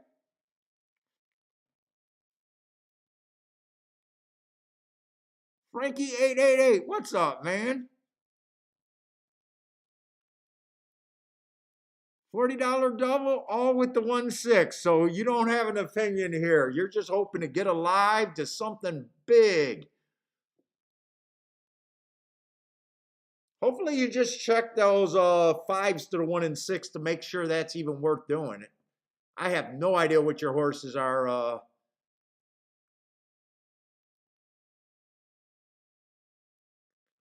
I don't know if you want to do that, man. I'd be worried about if 5 wins to the 1-6 next race. I think you're going to have a hard time with an $8 8-1 double and a 3-1 double.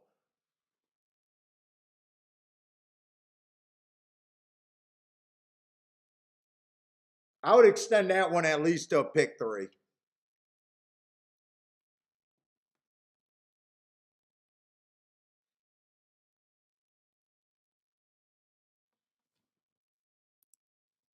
Elliot says Elliot's giving the over and under. The 5 is going to win by 4 lengths.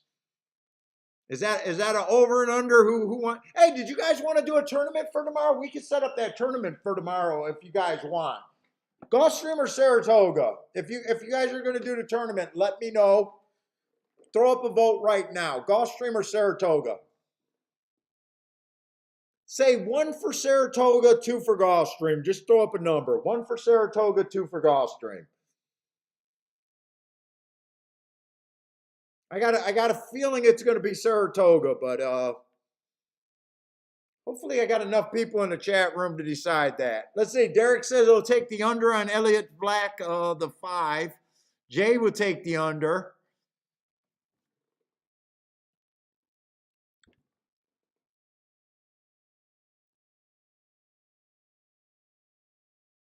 Oh my God, you guys are really saying Goss. Some of you guys are saying Gulfstream. I thought everyone was going to be. Right now it's tied. Jay just put Saratoga in first. Holy shit. Did you guys want to do both?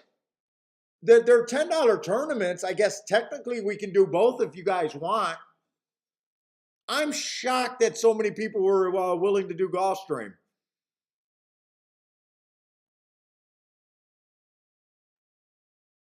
I'm willing to do both if you guys want to do both.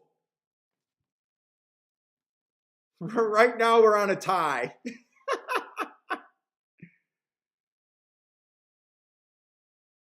Yeah, right now we're on tie. Cindy's a great handicapper, but she doesn't follow instructions.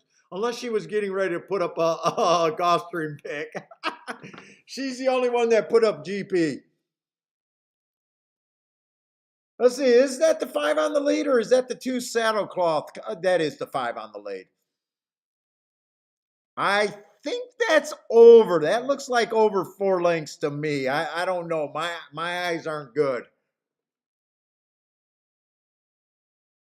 Is there how about the people that voted? Are any of you guys willing to do both? Or should I just pick one or the other?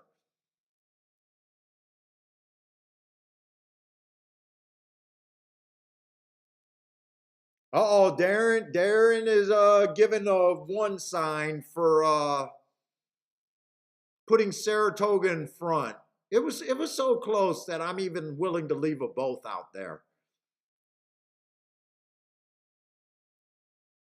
Not that I know that they would let me set up 2 private tournaments. They might not let me do that.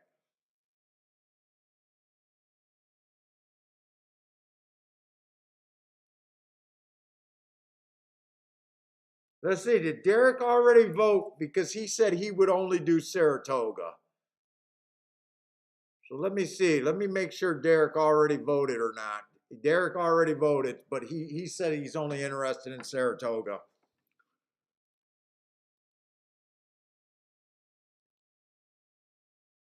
Now Cindy's the other way around. Oh my God, Cindy's the other way around. She says she will only do Gulfstream, no Saratoga. I think we're gonna have to have a death match between Derek and Cindy. Derek and Cindy, we need you guys to fight it out.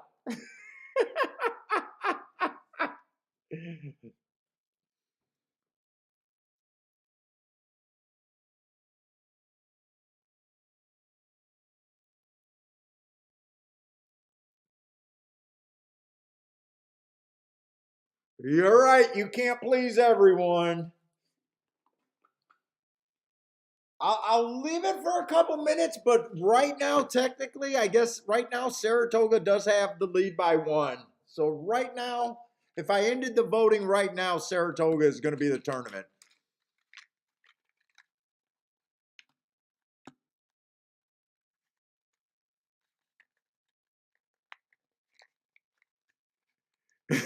Derek says he's younger. I don't know Cindy's age. I don't know Derek's age either. Dean says his money on Cindy.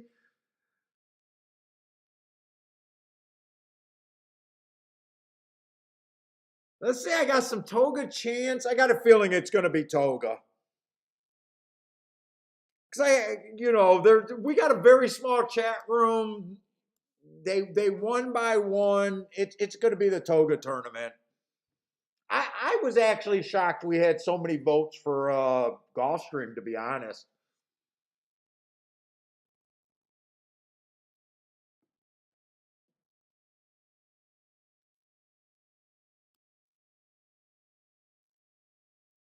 Oh, Cindy, I've been lying about my age ever since for as long as I can remember. I hated getting older. For as long as I can remember. My wife loves birthdays. I absolutely detest birthdays. I hate even being reminded. I get so depressed on my birthday, it's not even funny. I don't even understand why people get excited about their birthdays. I got the death clock ticking up for me.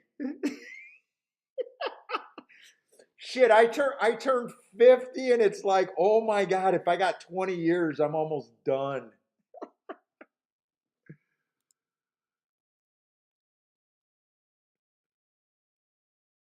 Oh my God. And then I every time like a celebrity die or I hear someone dying and I hear their age, oh my God, he's 65. Oh my God, that means I got 15 years. Oh, that lady's 83, she just died. Okay, that gives me 33 years. I'm so fucking crazy when it comes to my birthday.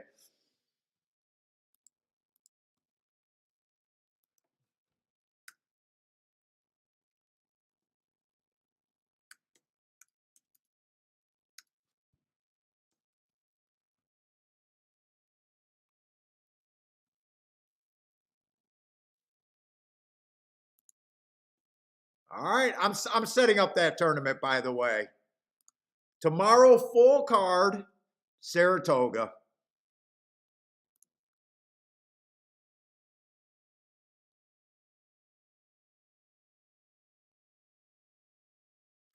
It's going to be a pool style. The same as last time. Win in place.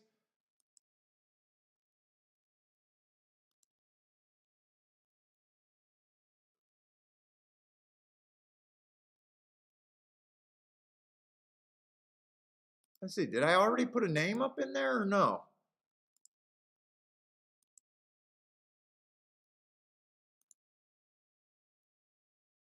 Uh, doing a $10 entry unless well, we're doing a $10 entry.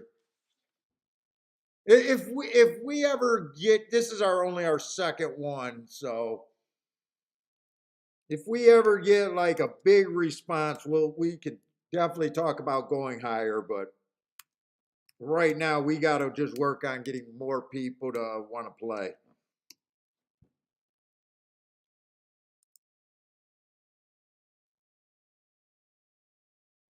All right, so $10 entry tomorrow, Saratoga. We need 3 people to get in. Last time we had a little over 20, so it wasn't bad. I think the winner got like, I think, a buck and a half. They paid out to the third place kind of deal. This is through horse tourneys, so I'm getting nothing. We're just doing a tournament. They're gonna do their takeout. They take about 13%.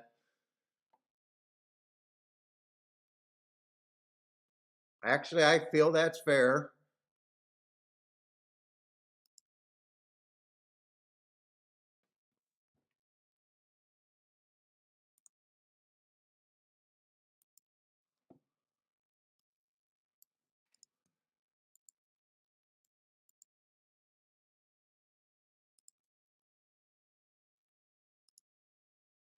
There's the link.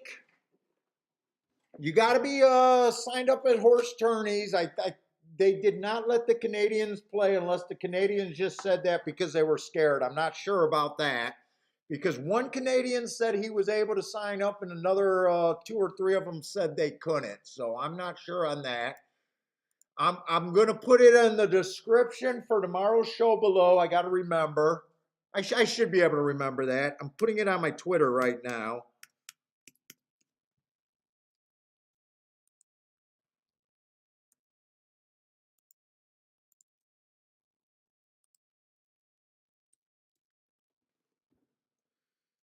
Let's see.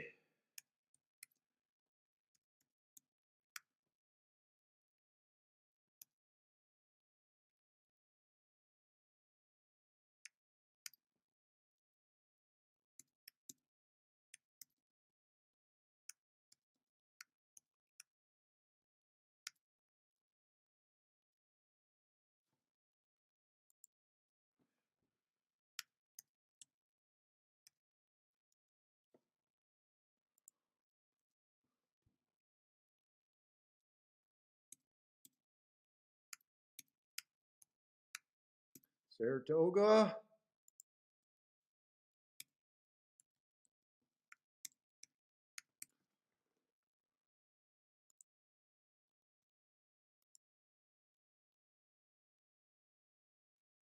Let's see.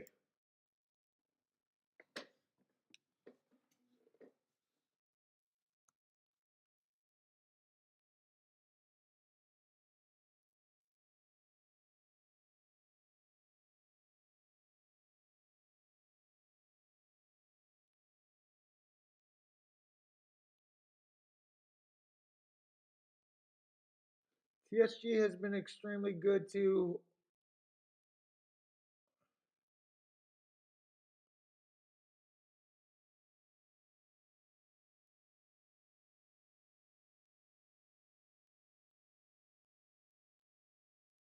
Oh, you turned 72? And you got your 52 anniversary on a Sunday. Congratulations. 52 together. 52 years together. And both of you guys are horse players, huh? Birthday present was last weekend in Toronto and going to the Queen's Plate. Nice. Nice.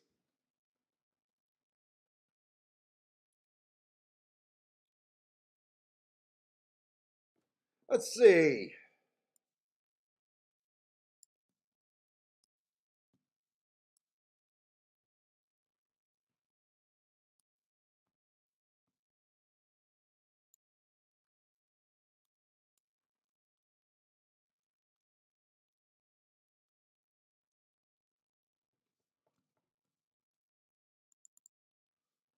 Let's see. I think that was a baby race over there, and oh, actually, both Woodbine and Gulfstream went off. Dean can't remember what the issue was for non-American. I'm not sure if the guy that said he was able to sign up was actually in the tournament or not.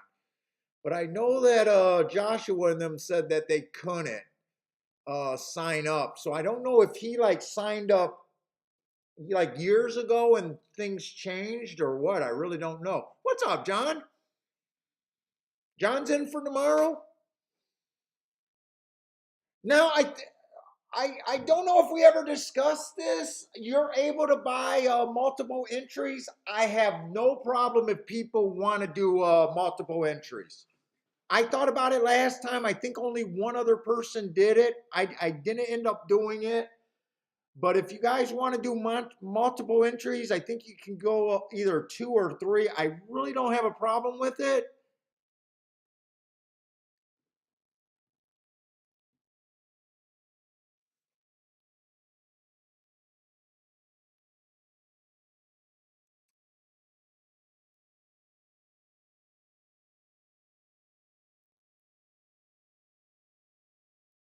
Oh, the hubby got you into horse racing. Okay. I thought maybe you were more of a horse player.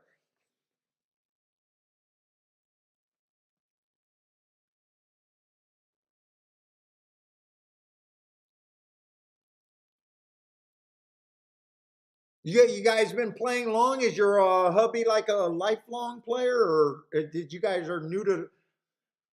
Now I don't think you guys are new to the sport because I first noticed you on Scotty's show, and I think you had like a really big month or so, like a crazy month or something, or maybe I'm getting it mixed up with another person. But I think that's when I first seen your name.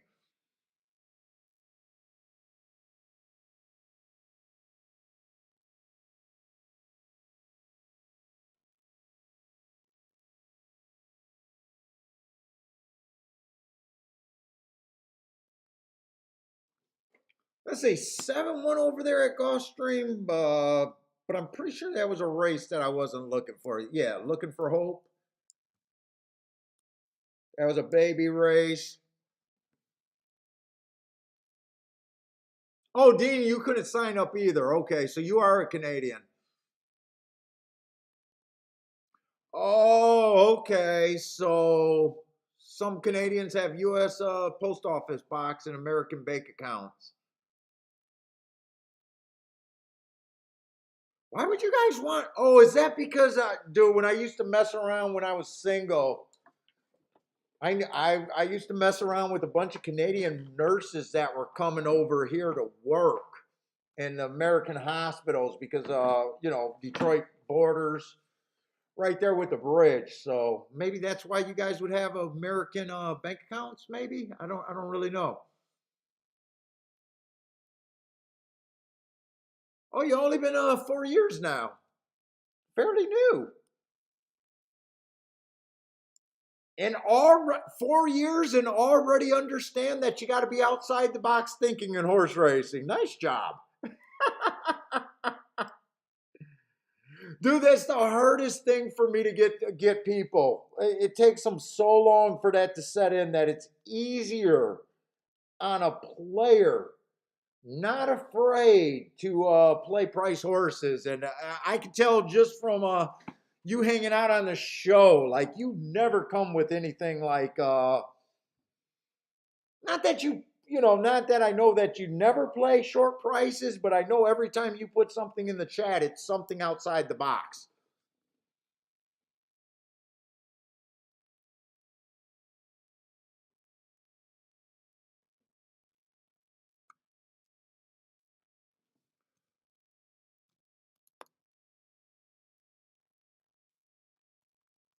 Let's see, didn't miss anything. I'm still looking for that nice key horse that I can really go at a nice price, and I'm just seeing a 6-5 horse just won over there at Woodbine. So,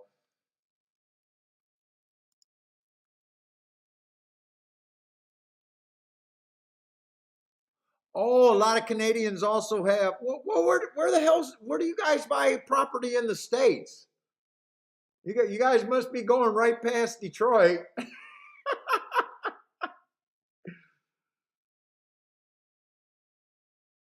Yeah, I thought that was you, Cindy, that had a massive month over there on Equine Edge.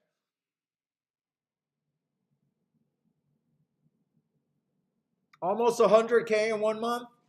I thought that was you.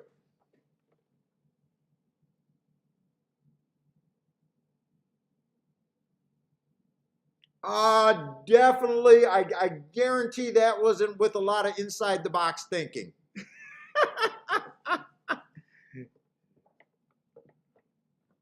I don't care how you get there, but you don't have $100,000 a month being lockstep with the public unless you're a giant better.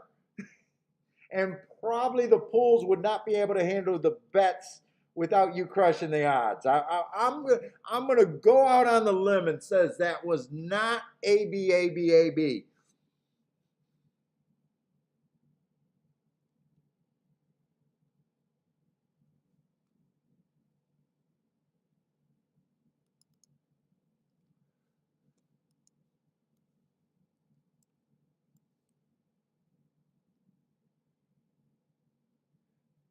Yeah, this Saratoga race, unless I can get outside of the 6 and the 12, I'm keep waiting for a race to try to test that inside. But I think we got another 5 horse race, and it's even though yeah, the 4 and the 6 or the 4 and the or the the post 4 and 5 are outside, but in a 4 horse in a 5 horse race, a lot of times everyone can end up on inside. It's a little bit harder for that.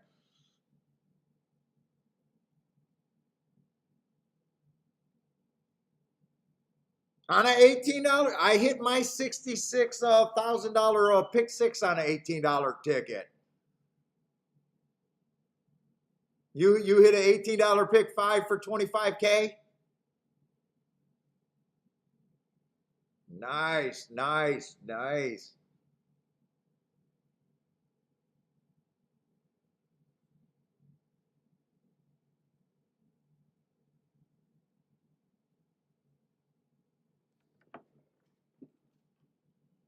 Now my ticket was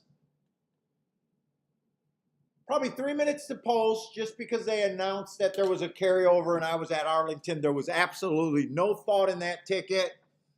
Honestly, I just believe that the racing gods or whatever you want to pray to or whatever it did, it was just my day. I did nothing that day. And I just remember watching the races. There was at least 2 races where I thought I had no chance until they hit the wire. I swear to God, I had my box seats sitting on the finish line, and I do not know how I won that ticket. And it was my first pick six ticket that I ever played, and I only played one since then. So if they did not make the announcement about the carryover, and I just did not have that thought, I would have never even played it. Would have, when you sometimes you got to think about things that go right to make you do something. Like I lost my wedding ring. Listen to the way I lost my wedding ring. My wife got me one of these crazy freaking Guido wedding rings that had diamonds everywhere. It was the flashiest freaking ring. And I work on my house. So I can't even wear the damn thing, right? So I went to go see, I was on a diet. My wife says, let's go see Walmart or Paul Mall Cop or whatever it was with her cousin. And I was like, fuck, I don't want to go see that stupid movie. I hate those kind of movies. Then I was like, well, I'm on a diet. Can I get a snack? And I said, okay, I'll go get a snack. You know, so I went to a movie that I didn't want to watch because I'm on a diet, because I think that's a good enough excuse to freaking eat. We're in the line. I never wear my freaking ring. My wife goes, I go, you got cash? She goes, yeah, I got cash. She's digging in her purse. She pulls the ring out of her hand, and I go, oh, that's my ring. Let me wear it. And she goes, no, fuck you, you'll lose it. Give me my fucking ring. I put on the ring. I buy a bucket of fucking popcorn. Fucking butter on my finger. I don't know what it is. My fat ass. I don't know if I fucking deep throat my finger and swallowed my goddamn ring, or more than likely the ring fell off in the popcorn and I crumbled up the popcorn. But dude, that's basically all those things that went wrong for me to lose the ring was the same way that everything went right to get me to hit that my first pick six ticket ever. It was ridiculous. Just dumb luck on both of them. That's a long, boring story, but I got a race that I'm not interested in at all at Saratoga.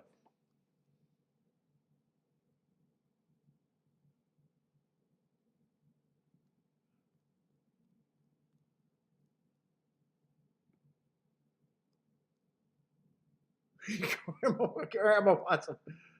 Let's see, I am not even getting the horses. I'm not even circling the right horses in the win. I'm so toned out today, it's not even funny.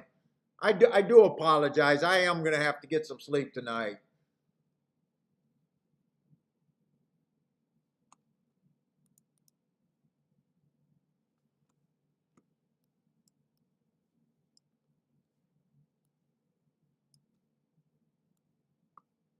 I gotta at least be a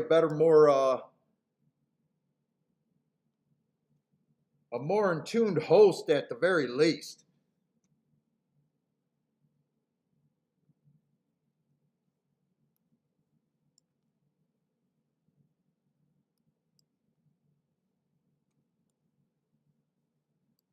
The old popcorn trip.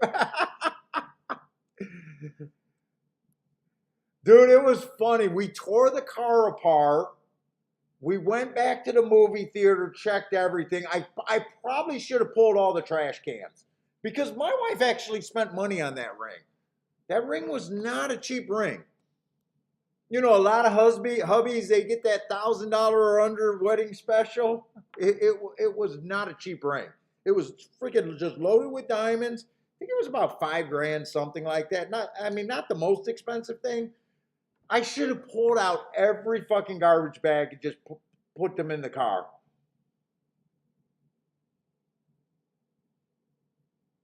Dude, I was even checking their lawn in case it fell in the lawn when I got out to let her. My wife had a convertible BMW at the time. You know, so when I got out of the car to let her cousin out the house, it could have fell out there. Dude, I was looking for that thing for days.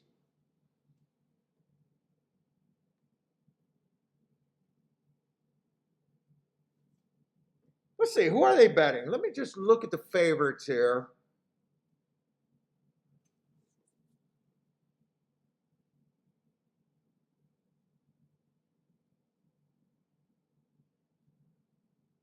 Wait, what kind of race is this? This is just a little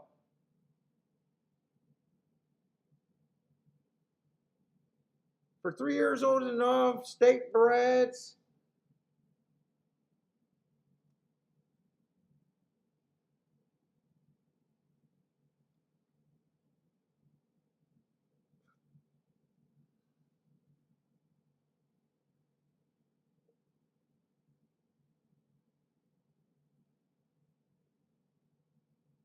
Let's say one's definitely fit. He won his allowance 1X. He's on the inside, kind of what I'm looking for. He's been on the dirt quite a bit of time. He's won on the dirt. Last race ran against the bias. Although he's 5-2, it's just like I'm not even trying to get to anything that special. I mean, a 2-horse went too fast to win last race, stalking closing day, but really, all this horse is at the best, he's a freaking $40,000 claimer. So far, that's all he's really proven to be, or she did.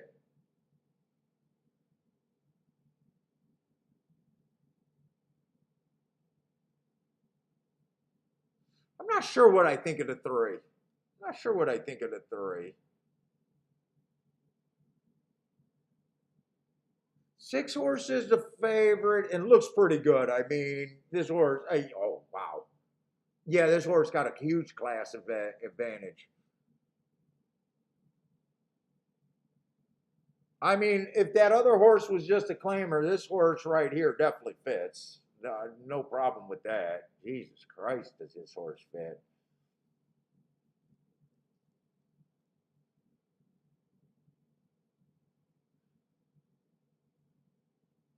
12 horses, nothing but a state bred allowance 1X horse and a state bred 45,000. I can understand why the 6 is getting all the action and the 4 is getting considerably less. Or I'm sorry, the 12 is getting considerably less.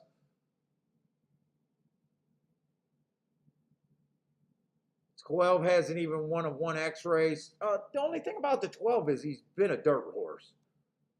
Let's see. The 6 got dirt. 6 has been a dirt horse too, so I got no problem with the dirt. To me, I don't even want to bang against this 6 horse here. And the only horse I would try to beat him with, even if I tried to beat him, would be 5-2. I'm not even getting a proper pay raise there. I'm not interested.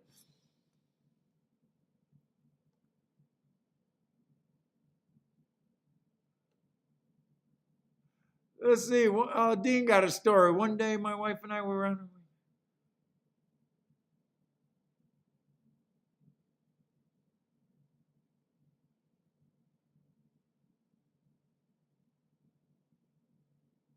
Oh, you were able to find your ring. Oh my God.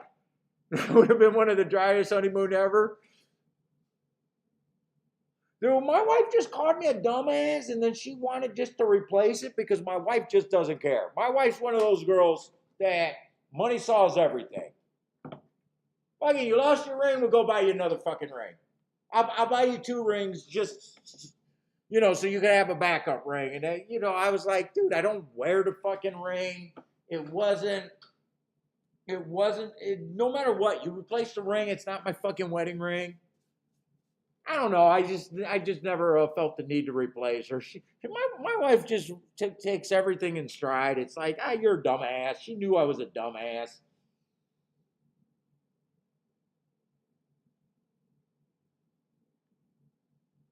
She probably likes to think that I swallowed my ring. But for years, she wanted to replace it, and I was like, it's not my wedding ring. No matter what, it's not my wedding. Well, we can get you one just like it. It's like, eh.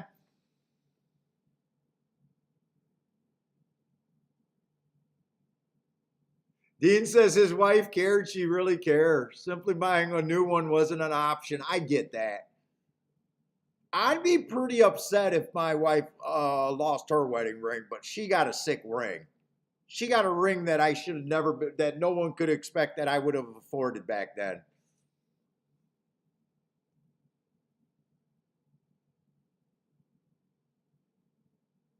The difference is my wife's ring is insured. Mine isn't.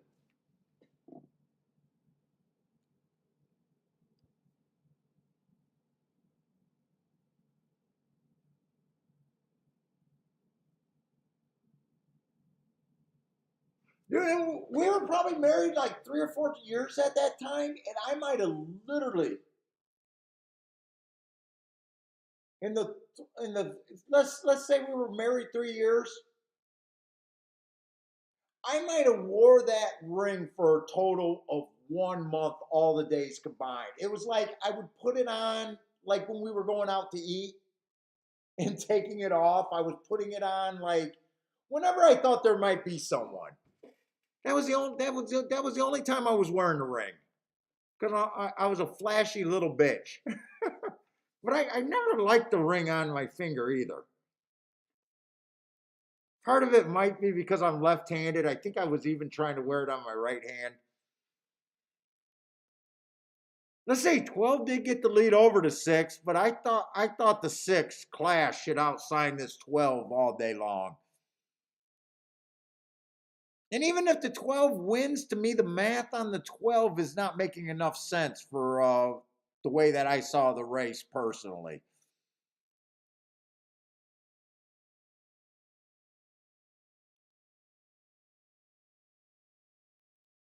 Oh my God, Dean, you got to stay out of airports, man. You lost your wallet and got it back, and you lost your ring and got it back. You got a history of losing things at the airport, man.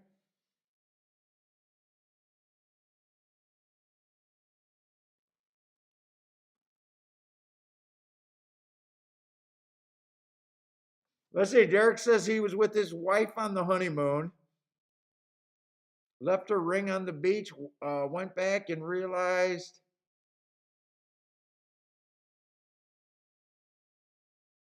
back down.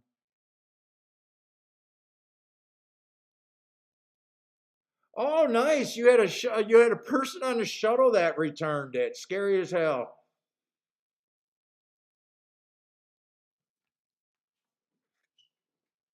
Yeah, you guys are lucky. Got it back. Oh, that sucked.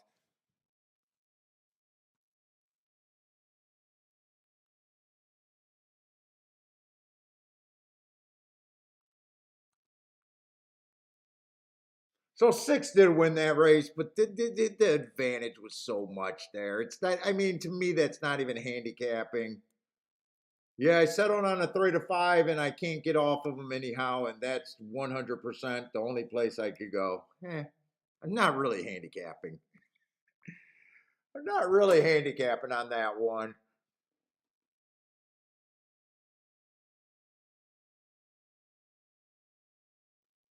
Let's see. Max says we had Mac. They're kind of submitting me just in attention span disorder right now. I definitely got to start wrapping my head. I've been so low on plays today, and I'm not trying to be that way either. I just feel off today. Let's see. This is a Tapeta race. $35,000, 5.5 furlongs on the Tapeta.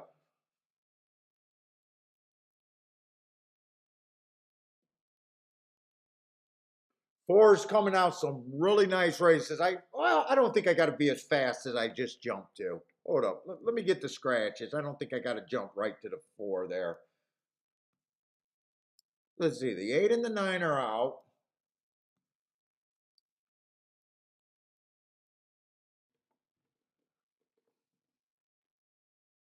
Let's just start with the one horse. I don't have as much done because I started this after I realized that they were off the turf today.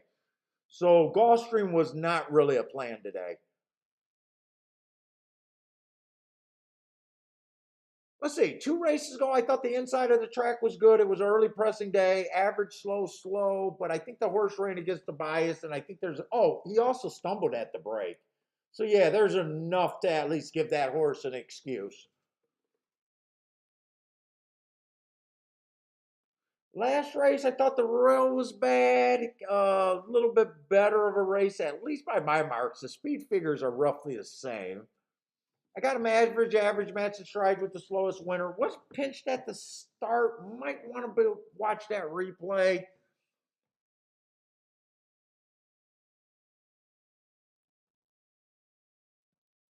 I mean, three races ago he won at this level. Unless I got some more time, I wouldn't mind looking up some more races. But I'm gonna go with what I got for now. I can't slow down that slow.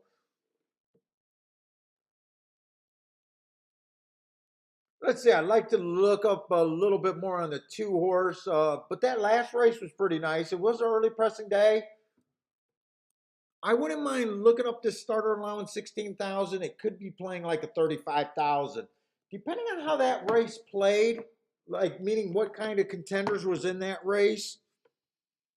I'm gonna try to look it up real quick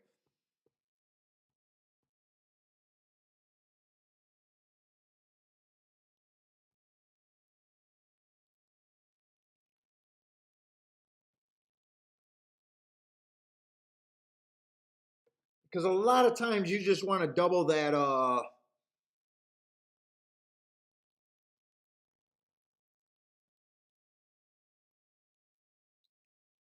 You just want to double that. God damn it.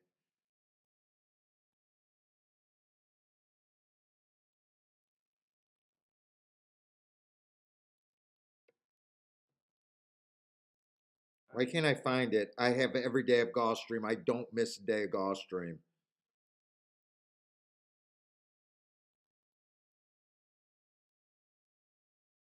I don't miss a day of Gulfstream. Let me try it one more time.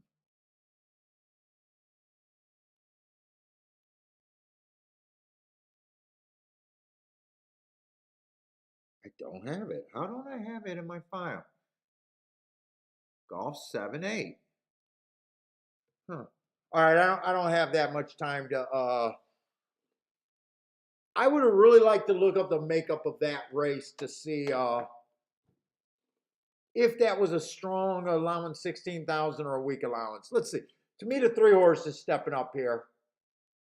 Not saying it's not impossible, but it feels a little aggressive. 2 races ago, ran with the bias, won that race, or ran a nice race there. Comes back, runs with the bias again, speed favoring bias, gets the slowest pace of the day while having a lead. That sounds like a pretty easy trip there to me. 4, I love the marks. I just feel like he's cheap.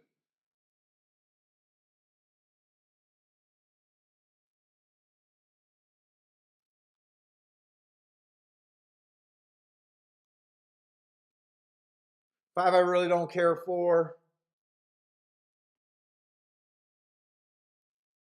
6 to me is a player at a decent number. I don't mind the 6 at all. I feel like the 7 is on the cheap. Wow, 7's 9-5. Wait a minute, 7's 9-5. I think I'm just got super interested in this race because I don't care for him. In fact, I like the 10. Dude, the horses I think can win is the 10, the 11. Who's the other?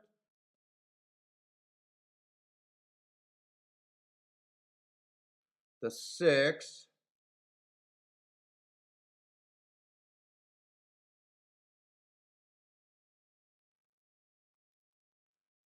And even the 1, but I think I want to use those horses the most. I probably want to use the 11 a little bit less. I probably really want to use the 10 and the 6 the most. Who's the 7? Let me look at the 7 one more time. 7 feels cheap to me. He's fast, but he feels cheap. Shit, I'd rather use the 4 than the 7. Really?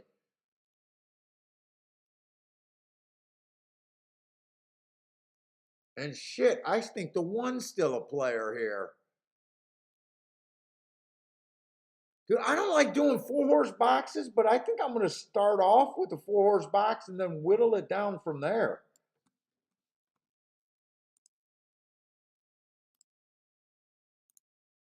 I don't think I'm going to have time to look at, why did I put key box? Exacta box. 1, 6, 10, 11.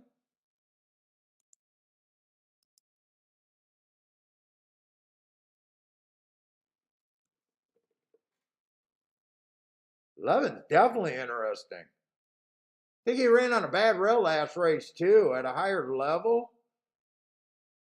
For that speed, he did have a speed favoring track right there. So 11, I'm going to use, but I'm not using him the most. I don't think I'm going to do a win bet on the 11. I think I mostly want to have the win bet on the 10 and the 8 and a little bit on the 1, or 10 and the 6 and a little bit on the 1.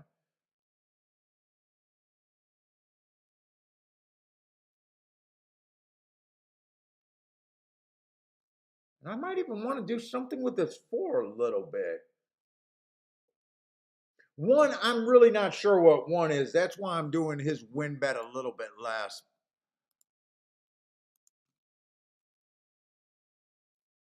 But 6 and 10, I want the bigger win bets on. What's up, Kyler? Kyler?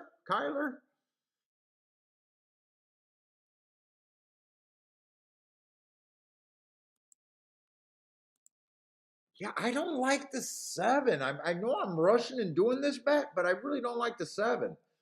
I like the 4 better than the 7.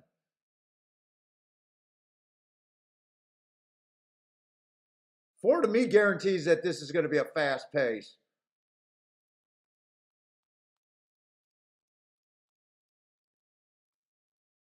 So I got 1 to win, but I mostly got 6 and 10 to win. And then I got this in a box right here, 1, 6, 10, 11.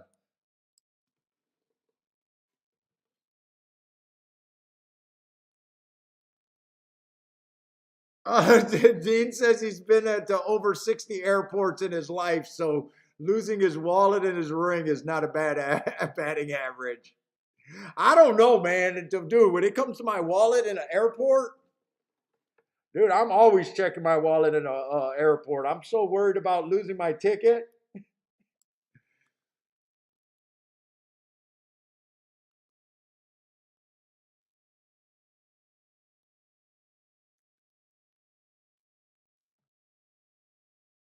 Let me see. I still feel like I should be firing at this race. Hold up. I still want to keep looking.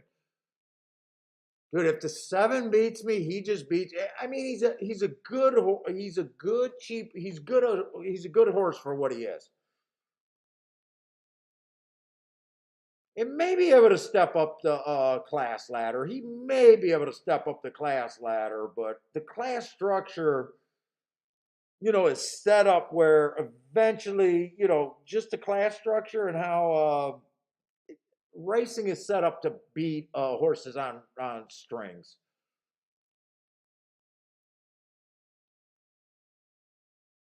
I think the only way the five goes if the pace is extremely hot is the only way I think the five can win. Let's see. I thought the four guarantees that this is going to be a crazy fast pace.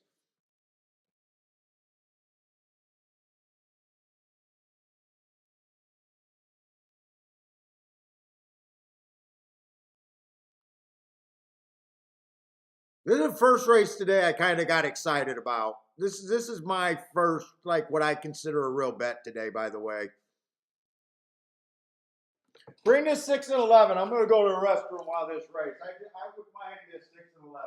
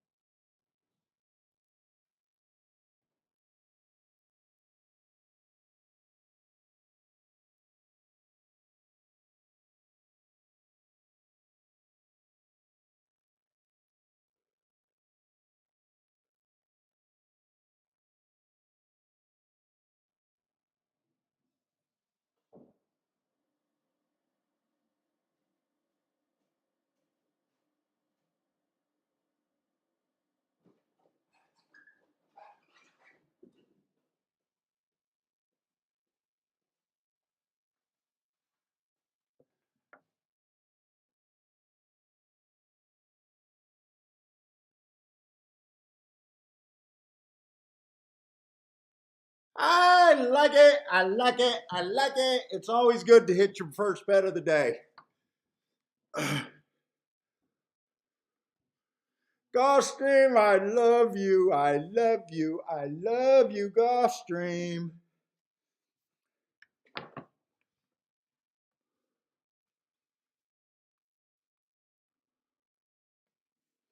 Derek Taylor with the six. I could have played that a little bit better. I wasn't going to include the one. I really wasn't going to include the one, but then I kept saying, well, 26 to 1.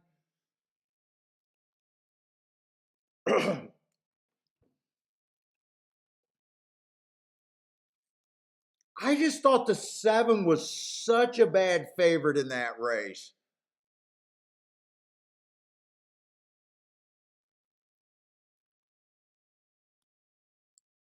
But it's always dangerous with you still got to respect a sharp horse stepping up though. But you don't have to respect them at 2 to 1 is kind of the thing, right?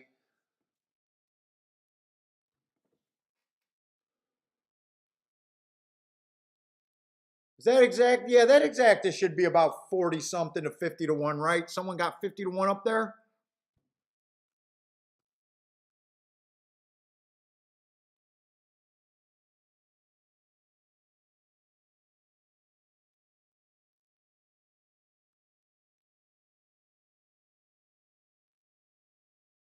Oh yeah, all the big names are running tomorrow.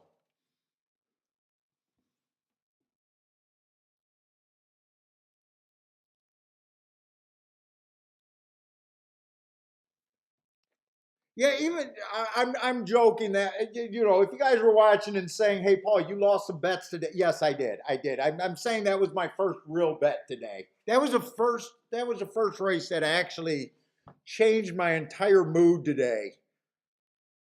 I even said, "Holy shit! I should even be betting more." I didn't run there, but okay. I'm definitely happy with that.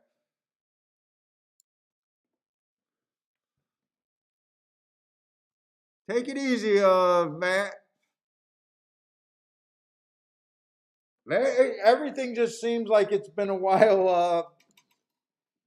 Actually, last couple weeks, I've been doing really good last couple weeks. But as far as feeling like I'm hitting a lot of tickets, not really. Dude, you guys know I live in that only one or two ticket range a day. That's where I basically live. I don't need it. You don't need to be. I don't need to be hot all day. There's no horse racing. We don't need that. We got the luxury of picking our spots. Let's see. Woodbine is about done. Maybe they got one more race, but I got a feeling that might have been the last race at Woodbine. I got a feeling Woodbine's done. Are they?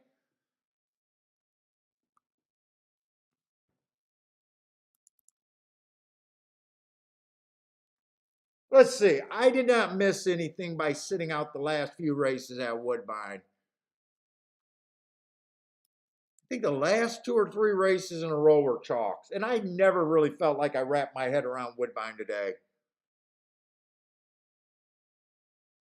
Holy shit! That last race was pretty marked pretty damn good though.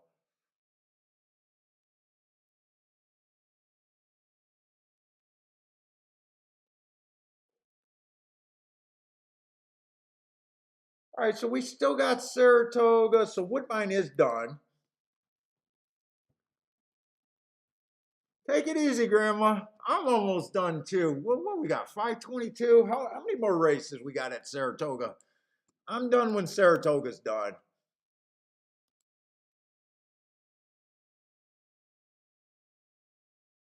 Let's see. We probably got two more races at Saratoga. I think I got most of my work done for tomorrow. I got a few, like I think Gulfstream. I'm hoping I'm done with Gulfstream.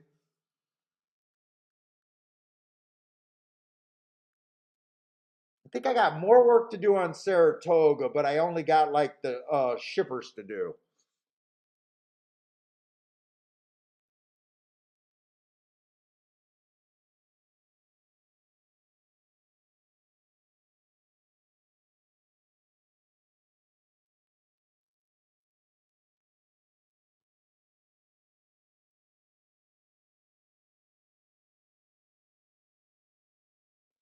Let's see, Gregory. What we got going, Gregory?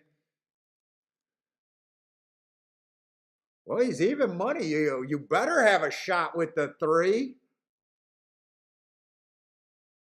Pablo tell me I have a shot with the three at Saratoga.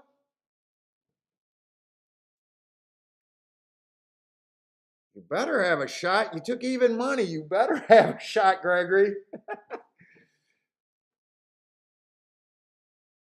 Let's see. The five is out. Let's get these scratches.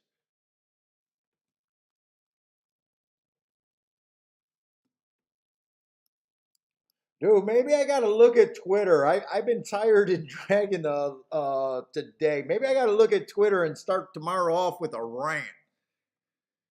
Can someone just say something extremely that just drives me nuts? And I got a sweet rant for tomorrow, so I can come in with some energy.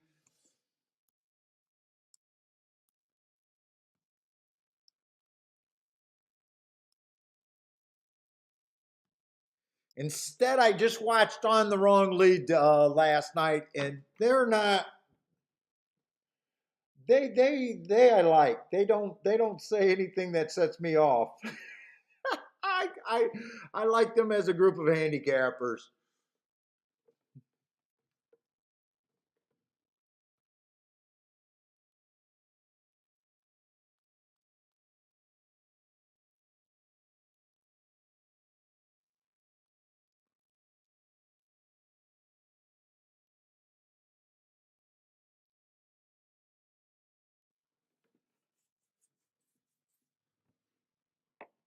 3 is your single in the pick 6. All right. I had to get the scratches before we really looked. Let's see.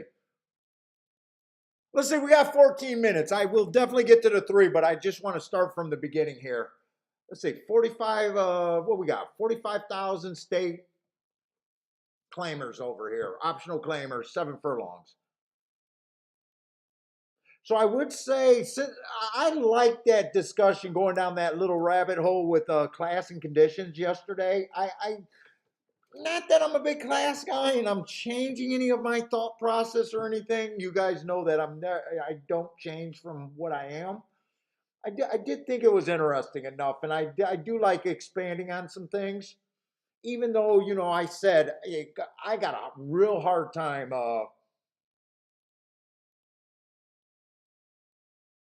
When these class conditions get really confusing, when there's a lot of ways you can qualify. Let's just say for the most part, I mean, I thought of this whole thing just because of this one horse, and right away I just seen that he broke his maiden first time out. He's already won a little stakes race.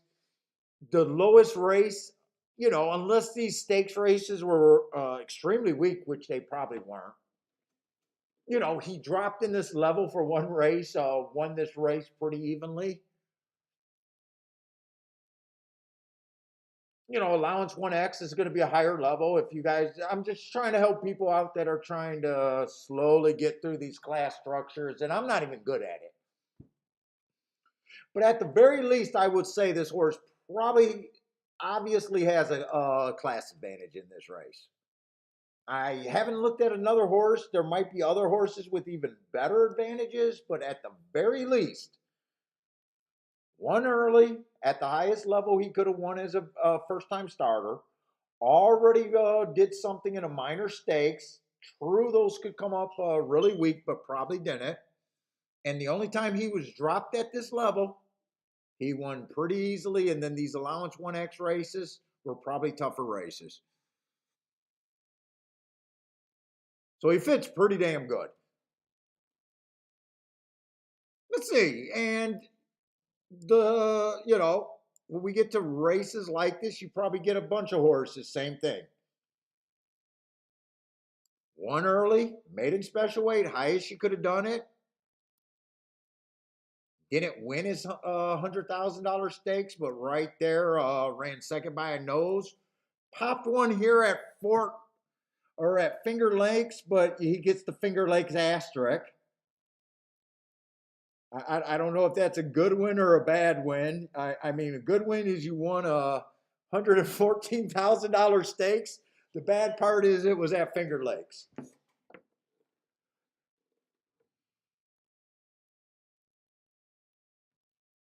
And then, yes, obviously belongs in this level.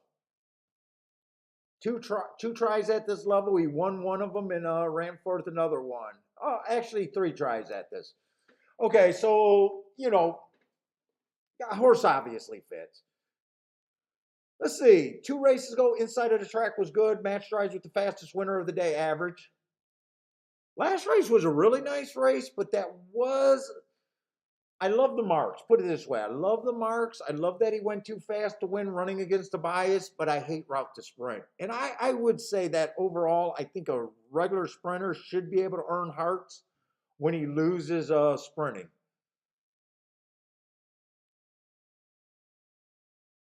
All right, 3 horse. Definitely not. There's nothing on his resume that says anything bad. So yeah, you definitely got a shot. But you better, if you single to a 4 to 5, you better have a shot anyways.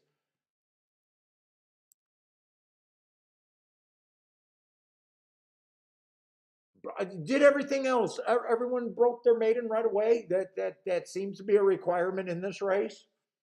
Comes back, goes too fast to win, just missed by a nose. So I love that race. But instead of going stakes company, he arguably did that at a little bit lesser of a company. And then he comes back and wins on an inside day and just you know Is he really a 103 or did he get by his help? That we won't kind of know right there, but I got no problem with that race. You know, it's just handicapping. I like to poke holes in favorites, but yeah, you should have a shot. I mean, it's right now it's kind of a tough race. I got no problem with any of the top three horses on paper so far. You can also make the argument right now that you might not want a horse that already been at this level, that the horse coming down in level. So, you know, three's probably been at a higher level in the two races against Winter, and now he's dropping in. So good luck on your pick five. I hope it's paying something. Now, to me, the this horse feels cheaper. The four horse definitely feels cheaper in this race, and the odds already reflecting it. I don't like that race 3 races ago where the inside of the track was good. His speed figure went down, and he was 1 tick slower than the fastest winner that day. I don't really care for that race. He just feels cheaper to me.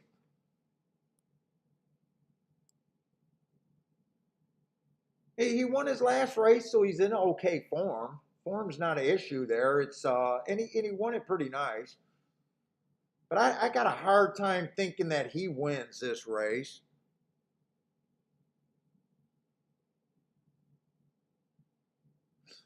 The the 6 horse been at this level quite a few times. The best he was able to do was get a second back here, which is, you know, but his next race, 3 races ago, it was early pressing day. He was just average, didn't really look like a contender there. The next race, he got a little bit of excuse at this level. It was a speed favoring track. He's just not a speed favoring horse. Last race, early pressing day, a little bit of excuse. He was more of a closer, but this horse has already had a lot of tries at this level. Definitely does not feel like a likely winner.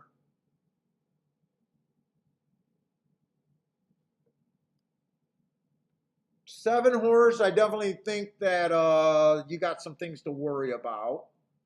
Broke his maiden relatively early.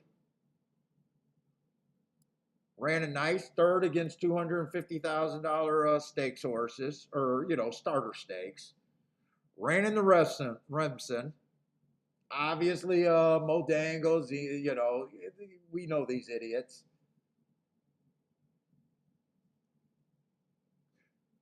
Couldn't win an allowance 1X race. Now, I did have that was an early pressing day. That was this race right here, 3 back, and he was more of a closer, and he just missed.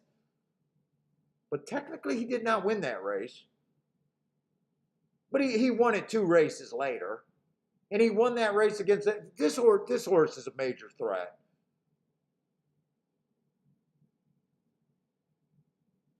Shakti's 5-1.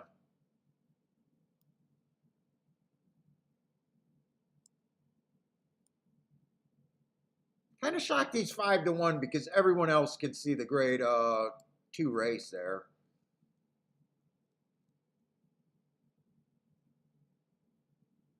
Let's see. I like the 10's marks. I love the heart.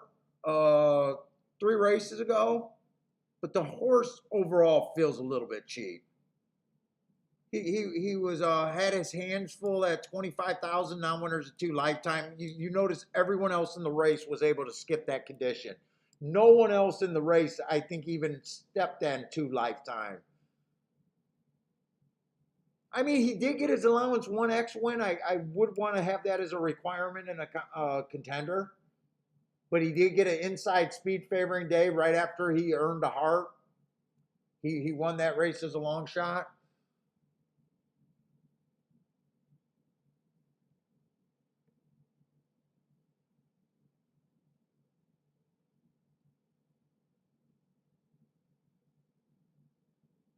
Loving Horse might have some class advantages, but I don't know what to think after the year layoff.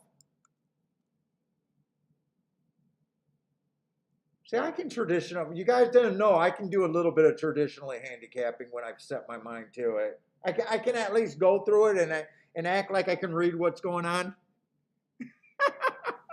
You guys didn't know that. You guys thought I was all about shapes.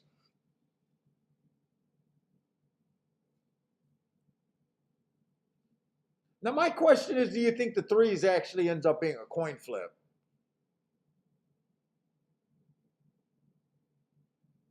I think it'd be hard to be considered a coin flip with the seven in the race. I think the three and the seven should be the two horses bet the most. Three might be getting a little over bet just because of that triple digit speed figure, but I think you got a fair chance here.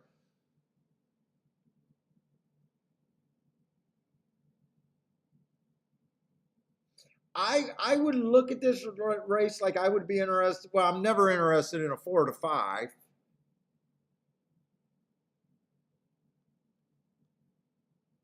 To me, the seven is definitely interesting, and I guess the next two horses I would be looking at would probably be the one and the two. They both got a minor stakes win. They both won a. Did they both win allowance 1X? They haven't really won allowance 1X. Neither of them have.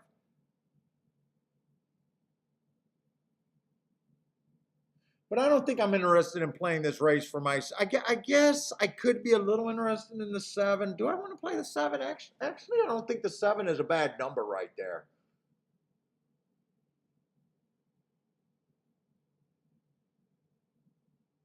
I think the seven is actually a bit of an overlay right there. If I was to make a morning line, I got a feeling that I'm thinking that the three and the seven should be about 2 to 1 and 5 to 2. So the three, what I don't know which one I would settle on without doing the points for the other horses. So I'd be looking at them depending on how many points I got left. Like they were 2 to 1 or 5 to 2, whatever the math would have ended up being. I got enough time to do that. Let's say 28 to 1. That would be five. Let's see if I got enough time. Five. If I started at 5 to 2.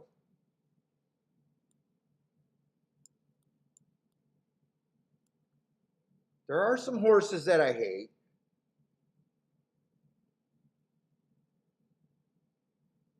I would be hard on the 11 just because of the year off.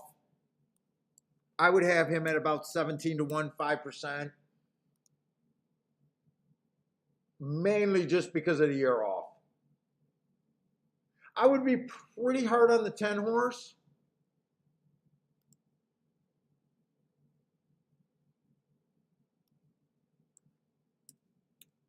Just because I thought he felt a little cheap.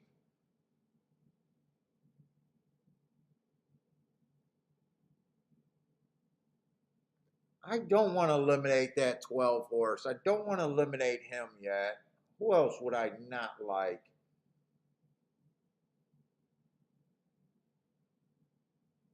I'm thinking about 10 to 1 on the 6 horse, Big Bobby.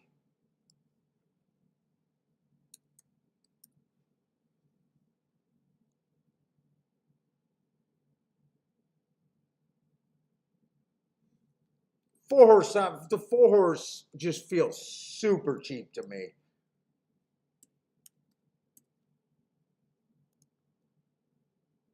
Let's see. Let me add that up and see. 5, 15, 20, 25, 25%. I used 25 points, then I got 2 horses at 28 to 1 or 28%.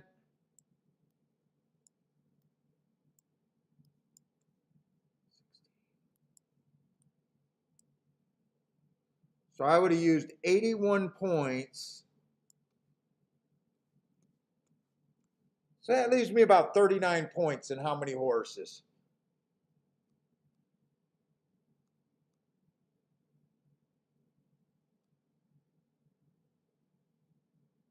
Th 39?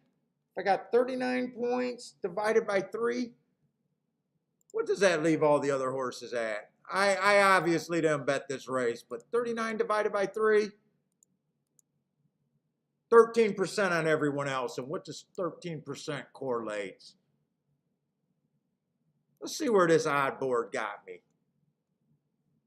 So about 7 to 1.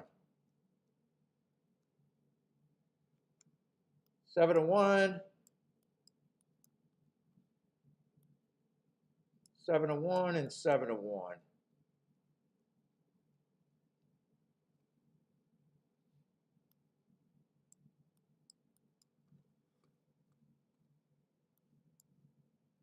Let's see how this race is playing off. Let's see, 11 got the lead. I didn't think the 11 was the fastest horse in the race. I'll say that. I don't think I did. No, not after the year layoff.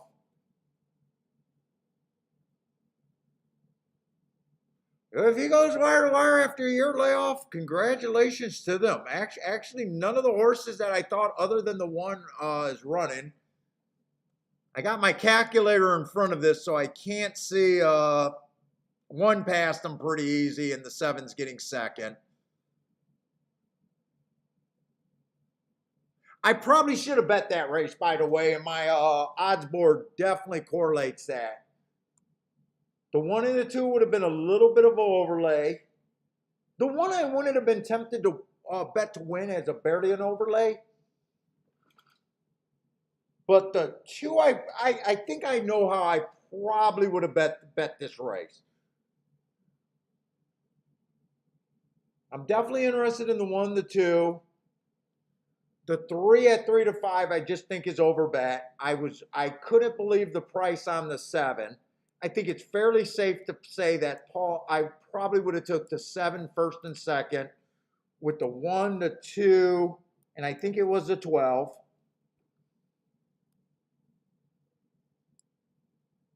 I probably wanted to put it's touchy because I don't think I really would have got overpaid with that win bet. Technically it's an overlay, but a 1-point overlay. I think I would have got suckered a little bit with the win bet on the 2 to win. May have still did the 7 horse to win. And that's probably how I would have bet that race if I would have had enough time there. 11 ran super nice. Probably that year layoff probably caught him.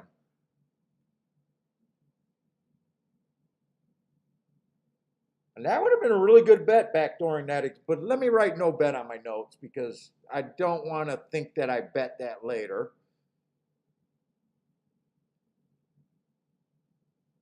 But dude, I think making your betting line makes you a way better bettor and handicapper. It's just so clunky to do.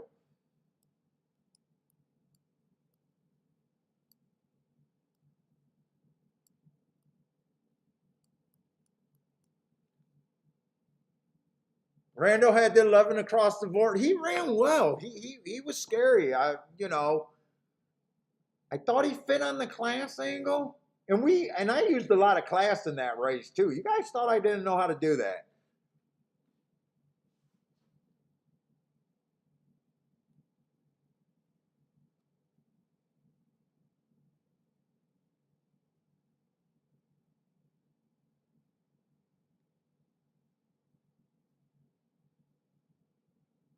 That exactly would have been really nice. And really, you don't get off of the 3 because of anything the 3's done running wise. You get off of the 3 because of the math is so bad.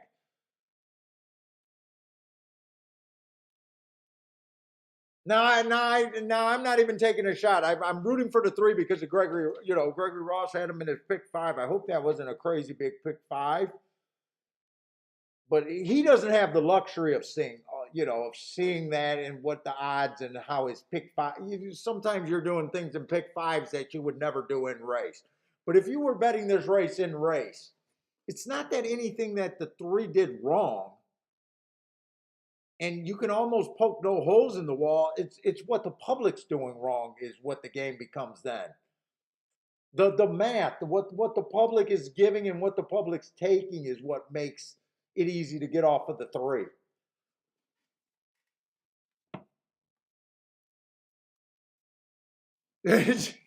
Yeah, but you didn't know that I could actually look at class and weasel through. Oh, and Jay, that's even worse on a pick six, man. And I like or Gregory, I wasn't doing that to root against your ticket or not. I got to take the ticket to where I can get to. But honestly, you did what you had to do to get through and pared your ticket down and everything where you had to get to there. So you're playing a different game. You know what I'm saying? Like,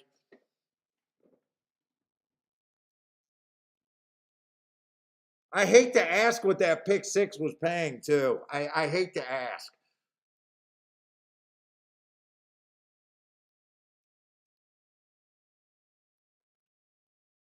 And could I have put the one on top like just hands down? No, I thought the one had just enough sense where the math made a little bit of sense there. So many horses or so many people that just don't understand this game, don't understand that it's just math. It's just math. So when guys like when you're playing horizontal, you don't have the luxury in the late games of really knowing and being able to use math to make good decisions. You're just saying, hey, I got something here. If this happens, if this happens, if this happens, I hope this happens.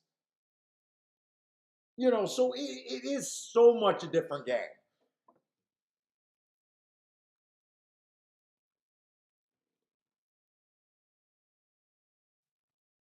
Oh, and that's not even the final leg, but you're still making decisions, based on to me that's one of the problems why I'm not always interested in because if I would have looked at this race, I would have probably been like most batters. Oh man, that three horse done nothing wrong. He only lost by a nose. He's cruising through conditions. Yeah, he can win this race.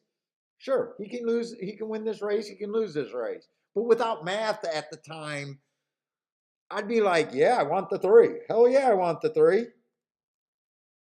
I would have been, hell yeah, I want the seven too. I want the seven also. And then depending on where I would have had to cut my ticket, my next best would have been I'd be looking at the one, the two, and the 12. And who knows how I'm sorting them out when I gotta, play a pick six ticket. But it's easy to kind of sort out any particular race, when you got the odds. Well, it gets easier. It makes more sense. You know what's good about the ticket.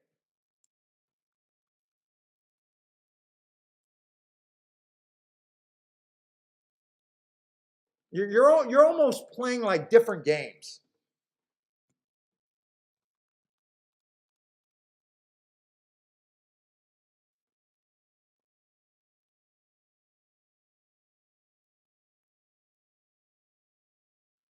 Handicapping is just a bunch of people hanging out, being more or wrong more than right, more than half. Oh shoot, dude, I'm even saying you're giving handicappers even more credit than I give handicappers. You're saying we were wrong half the time, dude. I feel no shame in saying I'm wrong 80% of the time.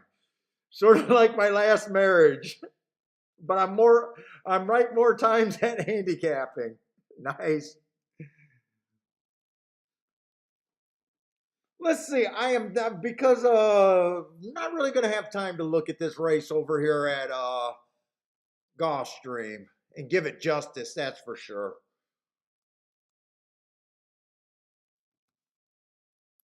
Let's see. This horse got scratched.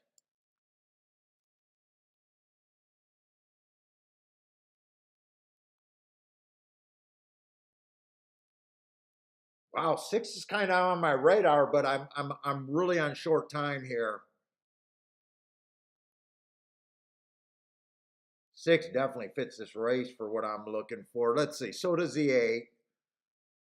8 is the favorite. Okay, I got to get my making a big class drop right here. He could have been with some $60,000 claimers right there. Could have been with solid $35,000 claimers there. I can definitely see why the eight's taking money. And I would have wanted to look up some of these races here. 7 got the lead there. Well, this is I would be looking for this is a Tapeta race, so I would have been looking for stuff coming off the back end.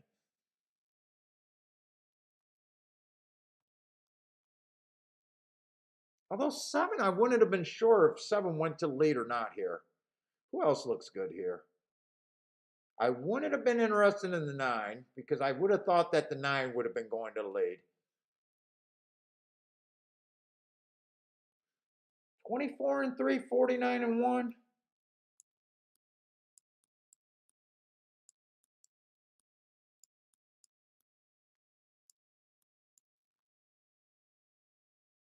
Eight's in perfect position as long as he's willing to run and as long as the pace fast enough. I think the 8 got this. 3 definitely looks loaded. But it all depends on if the 8 flattens out. Right now, the 9's still responding, and so's the 7. Actually, the 8's kind of flattening out. I think they're going to come off the pace. It looks like the 8's not going to be the one, but the 3 is.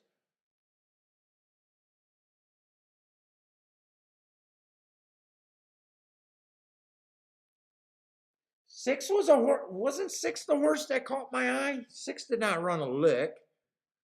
I don't think I even looked at the 3 horse.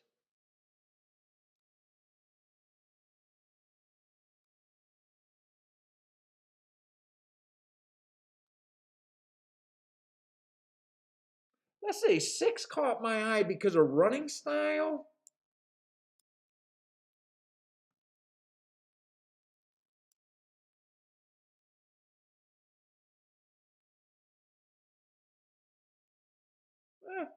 It caught my eye because of running style. Who was the 3 there?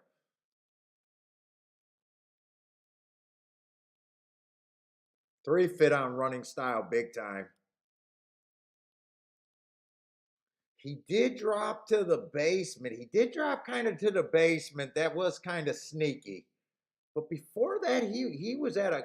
This was just $16,000 claimers.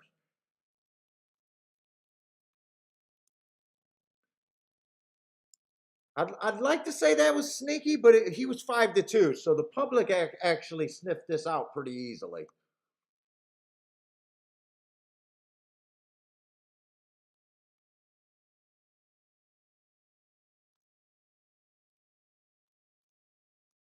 Eight was the false favorite.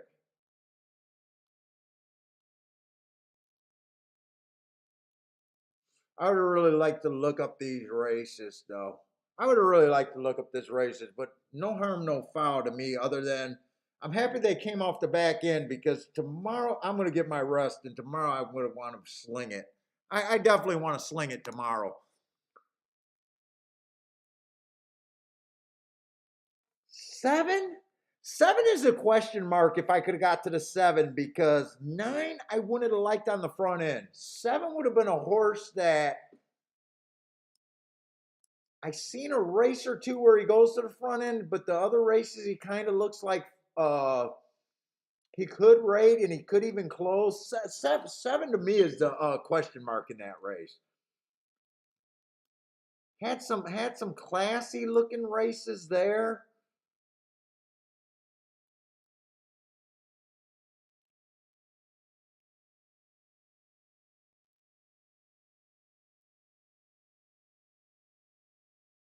Have a hard time deciding to know what I would have done there because I don't know if I could have even done anything with the 8s and I might have just had to sit out that race honestly. Would have been hard to do anything with the exacta. If I would have spotted and looked at the 3 closely, I would have seen the back class, but the 5-2 makes it kind of hard to swallow. I don't know.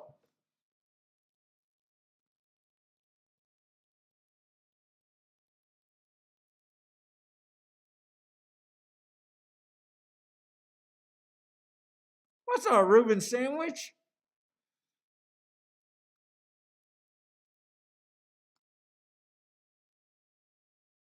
Soft infantry, biggest flaw to the horse betters.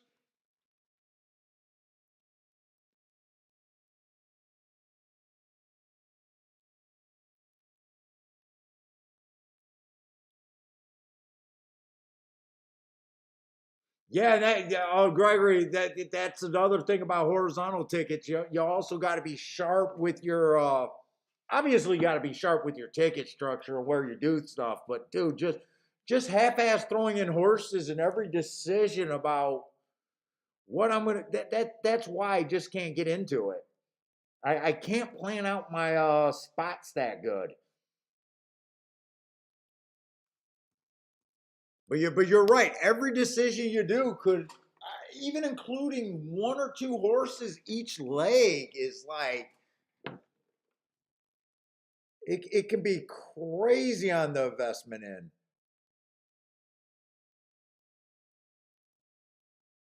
Oh Lord Jesus, do I really got to sit here? Tell me this. If this is the last race, I'm gone. I'm not even going to stay for this race. Let me see how many horses are in the last race because I don't even want to sit here for a 3-horse freaking race. Not 3 contenders, 3 horses in a race.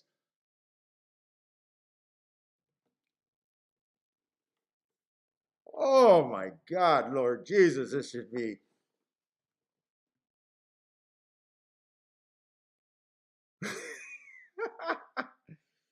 Does anyone know what the weather's supposed to be for tomorrow? Hopefully the track dries up, but we have no idea what that's going to do to the turf racing. I imagine there's going to be quite a few turf races tomorrow.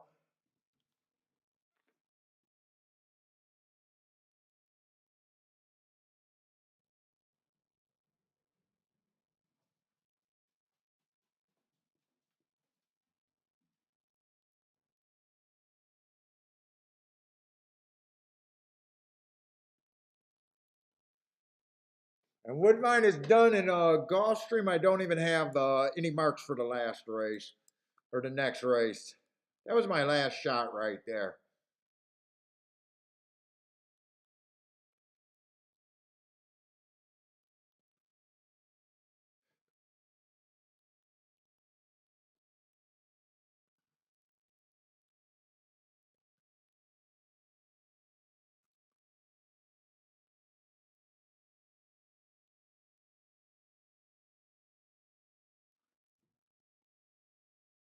Oh, we're supposed to get more rain for tomorrow? Oh, shit. So so there probably is a pretty high likelihood that they might be off the turf tomorrow then, huh?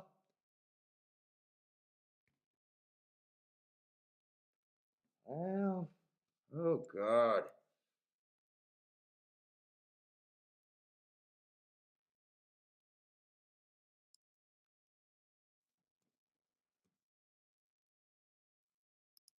I can still handicap it. We'll see how it goes tomorrow. We do have a tournament tomorrow on horse tourneys if you guys are interested.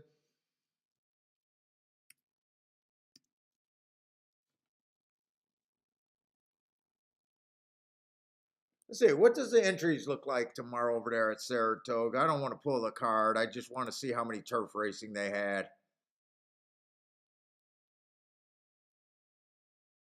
They did have half the card was turf racing.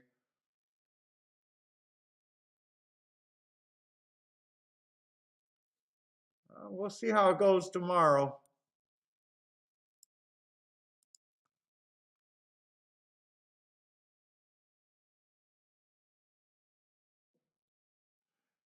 Yeah, because mostly I'm with you, Jay. I've been mostly interested on the turf racing. Hey, anyone got any best bets for tomorrow? Who's all geeked up about the Travers? Anyone taking a shot against Jackie's Warrior? Is the best horse in America finally going to win a Grade 1 race tomorrow? Right? That is still true. Epicenter is still the greatest horse that never won a Grade 1 race, right? Am I wrong on that fact? Is that a fact or is that just something that I like to say? I'm gonna get my hate mail from my Epicenter people.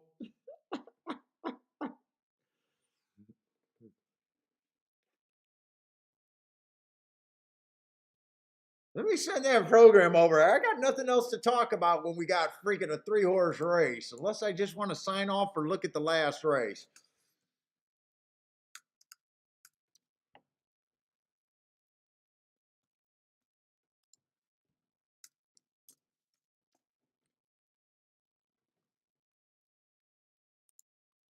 Let's see, I'm sending tomorrow's form over there.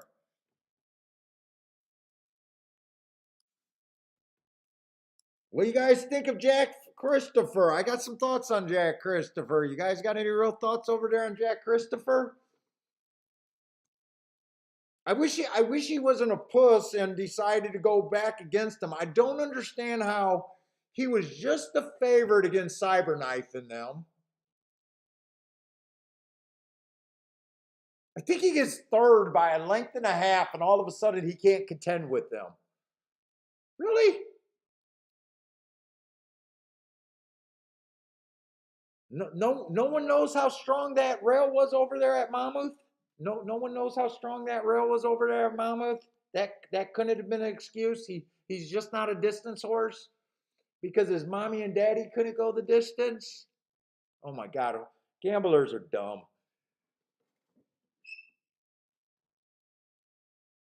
Cindy says at first glance she's still trying to get Zandon to go by Epicenter. I haven't liked the Zandon ever since the Bluegrass. Now I do got some thoughts about that race. I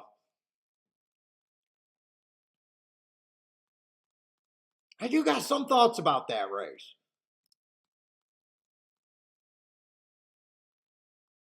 Where's Taiba? Why is Taiba being a punk? Where's Messier? Where the hell is Messier?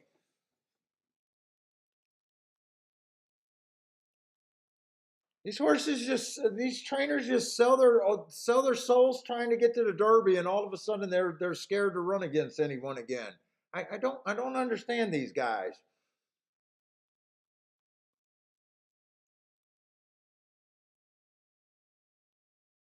I'll tell you what my first thought, and it's based on the Derby. I don't think Epicenter was hindered by the Derby. I don't think he was. I think some horses were hindered by the Derby, but their names was Messier, Taba, the horses that set the pace, Cyberknife, who came back to win off of that race. I'm curious. Cyberknife was the closest horse coming out of that Derby that's gonna be in the race tomorrow. I'm curious to see if he takes a big step forward. He already took a step forward in the Haskell, caught him in the Haskell, fairly easy call in that exacta and win back. I told you how excited I was waiting for everyone that was in the Derby that was in front of Epicenter. So I do have that like little thought that I'm interested in. I'm just not sure that Cyberknife's he's 7-2 morning line. I'm just not sure he's going to be a price. I don't get excited about 7-2, and I don't know what I can do if I get 7-2.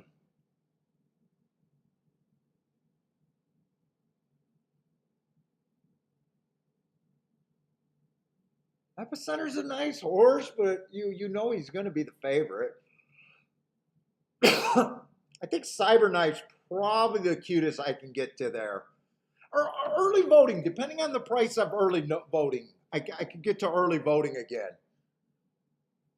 I hit early voting in the Preakness, another easy call. Epicenter did have problems in the Preakness.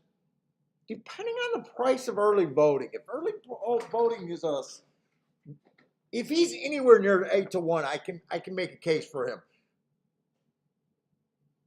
In the Jim Dandy, he still earned a heart on the Jim Dandy. He actually earned a heart on that day. Epicenter didn't earn a heart.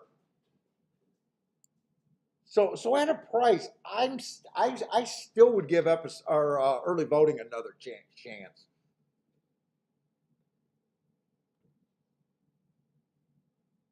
Who's talking about a divorce? Matt, I'm not, dude, Matt, I'm not sure if you troll me or what, or you're in other conversations that I have no idea where you're at, but I'm lost.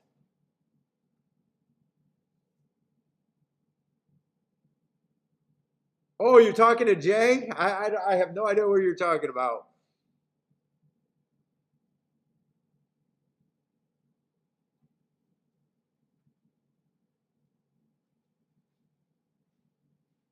Now, Xander might get a bump from that race. He was the widest, but it was a 4-horse race. I thought the inside was good that day.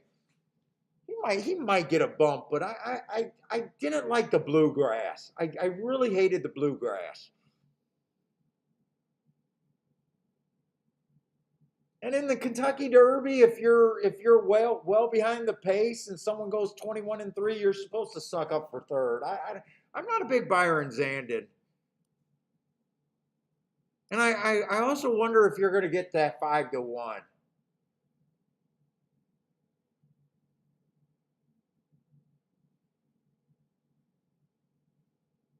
I can't get to this 5-horse. I can't get to the 4-horse.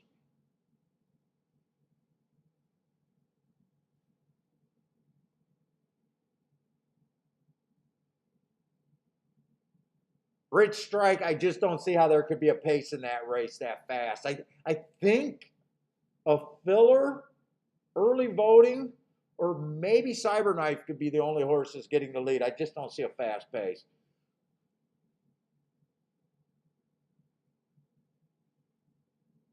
Let's see, this race might be off the turf.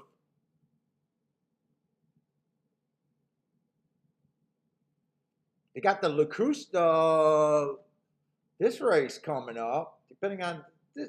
This is a 5-horse race stakes, but it's a solid field. They're all killers in that race. The Personal Ensign, I looked at that one last night. They are all killers there, but I hate these 5-horse betting fields.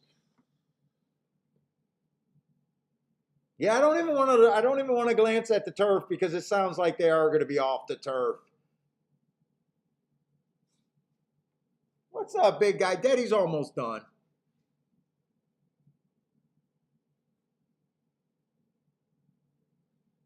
Maybe the graded races will be on the turf.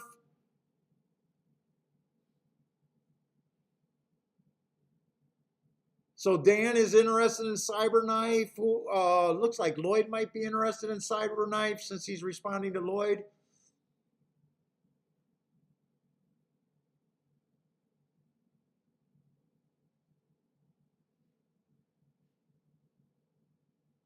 Yeah, Cyberknives are Rich Strike. I'm just not a believer, and I'm like pulling for that horse because so many people have so much contempt for him.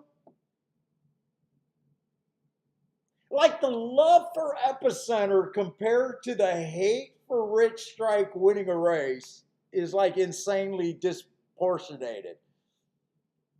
Like I'm pretty sure Epicenter is still the greatest horse that never won a Grade One race. I hope he keeps that moniker. Let me see if he won a Grade One race. I mean, Cyberknife got his Grade One twice. Rich Strike got his Grade One. Look at that Grade One on Rich Strike. Look at that motherfucker with that Grade One. Dude, I just hope I get 5,000 views with nothing but Rich Strike fans, or not Rich Strikes, nothing but Epicenter fans tomorrow.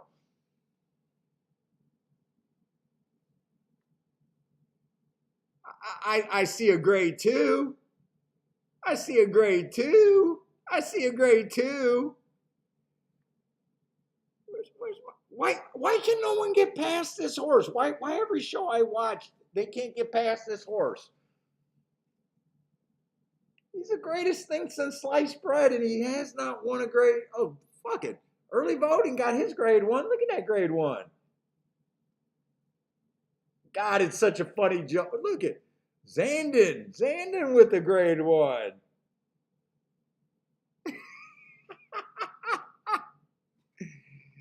I know, Dan. I want all of those Twitter people to tune in.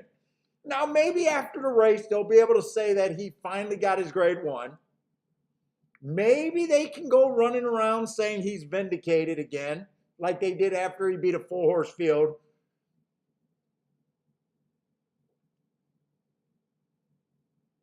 So maybe he'll get his grade one, but until then, he's the greatest horse that never won a grade one.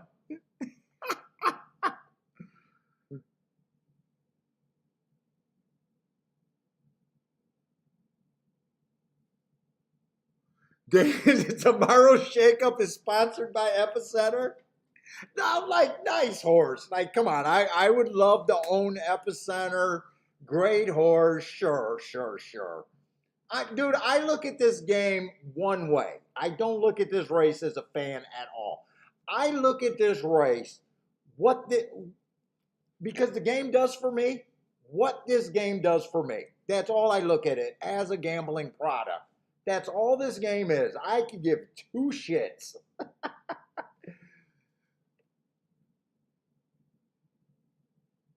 Like I said, if I found an edge in betting cockroaches scurrying across the floor and there was enough people for me to make a living betting on that game, that would be my game.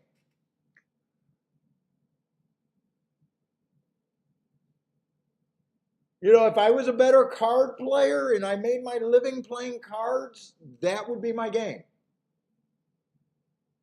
I look at this game, as a gambler first. But if we can get the handle up on cockroaches running across the floor, I'm game. If I could find an edge and we can get the handle up, let's play. And I love on some of the big shows when I say horses and races name wrong. I also get the people that says have respect for the game. To me, that's the funniest thing out there. I don't know why anyone would have respect for a gambling game. That's like me going to a casino and telling a roulette player to have respect for the spinning ball.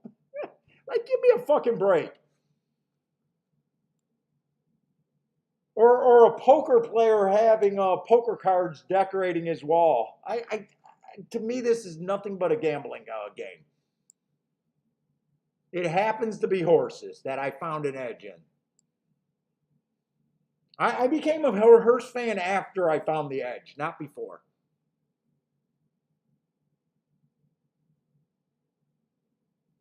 Country fair pig racing. Shit, if we could get the handle up and I could find an edge, sure, I'll go there too. Blue King got go 5 million roaches training at his house.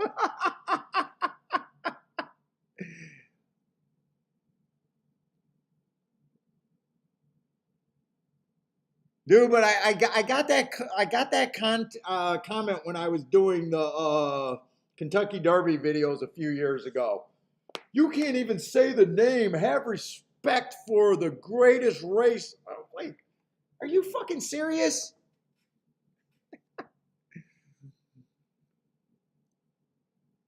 You know how many degenerate horse players that this game ruined their lives and probably should have never stepped near the fucking track. Are you kidding me?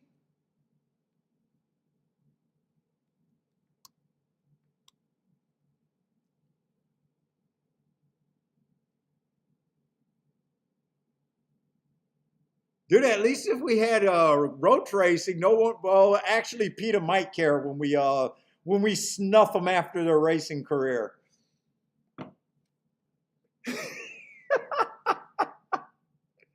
We'll be paying for aftercare for roaches.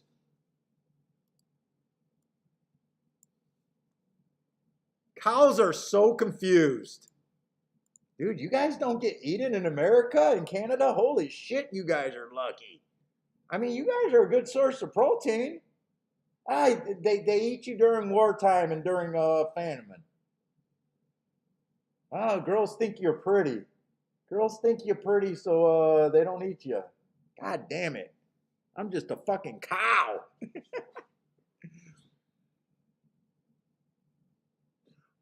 Ryan, I I got I got very lucky. Now, when I said I got very lucky, obviously it took me years before I became able to win. But right away I went to the library, and right away I'm gonna say I got lucky because I found some books, and I used something that worked for the level that I was at to hook me. I wasn't a winner, and I was basically what it was they talked about the track power times, faster and slower tracks, and this guy would have a thing that he would send you. You would have to pay every year, and he would send you the average par time for every track, and you would use the par time in the racing form and adjust the time. So I started with that. It didn't turn me into a winner, but it set me down the path to where I was hooked. Like, I was able to handicap horses and felt like there was an understanding to horses that most people didn't have. And I don't think buyers were out at this time. I'm not sure. I started playing in 1990. So I'm not sure buyers were around. It probably took me about 5 years in before I had that first winning year. And remember back then it wasn't a full year, it would have been a meet because there was no simulcasting at the beginning. So it would have been before DRC got simulcasting. So if I was able to look up the year, it would have been before that. And I started at 1990. So if they started simulcasting in 1995, it was within the first 3 or 4 years. But I honestly believe back then when there was no simulcasting that there was a lot of guys that were marking up their forms in all different ways. So I got lucky right away with getting enough knowledge to be hooked. Not being good, but feeling like I was going down the right path, if that makes sense.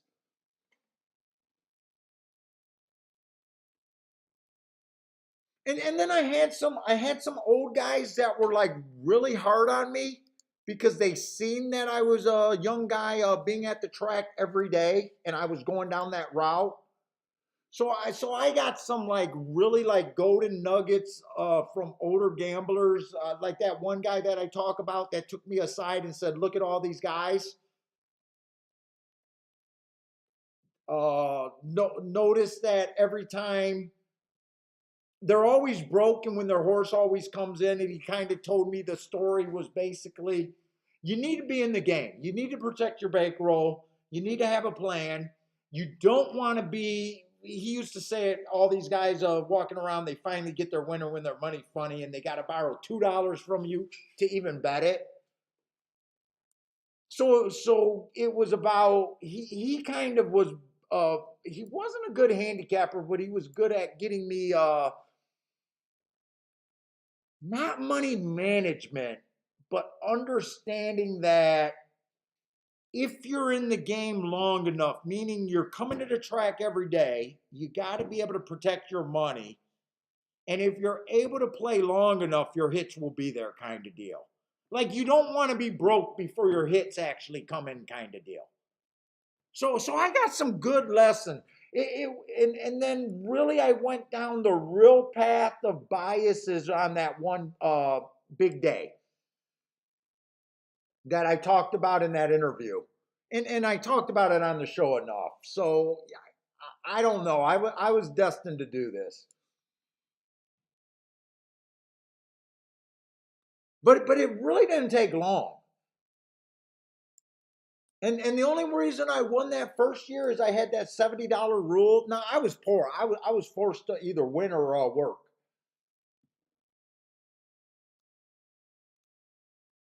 So I put pressure. Now it's easier when you don't have a family and that sort of stuff. It was probably easier for me to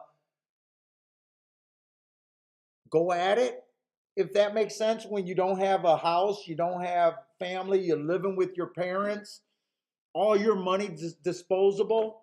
Like the money didn't mean anything.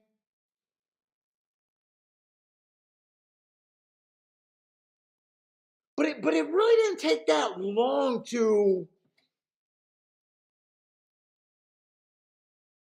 get good. Now obviously, and not every winning year is the same year. You know what I'm saying? Not every year. It's not like, oh, we make 50,000 a year every fucking year and it's up for there. Some years I'm making fucking less than minimum wage.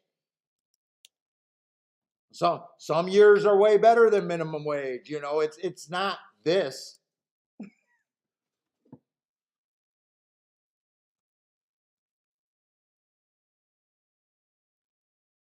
Oh yeah, Joe. I hit my main bet of the day. I had some really light play bets earlier, but my only real opinion today was actually a nice exacta. I think it was a 6-1 over 8-1 exacta. I did probably better in the win bet, but that definitely put me up. Not a killer day, but definitely most guys. If you were working for a living right now, you would say that that's a pretty good day. Put it that way. Not a crazy day. Not a day that a gambler would dream about.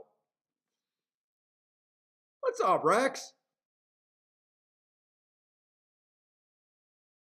Like put it this way. You guys right now, especially the guys that are just now starting, you guys right now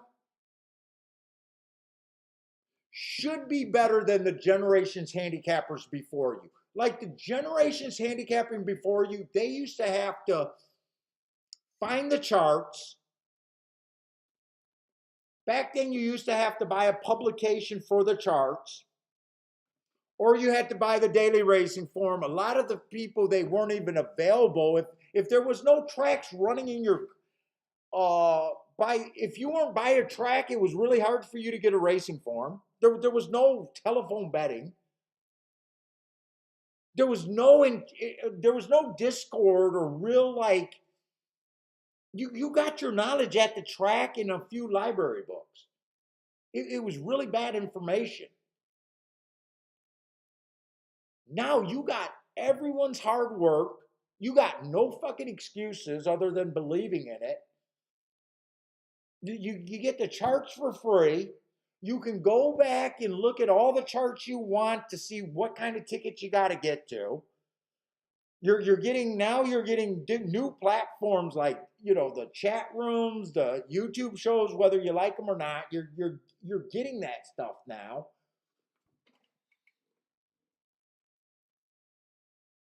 But right now, I would say there's no excuse for any person. Dude, and the people that are saying they can't get information, no one's sponsoring me. That doesn't stop 10 of you guys from buying a form together and dissecting it. Like all these clowns that talk about the information is too expensive. That's not even a fucking excuse. With the sharing on the fucking internet and PDFs. Now, if I had a sponsor, I wouldn't be suggesting it, but there's no excuse. Right now, the biggest excuse from people learning and getting it is just no one believes that it can be done.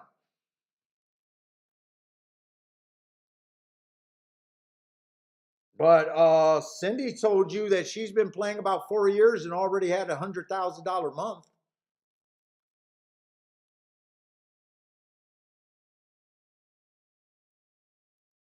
Well done. Most people don't get $100,000 month in the first 4 years.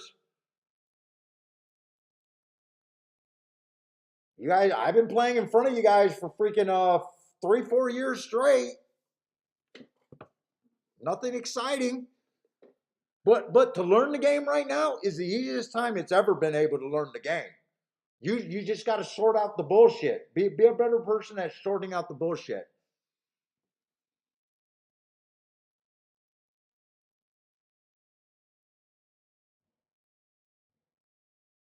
And if people were just as convinced as in poker that you can learn the game and you can win at this game, we would get our boom. We would get our boom. But convincing people they it's so hard to convince people you can win at a game where your strike rate is about probably 20%. It's very hard to look good when you're when a 20% strike rate is reasonable.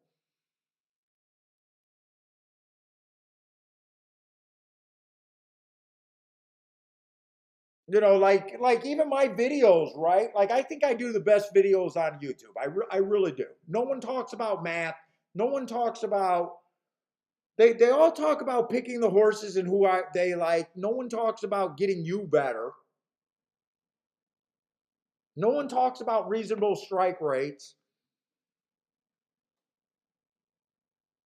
And I still only get people that my average viewer just comes in for 15 minutes at a time. Maybe it's my personality or the sound of my voice, but dude, I've never been convinced by anyone else that I've watched play. But the content's out there.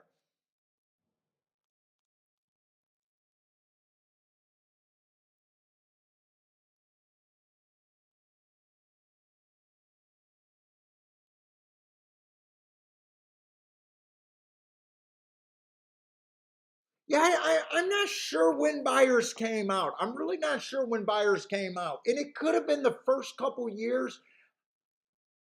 I don't remember when I started buying. My first year, I'll be honest. I told you guys this before. My first year, I did not play. I was boxing. I had an investor that was paying for that, paying for my place to stay and everything. I had no money. I was just near the track, and I hung out at the track, and I was doing paper systems with no bets, no bets.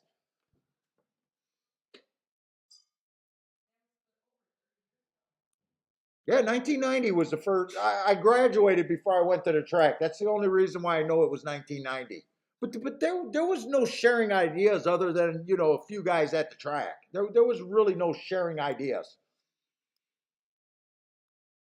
And when you get a hold of the old systems back then, it was like eliminate every horse that's been off 30 days, eliminate horses that didn't run first, second, or third, or was farther back than 4 lengths at the finish. Oh, the system, dude. Back then, if you guys were playing against the people that were playing 30 years ago, you couldn't.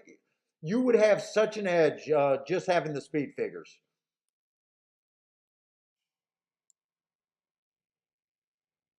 Yeah, it was all about the picks at the free press. I had a system where I used to get the free press and the Detroit News, and both of them would have selectors. So I would grab like the two newspapers. Then you go to the track, you buy a tip sheet or two, so now you got 4 guys selections. They all give you 3 selections, and I would do a point. That was like one of the early bullshit. I was always doing something on paper.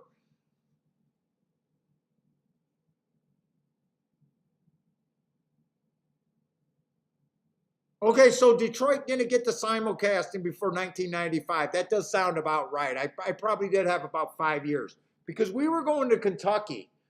We were going to Kentucky and we were going to Woodbine when Detroit would cut down. Hey, Matt, do you know how long the Detroit season was? I think it was a fairly long season, like at least 6 months, but my memory does not even. I'm not even sure if it was that long. But I remember back then, I remember a lot of guys would keep all their forms or at least programs marked down. Every new season was like a new season because guys were, unless you were playing at with a bookie, you weren't able to play at other races at other states. So guys, when they had the time off, they were reading handicapping books and in their basement doing systems.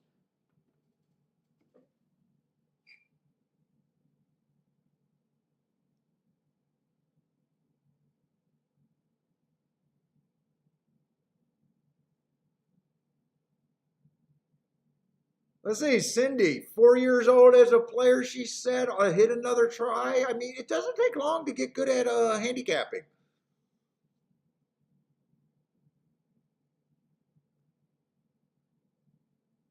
Charles is boom, boom, booming.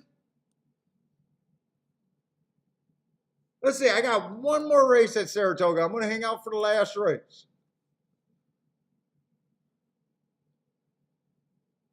As long as the race looks interesting, let's make sure I got the stuff.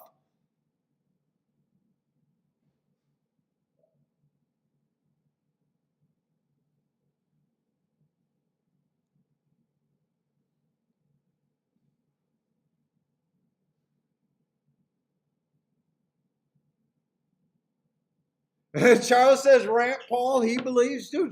Charles, are you a guy that I think you a guy that said that you improved greatly in the last few years?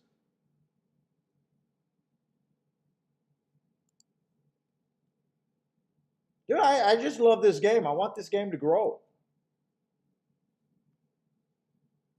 Now, I do want the game to grow for selfish reasons because I want the game to be along longer. I want to be able to talk and party, and I want to be able to feed on the guppies for longer. I'm not one of those guys that says I want everyone to get better. I know we got to keep replenishing my pond with guppies.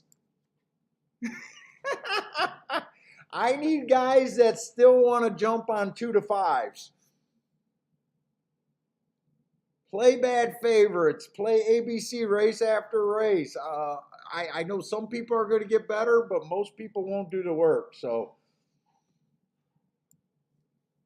but I want the game to grow for selfish reasons.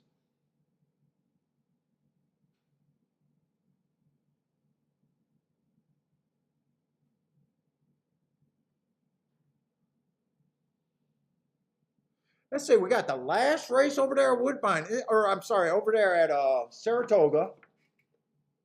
This race might be kind of interesting because I'm already a little interested in this one horse.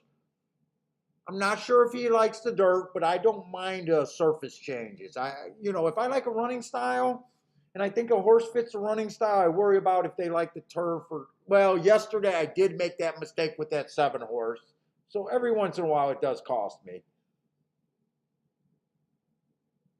That did bug me. That 14-1 or 17-1 winner that I got off just because it was his first time on the turf. So I do make the mistake every once in a while. Let's see, but this one does have 2 interesting races.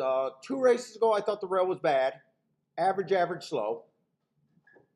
And last race, I thought it was a closing day. This horse tried to go wire to wire and went too fast. Are you done?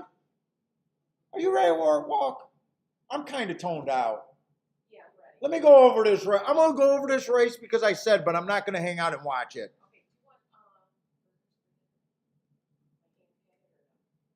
What are my other choices? Leftovers. Yeah. My wife with the great leftovers. You're lucky you're cute. I know. It's the short. Because it's not your cooking and it's not your scheduling of meals that I married you for. All right, get out of here. All right, I'm going to go over this race. I might be interesting, but I'm going to be on a long time tomorrow, and I am kind of disinterested so far.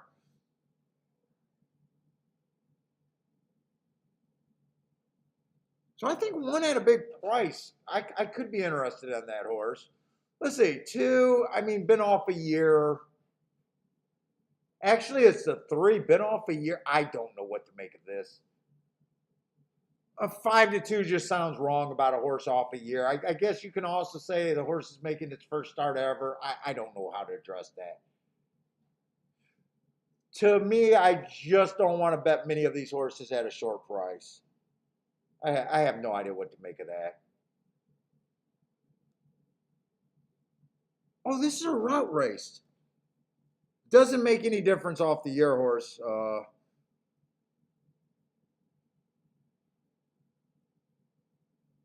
I don't got any great insight or any great thoughts on this 5 horse. First race out, I thought it was a bad rail stalking day. I gave him an asterisk because he was more of a closer that day, but that's still an ugly running line. Comes back, slow average with an extremely ugly running line. Last race, closing day, you would have thought that this horse is good at being slow early. If the track was favoring closing that day, you would have thought that he would have improved there, and he really didn't improve. It's hard for me to get to him. And he's 5-1. Jesus Christ, 5-1? I don't know where the upside they're thinking on him, really. I guess it's just a race and they got to bet someone. I got a hard time like getting too excited about him.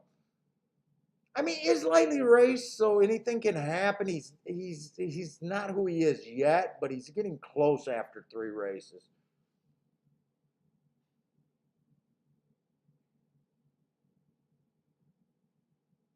Let's say the 6.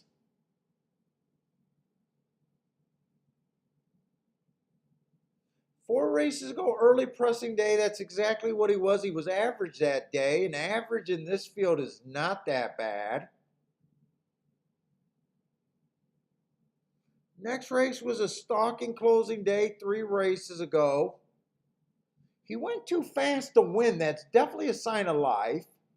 He did improve his next race, but not a ton. But he did definitely get a bump. That's not a bad third. The rail was bad that day, but not a bad third.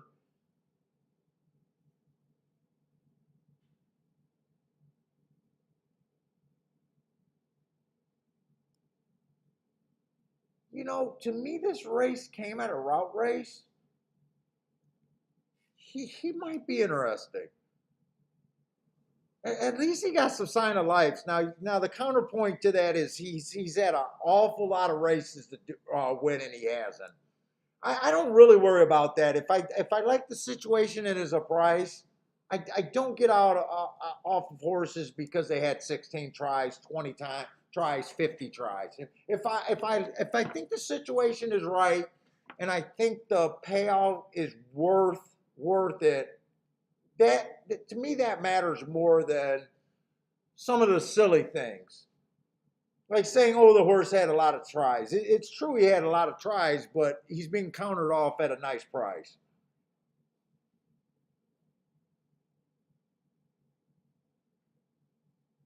Let's see, 7's dropping.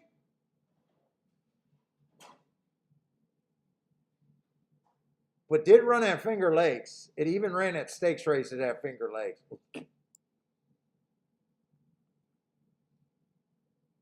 8's a first-time starter. The field's pretty weak. I would even care if someone went there, really. Let's see. 11 horses a favorite. At least this horse does have a sign of life. I can see him being the favorite here. I can at least agree with the board that yes, favorite. First race out, average. Stalking track, bad rail, so shouldn't have been bothered there. Last race, I had that the rail was bad. Started in the 4-hole. If you're really interested in him, I'd watch that replay because if he was on the inside that day, I could upgrade that race. Let's see. I definitely think 11's a. Oh, wait a minute. Oh, wait. I'm looking at the 10 horse there. Oh, that's the 10 horse. Okay, that's the 10 horse. This is the 11 horse. You know what? I can see why the 11's being bet down to chalk too. Well, 11's probably got more upside. Or at least he ran the better races. 4 races ago, slow on an early pressing day. I gave him an asterisk because that borderlining stalker closers, and it was at a sprint. Comes back, goes too fast to win, so I definitely like that race. Just missed next time out being average. Ran a nice second again on a closing day. So I do see the 11. I see the 10. Where else could I go here?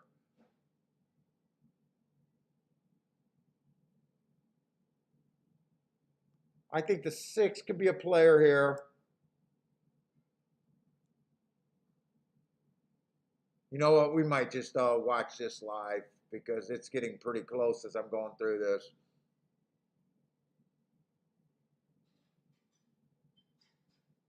Five horse. I think 5 underneath at the best. I honestly think five's nothing but underneath. If he's anything.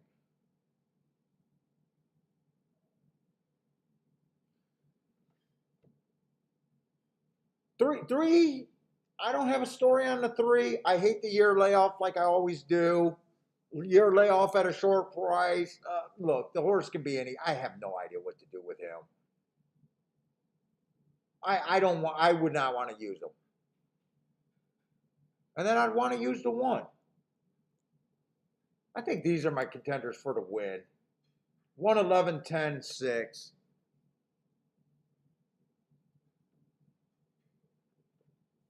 Let's see. I think I'm going to play this bet a little bit.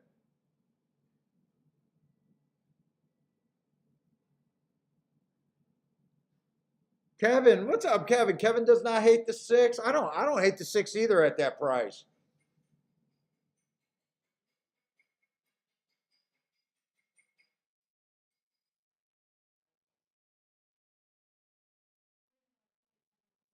In fact, I think if I bet this, it all depends on what I want to accomplish. So I'm up today, but I'm not up like a crazy ton where I want to throw money around. I'm just cruising into tomorrow. So let's see. The bets, I'm just working out what I could do here. I could definitely do the 1 and the 6 to win.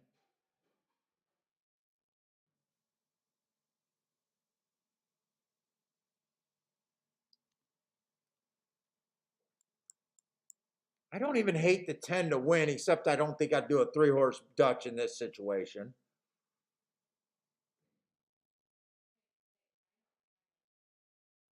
I could go with either of those 3 to win.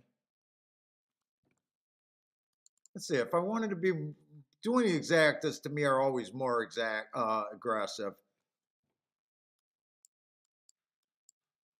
I would not want the 11-10 exacta. If I did the 11-10, I would take that down into a try.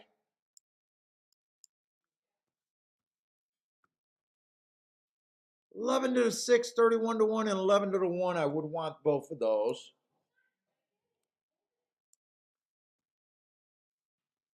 And when I say continue that to the 3rd spot, I'd just be using everything that I think is going to bump up that exacta. The 178.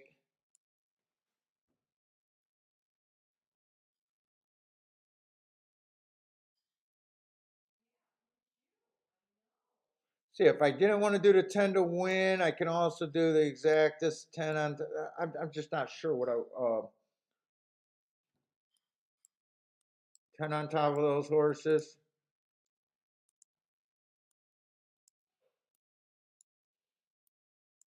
Make sure the 10-11 is worth playing.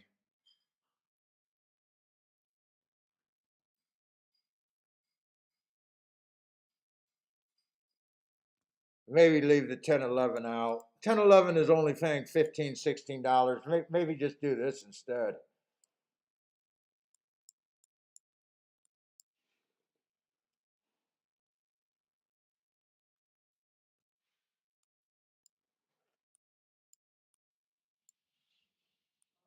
Ten over to 1 and 6, 11 over to 1 and 6. 1 and 6 to win. Could do the try there.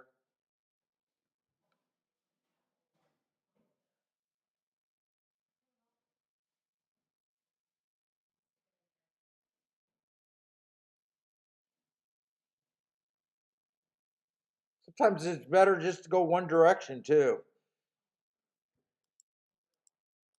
Do I want to do the exact as a try or the win tickets? Not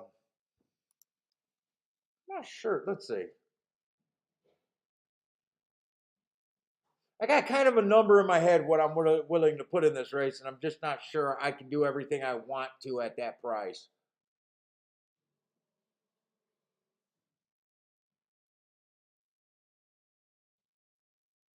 I'm not sure I can do everything I want to at that price.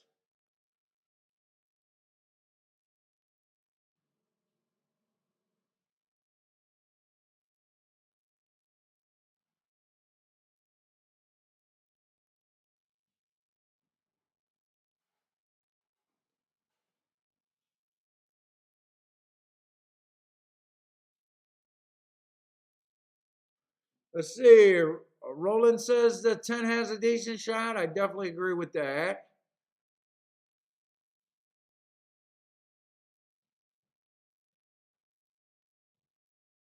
That's definitely where I would be here. I'm just deciding if I really want to do it or not, or just be happy with where I'm at.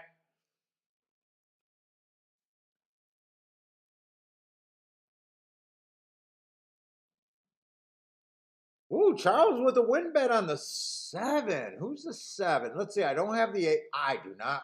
I can't get to that 7. Finger Lakes, man. I'm throwing up in my mouth. Good luck, Charles. Charles not scared of Finger Lakes.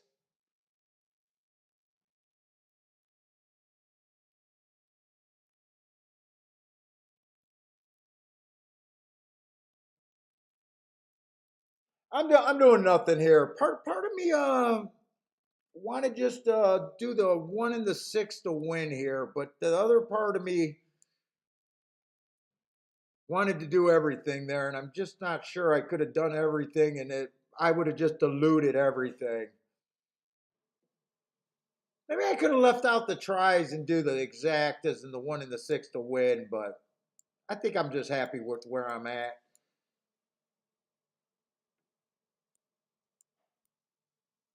But that's definitely what I was thinking.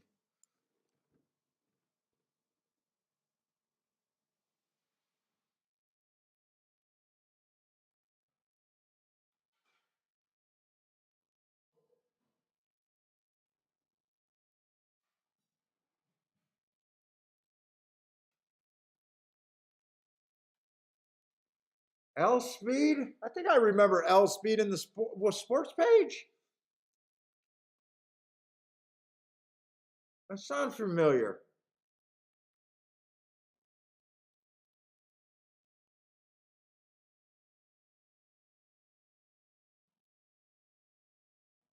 Let's see, I'd be really interested if this one can get the lead on a soft pace. No, the 11's going to go here also. Or the 10's going to go. One doesn't get the lead, though. Oh, the Chicklet guy is going crazy with the 8.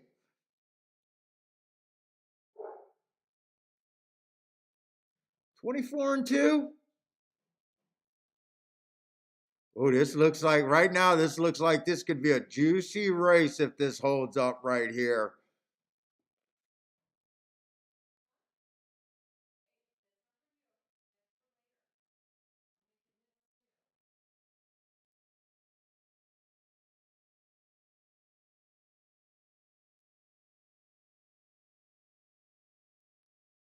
All 3 horses on the front end still look extremely live. I think the 5's done and the 11's the only horse that's coming. I think I could have went after this race.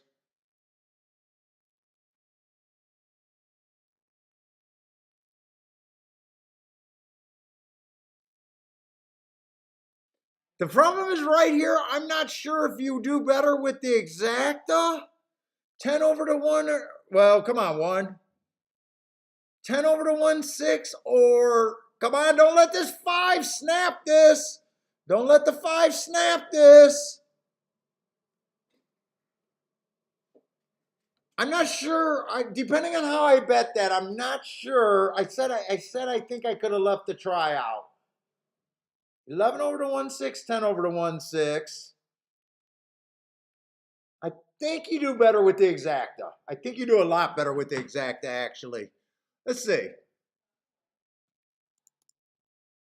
Dude, when you know how to handicap, it's just like going to the bank.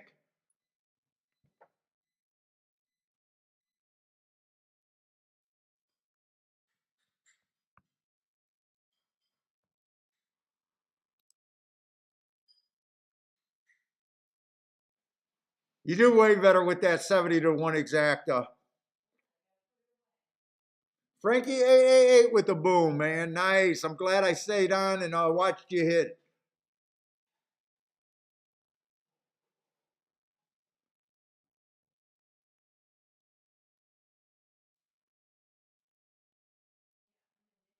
Oh, Ohio really got us simulcasting in 92? Well, I wonder why we went to Kentucky instead of Ohio then. Because Ohio would have been a shorter trip for us. We were going to Florence, Kentucky.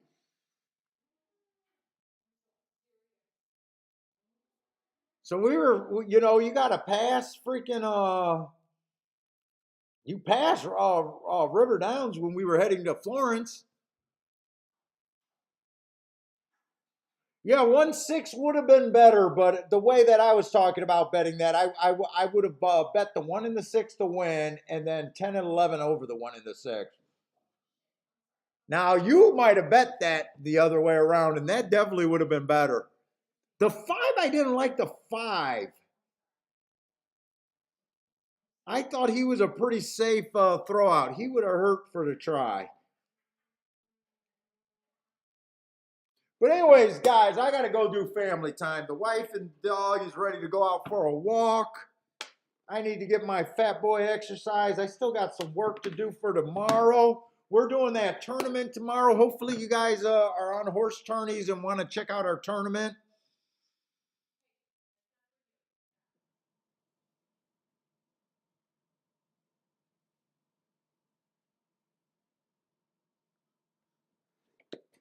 But anyways, tomorrow early. I'm not sure how early, but we're gonna be on for the first race at Saratoga. I don't know if it's 10:30 or what. I don't know what time it's at. But hope to see everyone there. If you guys are still playing tonight, good luck, and hope to see everyone tomorrow.